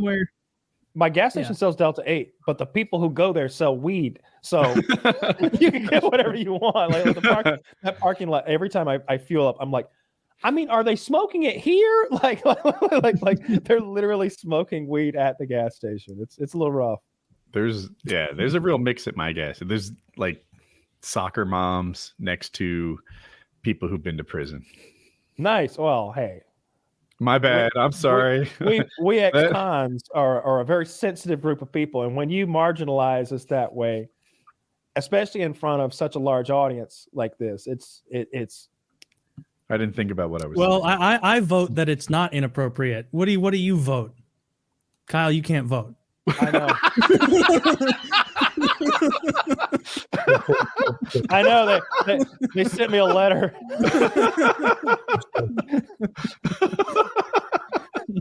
They sent me a letter letting me know I shouldn't. It's a crime now. That's a sick joke. Yeah, no more votes. I'm never voting again in solidarity. But for real though, if I were to go like vote, like I think it's a serious fucking crime. Like I think I would like actually go back to prison. I'm surprised by how big a deal that is because one vote is not that important. But oh, don't say that out loud. Jesus Christ. but they've been looking at the last election very carefully. Election fraud was a popular topic. And now I'm seeing the people that did vote more than once are getting in big trouble, or the people that voted on behalf of their dead spouse and stuff like it is. They're going Biden supporters. I wasn't going to make it political. It's totally none of them. Why were you? Well, you always make it political way. You know, that's more fun that way. It's all Trump supporters. It turns out it was all Trump supporters. That's and it's all small scale. It didn't make a difference, right? But it's just literally just people who are in a cult voting twice, trying to do everything they can. Yes, sir. Well, I mean, he's coming back. It doesn't matter. He is. Yeah, he'll come back. He's the favorite to win, you said, right? Based on that. I want to say it was plus 300 or negative 300, whichever one. I'm always, I can't remember which one is which, but it's the one where, you know, you bet 100, you win 300. It helps. Everybody else was like, I want to say Biden is 550 or 600. So he's like, Trump is literally twice. They believe that Trump is twice as likely to be elected as Biden is. So I follow basketball, and I feel like there's a parallel here. On the West, there will be a handful of good teams. It's very hard to predict who wins the championship or who represents the West in the championship. But whoever does probably wins. On the East, for years, it was like, oh, the team LeBron is on is totally going to win. It'll be Miami. It'll be Cleveland. It'll be whatever. But LeBron will make it to the East championship game. Mm-hmm. And he always had a good chance to win because a big part of winning it is just getting to the finals. Once you get to the finals, even though people think you're the fourth best team, you'll have maybe the first best odds because you're guaranteed to get there. Yeah, that totally makes sense. He's got basically, I think they're saying that Trump's going to get to the show no matter what if he wants to. On the Republican side, whereas Biden is so like up in the air, whether he is even. I'll say this: he might be dead. I think we all agreed that Trump aged rather gracefully while in office, and it's probably because of his makeup regimen. But still, like, and the weight gain, like as the wrinkles are increasing, the weight's like filling out, like canceling wrinkles. But I think we all agree, like, as far as for 4 years of presidency, it didn't wear on him that severely physically, like the way it did Obama. Like Obama didn't look as well. Bush was like a kid, I thought, like when his first term when he was running against Gore that first time. Obama too. It was like, look at this slick young guy. Like running against like this fogey Al Gore, when in reality, I bet they're not all that far apart in age. Like they probably enjoy the same shit. I don't know. Bush is a cocaine kid, and Gore is definitely a bore. Gore's against bad words in rap music. Exactly. That's kind of my feeling about that. I think Bush is a lot cooler than Gore, but he seemed young and slick. But then after 4 years, especially since 9/11 was amongst them, like he wasn't looking as young and slick. 8 years. I mean, just after the first 4, after that 9/11, like the first time around, Trump did pretty well. But I saw Biden. The whole point of this, me bringing this up, is I saw Biden like yesterday, and I hadn't seen him recently. And it was sort of a candid shot from a YouTube. It was the screenshot. It was the thumbnail of a YouTube video, but it was his profile, and he had so many liver spots and looked so. He had that really speckly old people skin that looked bad, like papery. Yeah, like that paper thin old people skin that's sort of like leopard print almost at this point, with liver spots and just like, you know, like they get like scrapes, and the scrape never actually heals right. It just leaves a dark place on their skin. Yeah, they're just like past the point in life where you can heal. Yeah. Yeah, I can't tell what reality is, right? Like you could take Biden and make him look worse. You could take during Trump's reign, I'll call it, leadership period, whatever. People would fuss at how he drank water, how he needed to use 2 hands, how he struggled to walk down that incline ramp. I don't know, like shit, you could probably watch me day to day and find something I do old fogey-ish and make a big deal out of it and twist the truth. Is that what would happen to Trump? Is that what's happening to Biden? When I see a good looking, I fell down a flight of those people that are that old, like I always assume like they picked it because that's the good one. And then when I see the candid shot of them looking ancient, I'm like, that's probably the real one, the one that didn't get touched up and messed with.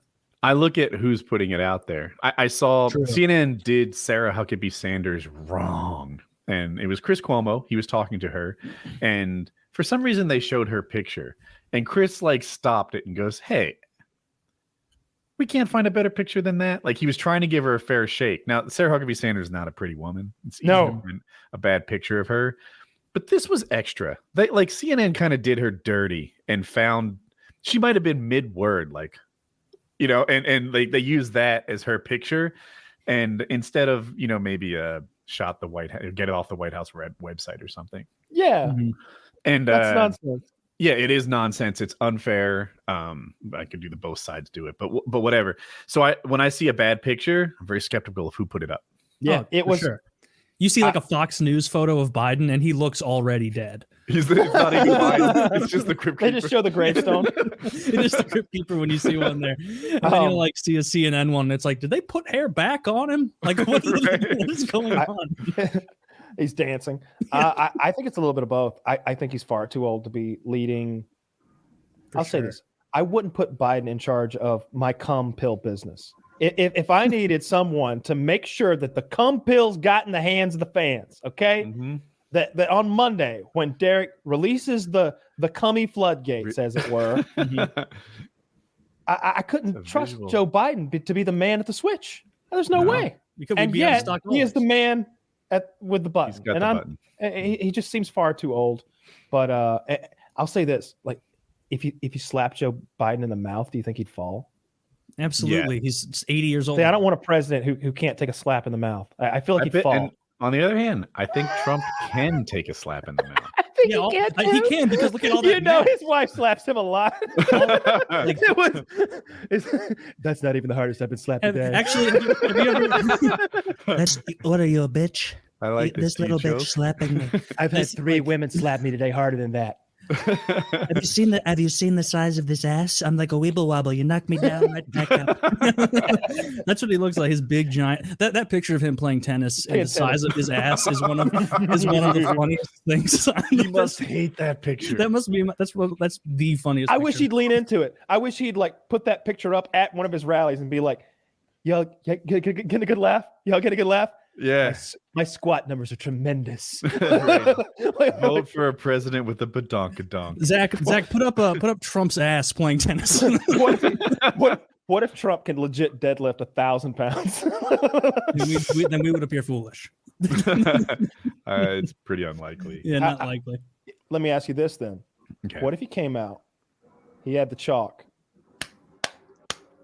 Up from the stage rises the fucking Olympic barbell, 1,000 pounds on it.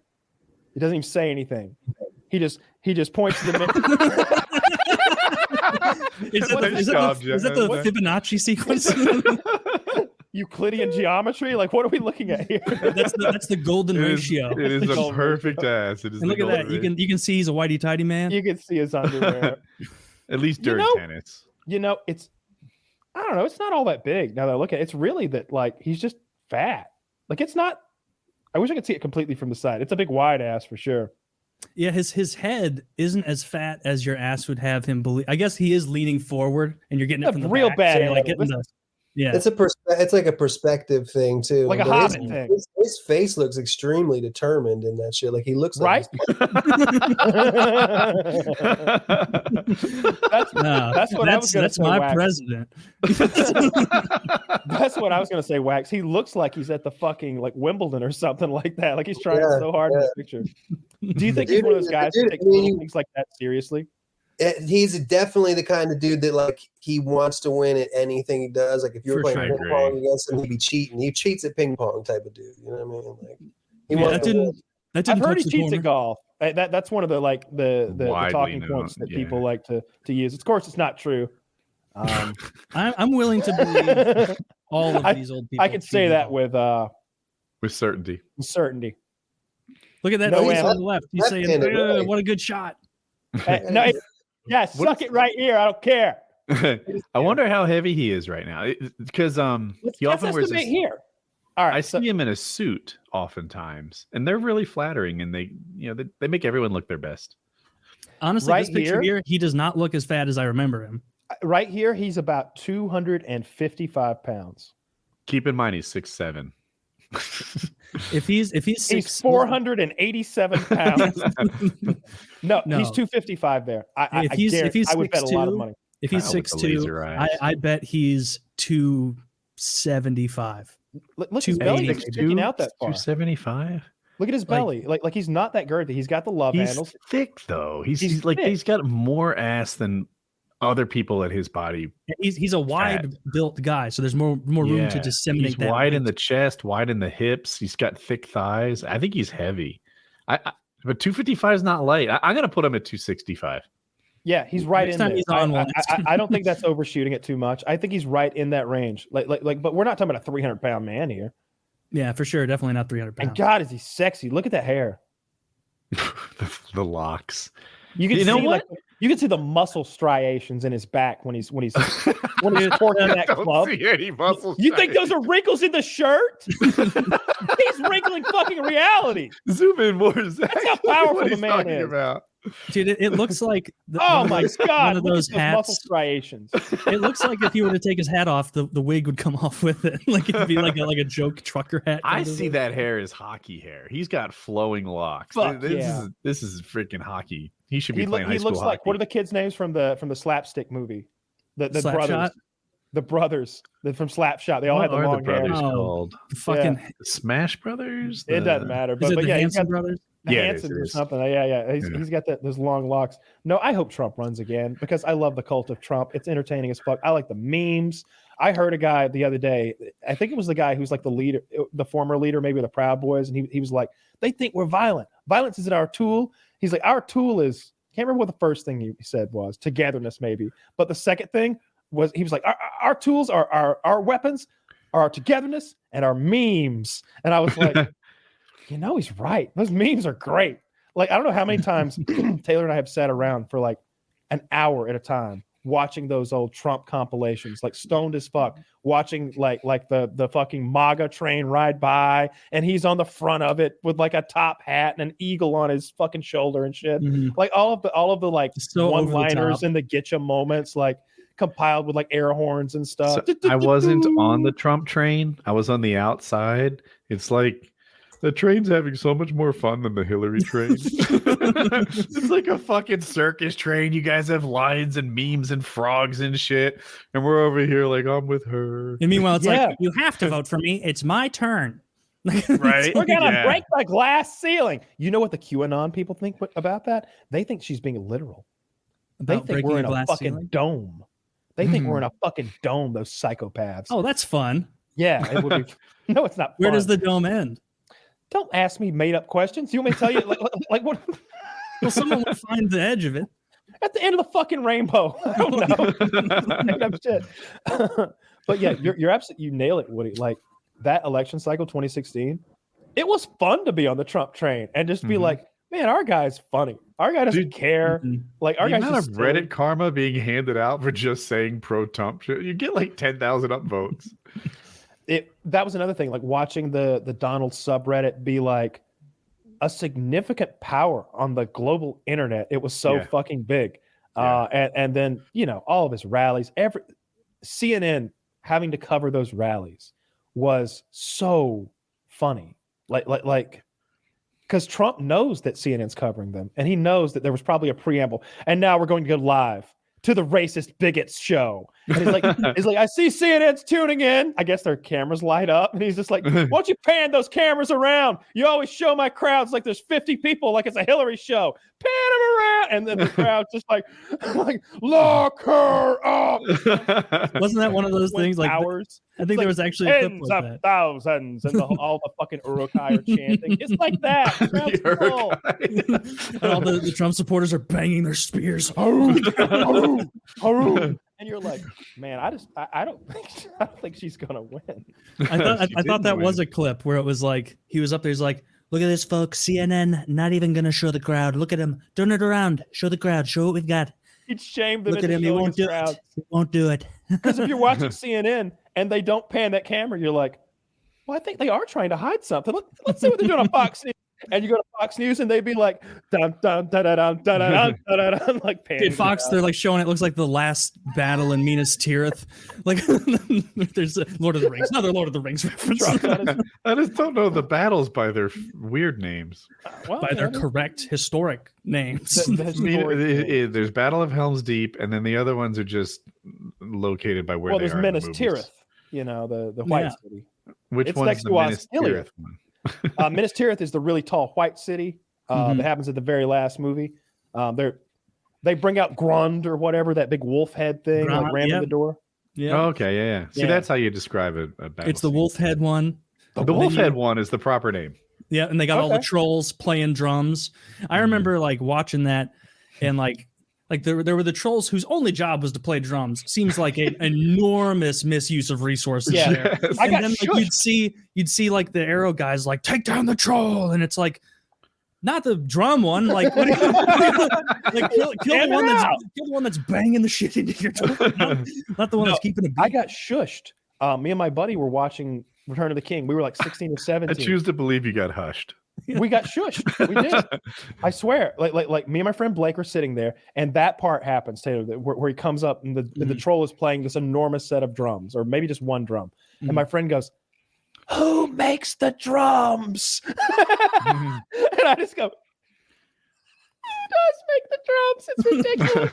No one would devote resources to." And this guy goes, "Shh, we're trying to watch." And I'm like, "The drums." I didn't say that to him, but I wanted to. I was real mad because it wasn't important. There was no dialogue. It was all just like chanting and drums and shit. Yeah. That's such a great scene. I need to watch that again. Love that. I've seen it. Are you a Lord of the Rings guy at all, Wax? What are your go-to fantasy movies, if you have any, if that's your genre? And I've never seen any of the Lord of the Rings. Never seen them. Oh man, missing out. They're very good. How about Marvel? Superhero Marvel. Captain I've America. seen some of the Marvel shit recently because I have nephews that love Marvel. Jesus, what do you watch, Wax? I can't. Like these are popular things you haven't seen. Yeah, it's kind of weird that I haven't seen the Lord of the Rings thing. I haven't seen any Harry Potter movies. Every time somebody makes a Harry Potter reference, have you seen Star Wars? I've seen Star Wars, and I like Star Wars. I do like Star Wars. Okay, but yeah, not a big. I'm not.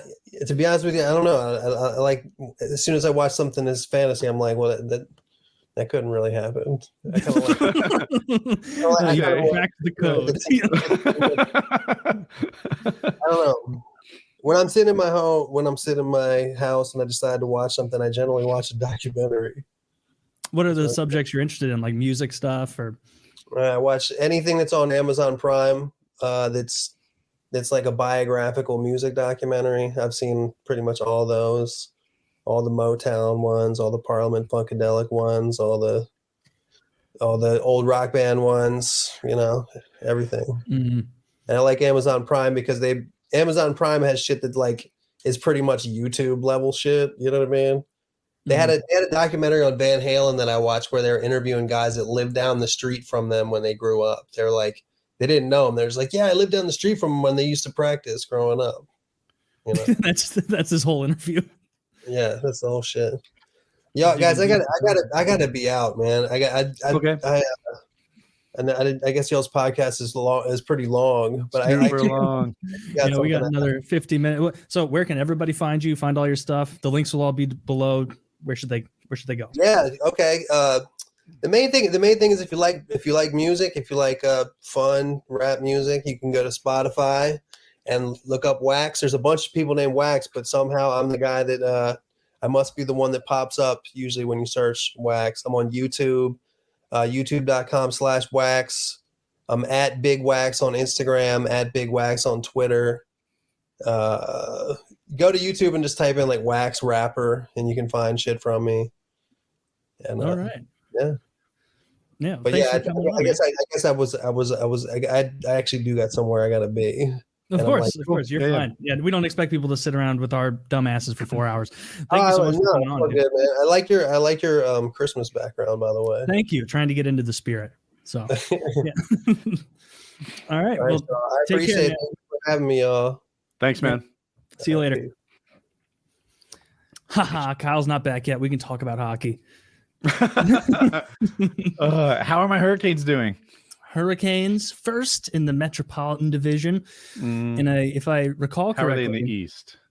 in the East, they're third, but that's only because the Tampa Bay Lightning and the Toronto Maple Leafs have played more games than them. So, like, when you look at point percentage, Carolina's number one, and that's kind of the more important metric, if you ask me. Like, obviously, a team that has 2 more games played is going to be doing better than Carolina if they're also strong. But my second favorite team, I've said, obviously Blues number 1. I like Tampa Bay Lightning as number 2 because I've been to their games because my dad lives in Tampa. But they've won the last 2, and I don't want the same team winning 3 times in a row. So I think I'm going to go in on Carolina. If someone from the East wins, I want Carolina to be the winner. No Tampa Bay. Definitely not Toronto because, well, you know what? If it's not Carolina, I would be cool with Toronto because I feel really bad for their fans. Like, it's the most hockey-obsessed place on the planet. They haven't won in 54 years, 55 years. They literally haven't won it since the league became, like, a real thing. Like, you can't count Stanley Cups from before 1967. There were 6 teams. That doesn't count. I have this reoccurring fantasy, right? What if I was a superhero, right? Mhm. And almost any superhero. If you're Thor, if you're Spider-Man, if you're Spider-Man, not even using your web slinging powers, you are such a good athlete. You could single-handedly carry any team to any championship. I don't care if it's a football team, a hockey team, a water polo team. Spider-Man can get it done for you. So if you have that level of power, whose fan base would you choose to bring joy to? This is my fantasy. If I'm Spider-Man, I want to go to, like, Toronto and play hockey for them and just be like, guy, all right, every time you pass me the puck, there's a 94% chance there's a goal. Yeah. Let's play. Good odds. You're winning every game by 7. Like, It just depends. You really have to decide how much you want to win by. You would have to, like, if you played goalie as Spider-Man, you would have to, like, actively every once in a while let some in so it wasn't absurd and people didn't think you were cheating somehow. It'd be like every once in a while you can't go 82-0. Toss like 20 losses in there, 30 losses in there. What is the record for shutouts? Because you might want to get it real quick. Yeah, in a row. Year. In a row. Next year I'm going to dominate the NBA, so I'm going to go ahead and knock out hockey real quick. I would get the St. Louis Blues 9 cups in a row. And then, and just to establish the most dominant dynasty of all time, and then I would go to Toronto, win them a couple cups in a row, and you win Toronto. This is like an 11-year plan. Oh, but I'm going to play for 40 years. I'm going to beat Yager for the longest, or Gordie Howe, and like if you win the cup and you're the single-handed like guy for Toronto, like you'll be a legend forever. There will be statues of you, not just outside the rink. People will be getting lost in downtown Toronto because everything will be called Taylor Street. Every single one. They'll be just, I walk in there, I'll never mind not paying for another beer in my life. I'm never paying for rent. I'm not paying for anything. Like, people are throwing goodies at me. So definitely hooking up the Toronto Maple Leafs for the cup if I'm Spider-Man. For sure. All right. I like it. Yeah, that's a good plan.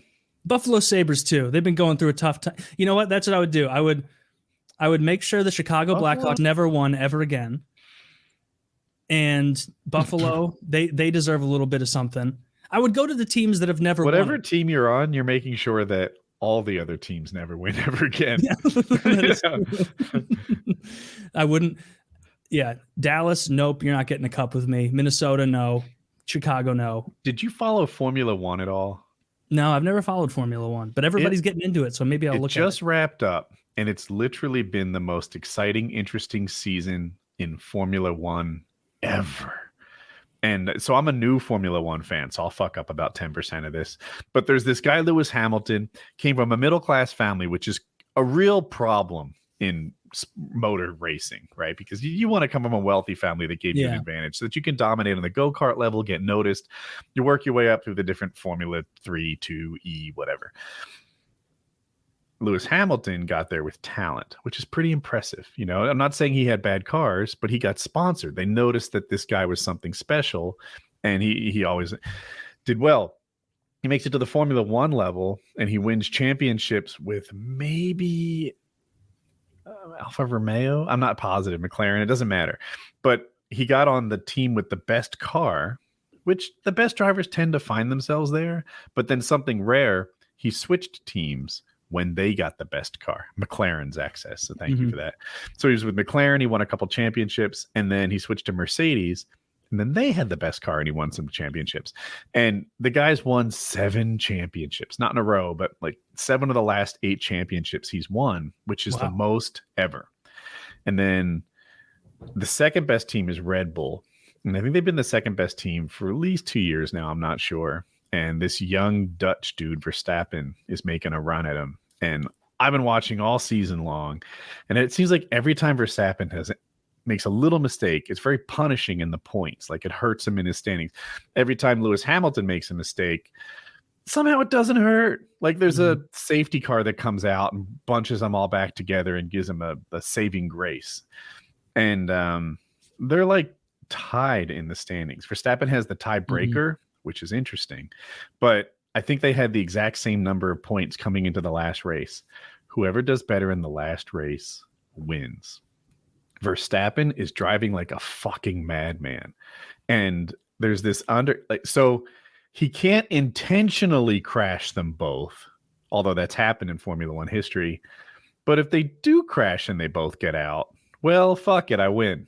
You know, and they look at this stuff with a very close lens. So, and they have all the metrics on what he did with the wheel and the pedals. And so you can't get away with it. But if it happens, then he wins. Anyway, so they go into the last race, and they're trading first and second. These guys trade first and second in almost every race all year long. And there's an accident with like 3 laps to go. And they do a controversial thing because this isn't how they always handle it. They put the safety car out there.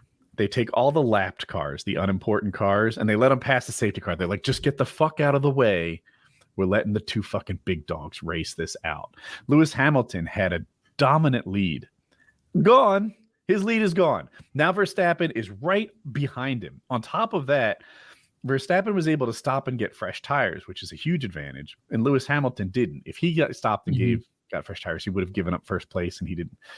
Verstappen didn't have first place, so he could do it and get his spot back.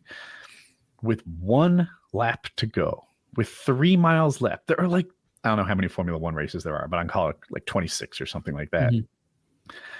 It comes down not just to the last race, but the last lap of the last race. Hamilton has an advantage in that he's in front. Verstappen has an advantage in that he has fresher tires. Go.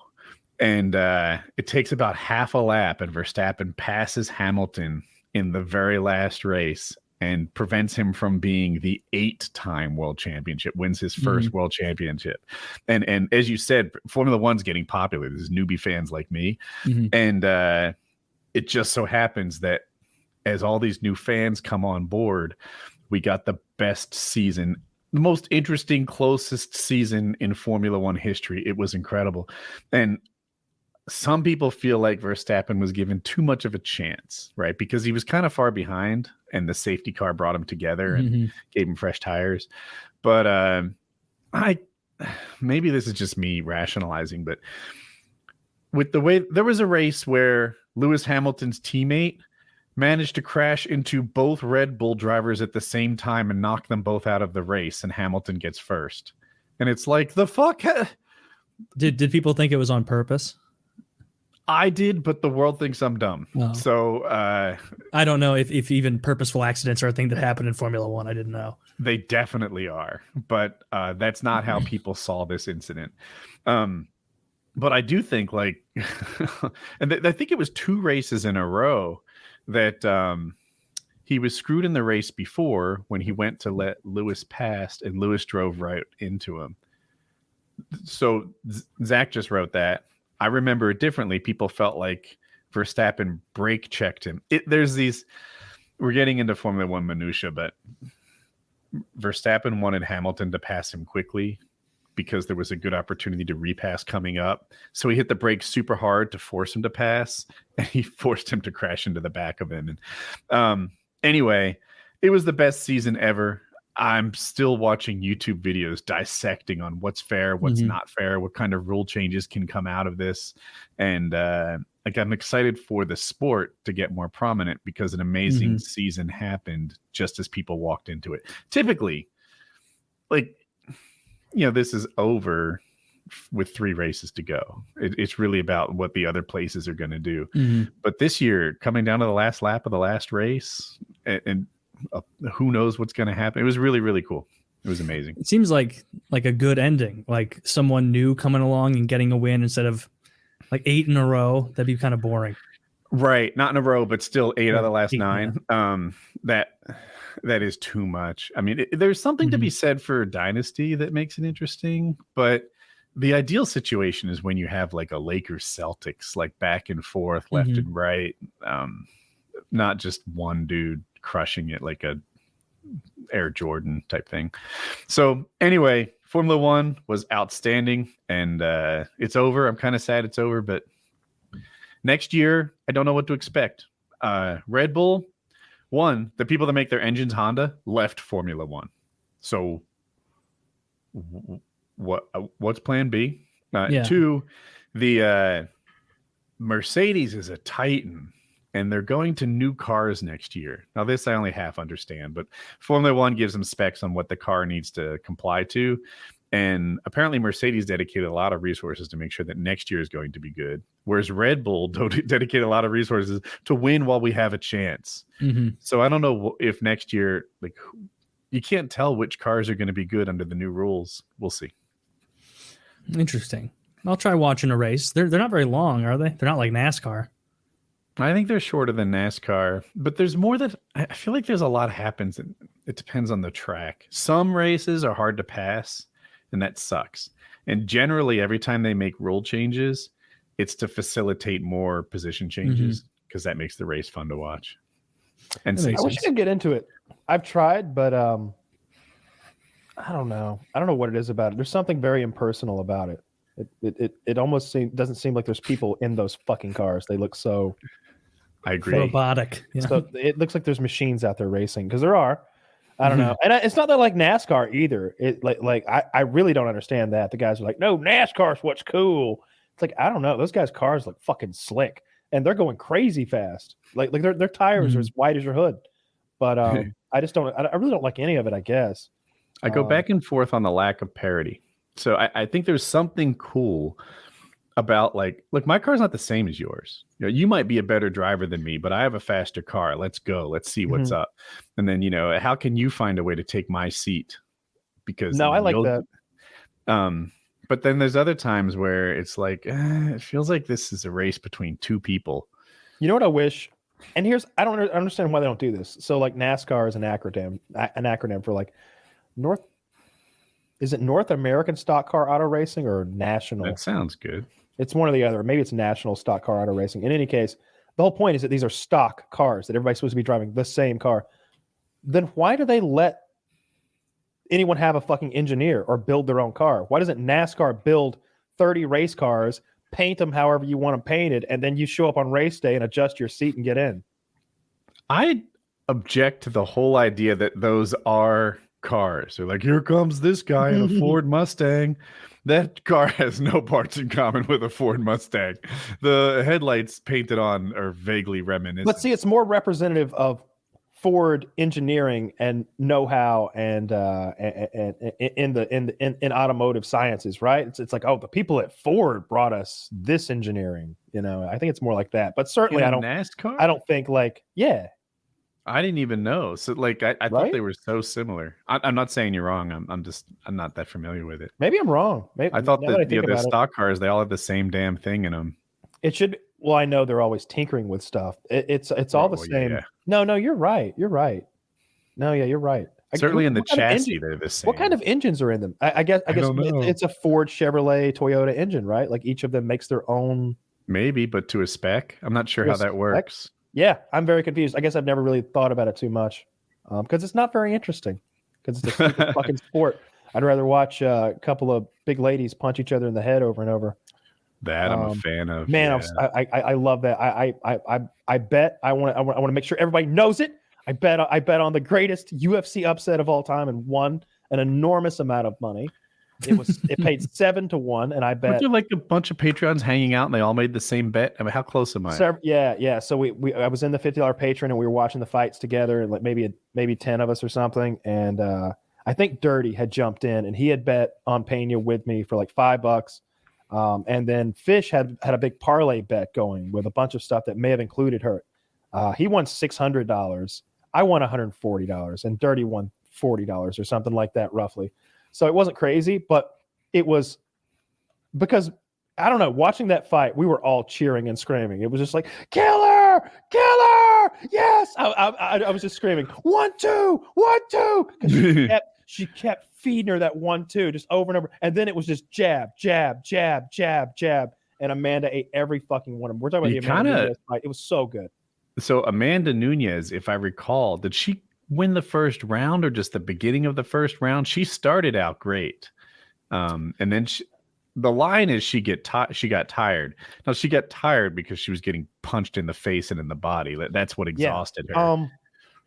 So I got a lot of thoughts on the fight. So the first round was interesting in that Nunes was Nunes, but what was different was when she hit Pena didn't seem to care too much. It's almost like Pena's got a husband that's free with his hands or something, and she's getting beat. That's a viable theory. She's like, this is oh yeah, what? No tuna casserole? Bring it again, Amanda. Like, I've had this before.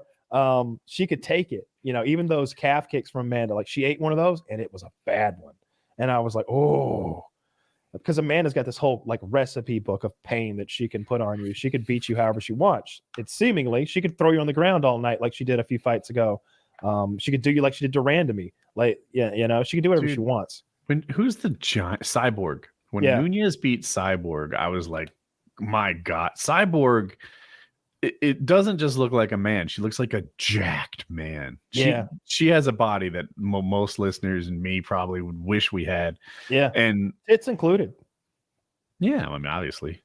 So, and when Nunes beat her, it was like, holy smokes. This woman was, I think she'd been caught for steroids twice, right? So this woman is an enhanced, crazy. It's basically beating a dude. And Nunes cemented herself as the greatest ever. Yeah, Nunes smoked her.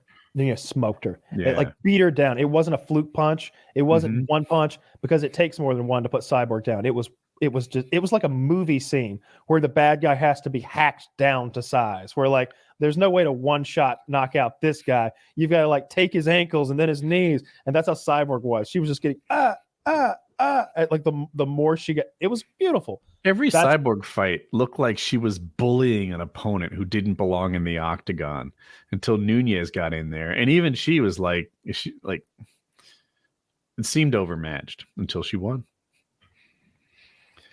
I was really surprised that Pena won. I did have an inkling. That's why I placed the bet. I thought it was the best shot anybody had in a long time, because Pena's big and she is a good wrestler. And I heard her speak. I watched her on the UFC Fox live show on YouTube. It was a good show. I think I texted you when I was watching it. It had Gaethje, Cormier, a couple of random people that I don't know, like talking heads or whatever. But then it had Pena. Pena came on and spoke, and she just seemed so confident and it didn't seem fake. It seemed like she legitimately had like worked it into her head that she was going to beat up Amanda Nunes, and that, I don't know, that impressed something upon me. So I hopped on my poker website and placed that bet. That was one of the better fights I've seen in a while. I think because I put money on it, that always makes everything better. But it was a good night of fights. I love it when fighters are confident. Like half the time there's a fight, I have a feeling that one guy is going, look, I know I'm the underdog, but there's no quitting me, and I'm going to give this my best. When both fighters are like, it is absurd to think I won't win this. Why would you think that guy can hang with me? I love that. I love, like, well, we're going to fucking figure it out. Let's see. Let's go. And Pena had that. That's a joke. Remember, of course you don't remember. It was even before my time. Joe Namath, football player for the Jets in like the 70s. They were a big underdog, and everyone was in. He's the guy that guaranteed they'd win the Super Bowl. And the reporters were asking him all these questions as if he was going to lose. And he was like, what? His coaches and his assistant coaches and his teammates were all so sure they were going to win. He's like, "This, what are you guys talking about? Like, we're obviously going to win. I guarantee it." And everyone was like, "How can you guarantee you'll win the Super Bowl?" And then he did. And I think that's cool when fighters are just like, it is crazy to think that other guy might win. It's great. The rematch odds are like over 4-1 in Amanda's favor for the rematch. I'm sure they'll run it back pretty quick. I mean, Amanda got beaten up. I do think Amanda ran out of gas, though. I saw Joe Rogan. I think Joe Rogan said that was inexcusable. It is ridiculous for your champ to be out of gas midway through round 2. Second. Yeah. Maybe I'm too much of a softie. I struggle with it. It's like, dude, have you ever fought for 7 minutes? It's exhausting. Everyone, Conor McGregor's out of gas in 7 minutes. Not like this. I mean, no? Not like this. I mean, maybe against Khabib he was, because it's Khabib, but like not normally. Like she quit because she was out of gas. Now Pena's story is that Damian Maia taught her some sort of fucking technique where she's like putting this part of the bone of her wrist on Amanda's trachea or something, and that was a pain choke. No, Amanda was tuckered out. Like she was breathing so heavily and her nose wasn't working anymore. It's not her night. Yeah. Nope. Chael Sonnen talks about that all the time. He's like, people make you. I think Chael Sonnen's half full of shit, but he's like, the rear naked choke is not an effective choke. You would think it is because people win with it all the time, but what's really happening is they're giving up their necks and they're tapping out because they realize this isn't going to get any better from here. That's not, the rear naked choke is the most effective choke, but I do think he's onto something with this idea that, like, could I have fought harder? Yes. What would that have given me? More of what was just happening. Longer recovery, more beating, cut over the eye. Like it was beautiful though, and I like Pena more as champion. She's hot, and English is her native language, and those are things I like in my champions, male and female. Charles. Oh, someone wrote me, by the way. Charles Olivier is the 155-pound champ, and I was calling him Is it Olivier? How close am I on that? Anyway, I called him Oliveira. There is another Oliveira called Cowboy Oliveira, and I had inflated them. Oh, maybe I just did the same thing. Well, Cowboy Oliveira, it's pronounced Oliveira. And now, because you just did this to me, I have no idea who the champion at 155 pounds is.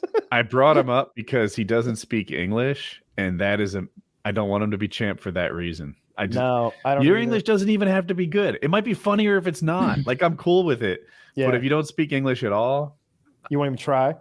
Like, try a little. I like when the Russians get up there and they clearly like gotten on Google and figured out enough Russian to say, or English to say, like, good fight, give me better next time. like you get that out, and it's like, dude, he's trying his fucking heart out. Let's go. I saw Khabib so when Khabib talks to other people, it seems like he's talking down to him. He kind of lectures. Yeah. And he's like, you work English. It's important. English is important to fighting. Learn, study English. And it's like, you know what? He's not wrong. You want to get higher? You want to get on the main card? You either have to win every fight or win a bunch and speak English. Yep. Or win a few and speak English well. Yeah. The better your English is, the worse your fighting can be. Yes. Like if you've got a guy who can really talk some shit, he can pull an Andy Kaufman and walk in off the street and be like, you're a professional athlete, huh?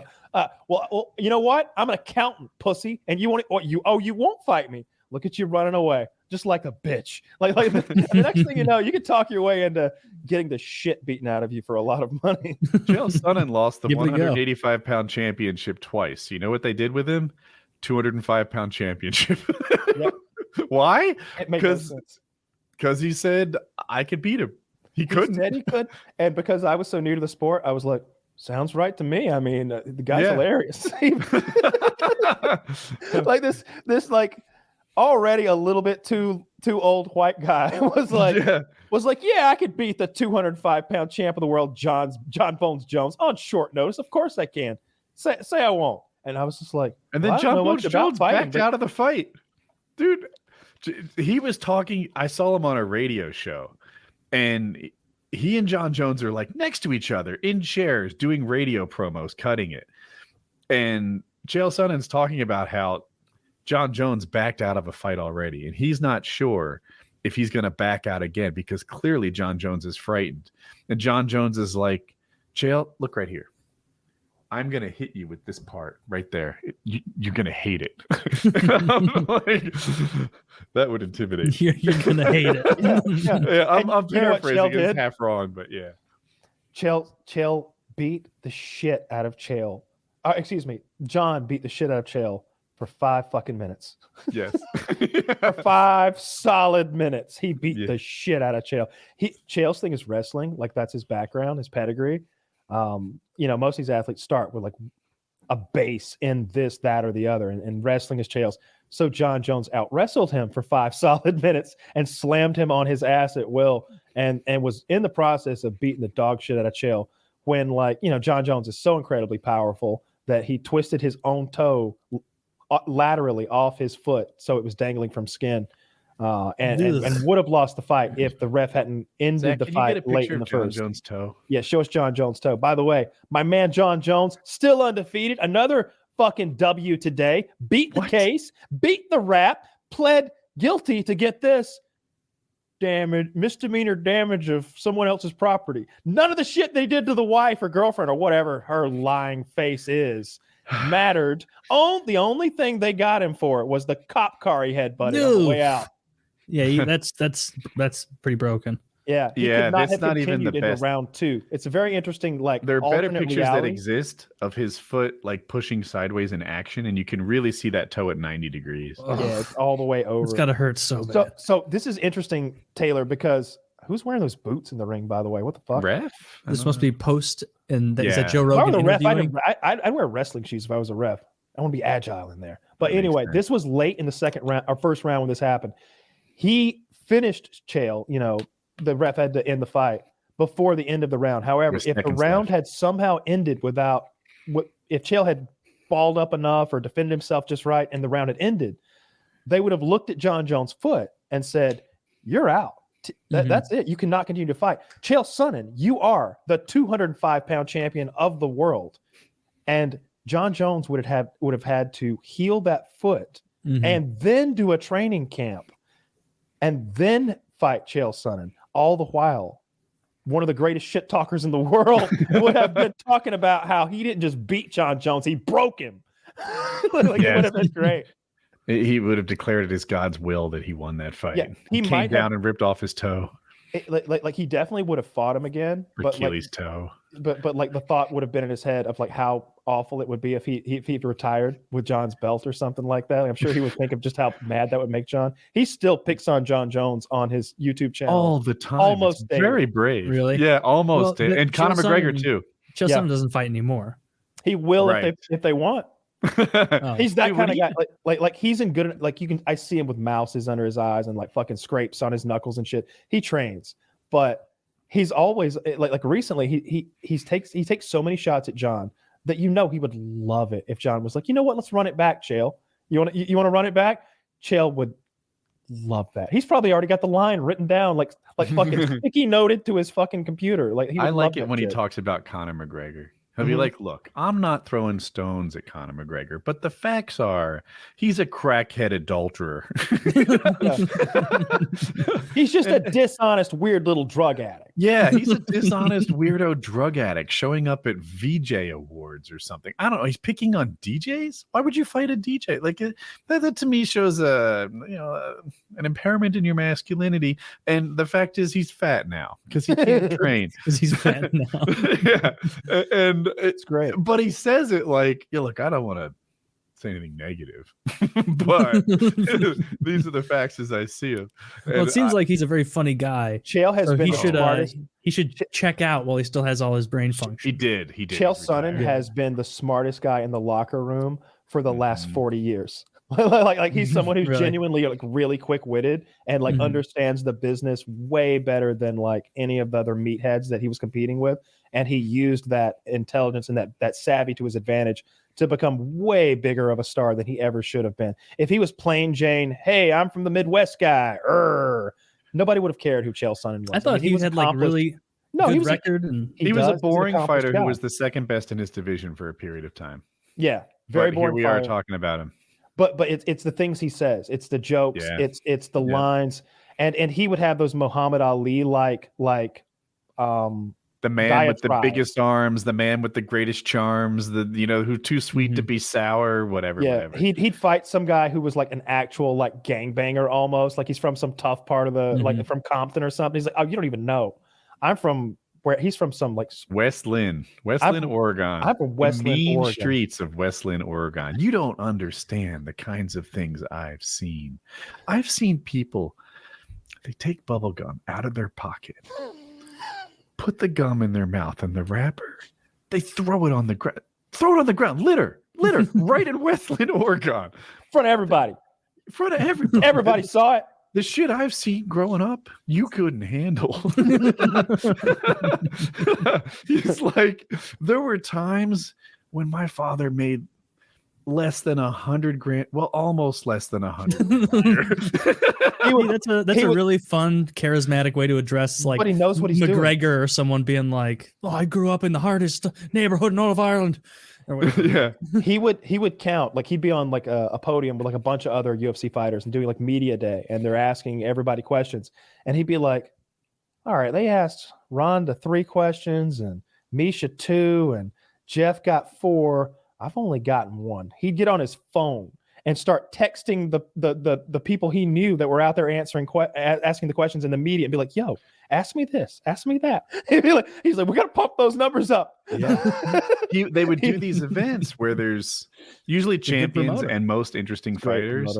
And he would want to win press conferences by getting the most airtime, by being the person that people talked about after the press conference. So everyone else, everyone else is just wishing this event would get over. Like they're making me do this. I'm a fighter, not a talker. Chael realized he had 2 jobs. He had to fight and talk. Yeah. So his fights would do bigger than his fights would do way better eyeball wise, pay-per-view wise than they ever should have, because they were not entertaining fights. He's not an entertaining fighter. He argues, he's like, I had a record. I had the record for most illegal substances in my blood caught by USADA at the same time. Yeah. And John Jones has taken that from me. Of all the things, he added that to the list of things that I used to have, and now I don't. And I don't even know if it's true. Half the shit he says is a lie. But 5 is a lot. 5 would be a lot. Like it. I guess if he's like in post cycle, which would kind of make sense, that would make sense. Like if they're catching all of everything, they're catching the stuff he's using. Be triggering more than once. Like I'm.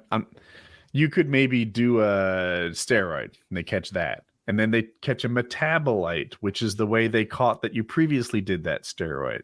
And, so that counts as 2. Does that make sense? I don't know, honestly, because I'm not educated on the stuff well enough, but I could definitely see him catching him for like the steroid, the thing that he was trying to use to hide the steroid, and the thing he was using to recover from the steroid, plus maybe he was on 2nd and 3rd steroids, or maybe something in addition to help with cardio or something like EPO or some sort of blood dope. And God knows what the fuck he was taking. He was taking whatever he could to get an edge. Yes. I don't and he's one of my favorite guys that's done it. I like that you can excuse his drug use, but not John Jones. I was about to say, I'm a total hypocrite. Most of the time, UFC fighters get caught with steroids. I'm like, this isn't the sport. This isn't baseball where you're hitting balls. This is UFC where you're hitting each other. It has to be more fair. Except Chael, who was funny. He was funny. So the rules are terribly. He's with still Chael, funny. it's okay. Like Chael has a booming YouTube channel. He doesn't get like massive views, but it gets regular views as many times as he wants them every day. It seems like he can get. I just checked his channel. He's uploaded 6 times in the last 9 hours. Yeah, you just had a big event. A lot of. Every time an event happens, all the pieces on the board get shifted, and they need to be reevaluated. Their worth. This Chimaev guy is kind of a piece that's like vibrating right now because it's clearly about to move around one way or another. So it's an interesting topic. Could you see Chael becoming like a Joe Rogan kind of guy, like a charismatic commentator who's familiar with the sport? He's already got really his... Chael and Cormier, both former fighters, already have ESPN has that whole deal with the UFC. So they're sort of like funneling in former UFC talent and giving them like little UFC show, ESPN UFC commentator type shows. So he's already doing something like that. Okay. I did not know that. And he'd been doing a show with Errol Hawani for a while. I don't know if this new show is an iteration of that or not. I don't follow much of it too closely. But I see Daniel Cormier is active on his YouTube channel too. It got recommended to me the other day. I haven't watched it yet, but it's interesting. I wonder how Cormier does on his channel. Like he bills it as a little more down to earth, and I'd like to see his family. It's hamburger instead of wine. Sure, or steak. I'd like to see him like hang out with his family. I'd like to see Cormier's family life. He seems like such a nice, genuinely cool, interesting guy. I think he's from Louisiana. I think he went to LSU, maybe even. I don't know. I had that in my head. I'm not sure. It sounds rightish. Down here somewhere. I like him. I saw that quote from Derek Lewis today about how he's the most. I wish I could remember the quote. It was something about how like he said, "I've never done a supplement. I've never taken a vitamin. I don't know what. I don't know where you get steroids. I do this shit on chicken." And it was just like, man, I believe him. Yeah, that guy really doesn't know where to get He's steroids. got the kind of body someone who eats at Popeyes would have. Yeah, he does. And which is a shame. But leading up to the that last fight he had for the championship, who did he fight? Cormier? I know Cormier beat him, but then he seemed like he got back there again, like not too long ago when he fought. Who did he fight? He's not who Ngannou beat, is he? Shit, I'm blanking that one out. I remember him beating that like Russian guy or that Slavic guy where it went right down to the end, and somehow like he. Oh yeah, he was exhausted, and then he came back and won. Yeah, that was crazy. I can't remember, but I remember he was going to like fight for the belt. I can't remember against who now for whatever reason. It should have been Cormier. Maybe. Cyril Gagne. He just lost for the belt. Okay, no, I'm talking about. G-A-N-E? I'm talking about Derek Lewis. Like what's Derek? Oh, okay. Oh, he fought Kanye. I just remember him training a lot. That's how you pronounce it, right? I think so, or Gagne. I say Gagne. I had seen him training a lot though, like doing wind sprints and stuff. I don't know. He's got a. I wish heavyweights don't have gas, man. They're V8 engines. They drain that tank. Heavyweights don't try to have gas. It's like they it's almost like they like the fact that they don't need it. I don't know. There's so few of them that have like a mindset toward that. They're almost. I'll say this: it's where the fat guys go. Well, heavyweight is where all the fat guys go. Like there's so many really shitty physiques in the heavyweight division of the UFC. Dude, if you were to put a 40-pound fat backpack on me, I'd get exhausted faster. They should have less fat. Yeah, it's. I think there's something to be said about having more mass and how you absorb blows and how you can deliver them. But and maybe in wrestling and judo, jiu-jitsu type situations, but like there's still gotta carry it. You still got to carry it. And if the fight goes late and you can't work your wrestling, you can't get them to the ground, now you're just tuckered out. But it's an interesting division, but also because the weight goes from 205 at the top, 206 to 265. 206 to 265. What a huge difference! Did you know that you can't be more than 40 pounds heavier? Yeah, we've so talked about that before. Oh, have we? All right, yeah. I didn't know that. I always thought if you were in that division, you're fine. But it is possible for, say, John Jones to come in at 210. I'm making that up. He wouldn't be that light. And somebody else to barely make 265. And they literally can't fight each other, even though they're in the same weight class. They should cut heavyweight in half and have like a heavyweight, super heavyweight. I disagree. One, there's not enough heavyweights that are interesting already. And two, it seems like the elite heavyweights come in at 230, 240 anyway. Not anymore. What's Ngannou way? Isn't he like topping out? Like I'm gonna Google it. And the worst part is, I think he's like near the limit. You're right. He weighed 262 last time, so he's at the top with abs. Like ripped, yes. like ripped to fucking back. Looks like an action figure. 262. Brock Lesnar did that, and I'm sorry I cut you off. And then it turned out some smaller guy was better. Yeah, Lesnar's like his own like special anomaly though, right? Like with those. He has a very unique body type. The body type and like background and there'll never be another like Brock Lesnar like fucking situation because he's not a skilled fighter. I never thought he just kind of came in there and like clubbed them down. He was a really good wrestler. Right? Yeah, he was very good. Well, I've heard wrestlers who know more than I do analyze his college wrestling career, and apparently he was kind of low skill but too athletic for people to deal with. But he never did anything really tricky. People didn't think that he was technical. He was just too strong to handle. He would just win because he's too strong to handle. Yeah, well phrased. Yeah, and those hands alone were just so terrifying.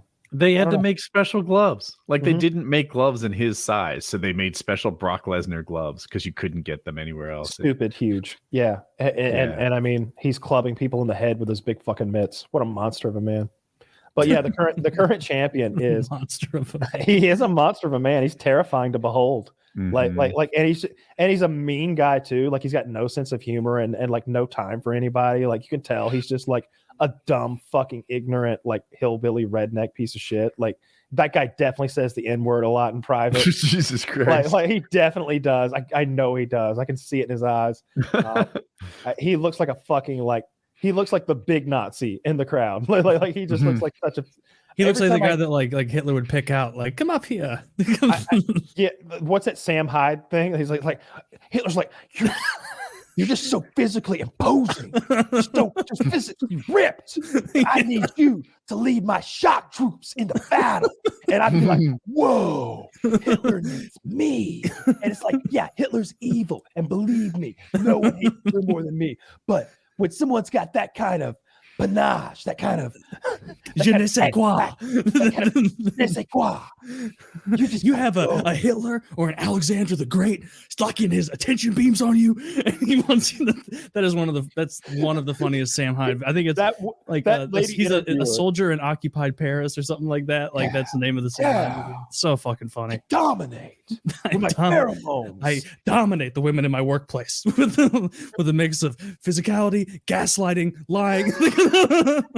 It's one of the funnier bits I've seen. His if anybody wants to see like my favorite Sam Hyde bit, go on YouTube and find Officer Maggot, Maggot, and you have to sit there and watch the whole thing. If you don't cringe or laugh, like you're not a human being. Oh, you're gonna cringe. My favorite one is Moms. Moms is a very funny one. Moms might be better than Officer Maggot, but Officer Maggot just keeps escalating. Actually, they both do. They're both very good. I found so apparently they had to make quadruple XL gloves for Brock Lesnar, but those were a little snug, and so they bumped those up a little more. That's insane. Yeah, it's like getting hit with a holiday ham. Oh, fuck off with your being one of us. Get out of here. You don't get to be one of us. In the old days, we'd have rounded him up with we'd all got a pitchfork and a torch. No, we'd have tried. We eat for a month, but no, he'd eat for 10 months. He'd eat for 40 He looks like months. a fucking ogre. He does. He looks like if you made a person of Shrek. Yeah. Shrek lost 80 pounds and lifted a lot, got shredded. I want to see more of his body. Yeah. Put on one. Let's see more of that bad bod. Yeah, that's kind of gay, but here I am. It's awful. He's one of the scariest people I think that's ever been in the UFC, physically. Yeah, he's an imposing guy. Physically imposing guy ever. Overeem on the juice was pretty. He just what I think of as a scary person. Maybe Brock's worse, but Overeem on the juice he was aesthetically better. Yeah, because he's black. Yeah, I know what you mean. I mean, this guy V-shaped. Look at those traps. It's ridiculous. Those traps. That's absurd. They're like at his jawline, and they're almost to his fucking ear. Look at his brachialis area. Do you think he's got good grip strength, Kyle? I think that he can. Oh my gosh! I think that the he brachialis crush a normal man's hand. Here. His sticks out. Yeah, he totally could. His sticks out so far. I said it before, like one of the first UFC things I watched was a Brock Lesnar thing because a friend of mine was really into it. This is probably 12 years ago now. And he was fighting another huge man. And I remember at one point Brock was on top of him, and you could not see the other man underneath him through the size of his back, where it's like, oh, he's getting a couple more in. It's like he could be faking this fight at this point. We wouldn't know. You can see like two little feet sticking out like the Wicked Witch of the West, and that was about all you could see. Kyle, I'm looking at this body. Yeah, his Adonis lines are on point. They are, but his abs are kind of shit. Does that imply like insulin or something to you? No. What? Poor posing? I mean, if you really look at the photo, it's very fuzzy. Like it's very out of focus. If you like kind of like try to do that like puzzle, like look at his arm, like where his delt meets his bicep. It's a very fuzzy photo for one thing. Yeah. I think what it is he's genetically strong with his Adonis lines, and he's just like not extra low body fat. He's just not that lean. He's probably like 15 to 17% body. He's carrying a lot of fat there. What do you think I am right now? You saw the Twitter picture. Oh, you're all ripped up, dude. You're like, I'm not that ripped up. I think it was no, you are. You're like 12, 13, maybe. You think? Yeah, 12 or 13 probably. Like you're below 4. You're below 14. Like you should 14, go. 15 is what I had in my head. You should go. It's like 50. It's like less than 100, more than 50. What is it called? The kind DEXA, of test? DEXA. I don't want to know the truth. You also get like that cool scan of your body and all this paperwork that comes with it, with like bone density and such, and like for all you know, like your bones could be like extra dense, and you're actually they're gonna come back and be like, you have 18% body fat and a below average penis. Oh. I'm gonna be like, God, dude, I was happier before the Texas stand. Oh, I only signed up for one of those measurements. She can see your dick pretty well in the DEXA scan. I'd always be like, oh. It's like, wow, you really can see a lot there, huh? She's like, yeah. What do you wear? Yeah. Boxers or like you get naked? Probably nothing. No. Right? No, none of those things. I would wear like sweatpants and like a tank top and take my shoes off. So that's all that really matters. You don't have to like strip down or anything. It goes through your clothes. You just don't want big like a coat on or something crazy like that. It's quick, it's fast, and I don't know why. Do they put you in something resembling a I don't know what a suntan tanning bed? You sit on a normal flat like examination table, and this imaging arm goes over you very slowly, making noise. It's like no, and it like goes from head to toe, doing a full body scan. And once it gets to your toes, it turns off, and she's immediately got all this imaging data on her computer. Huh. So you got like sit super still like the whole time. I wonder if there's one like super close to me, or if it's like an hour away. I bet there's one super close. Like they're not that rare, right? I don't know. I mean, they're not plentiful. There's 3 in Atlanta, I think. But I'm in Raleigh, okay. which is like I think Raleigh's not nothing. It's got facilities. Yeah, mine has a bunch of things they can do. They do like package deals. So I did the RMR, the resting metabolic rate thing with the O2 mask, and this 3D imaging thing where you can get naked. I would always just wear tight underwear, but you stand on a pedestal, then it rotates you, and the camera takes like this 3D image of you that you have scanned and emailed to you. So you can like watch yourself like reproportion and change like down to the, I don't know, the cubic millimeter or some shit. It's pretty interesting. So it looks like the closest one is 22 miles away. Yeah. Somewhere in between. I was hoping it'd be like 6. Yeah, right. I don't know. Yeah. It'd be nice to know though. Like get an exact number on it. I was always surprised. It was always better than I thought it was going to be. Yeah, I don't know. Yeah. I think I've actually still got like 3 more scans on my plan. Oh, you should do one. I don't know where you are in your workout cycle right now. Yeah, but if you could find your most before, it'd be neat to get one then. Yeah. Well, I mean, that's what I did last time. Before I get started with this new protocol, I'm definitely going to like do a whole nother like before and after thing to see what happens. It's gonna be fun. I'm looking forward. I took some before pictures, but I was like 6 weeks into getting better, and I wish now I had the most before-ish of pictures. Well, prove you can really do it. Gain 50 pounds of fat and then do it again. The ultimate test. There's nothing to it. Oh, yes, there is. Just a year of hard work. Yeah, right. A year of just pleasure. What, you don't have a year of gumption in you for the lulls and the memes? No, I think it'd be fucking cool. There is that trainer. I'm sure maybe you've seen the before and after pictures of nothing else. He gained 70 pounds, lost it in 6 fucking months. He went from ripped to fat to ripped in that period of time. It was sick. Fantastic. Yeah. And I think that, okay, so he had clients. He's a personal trainer, And I guess they felt like, oh, you're hot. You don't know what it's like to be fat and to lose weight and to, you just maintain this level of gorgeous. You don't understand my plight. So he was like, you know what? I'm going to take that journey. And he got fat to where he looked bad. Like he didn't fluff up a little. He became an obese person. And then he became a fucking fitness model again. It's incredible. Yeah. And I don't know. I think that I know that my thing has inspired a bunch of people, like a bunch of guys Me? in Discord. Oh, I'm glad. That's kind of you to say. But there's a lot of guys in the $50 patron specifically that like whether they've gotten on Derek's clinic or not, and they're on TRT, or they've just like stuck to the diet and like workout program. So many guys in there have sent me like pictures of them getting fucking ripped, and like everybody's looking good. Broba. Remember Broba? Yes. Oh my gosh. So we've got this guy named Broba, and his username is Broba Fat because he's fat. He's a fat man. He's like I don't remember how tall Broba is, but I think of him as like a little bit tall and like 250 pounds or something like that. A fat guy.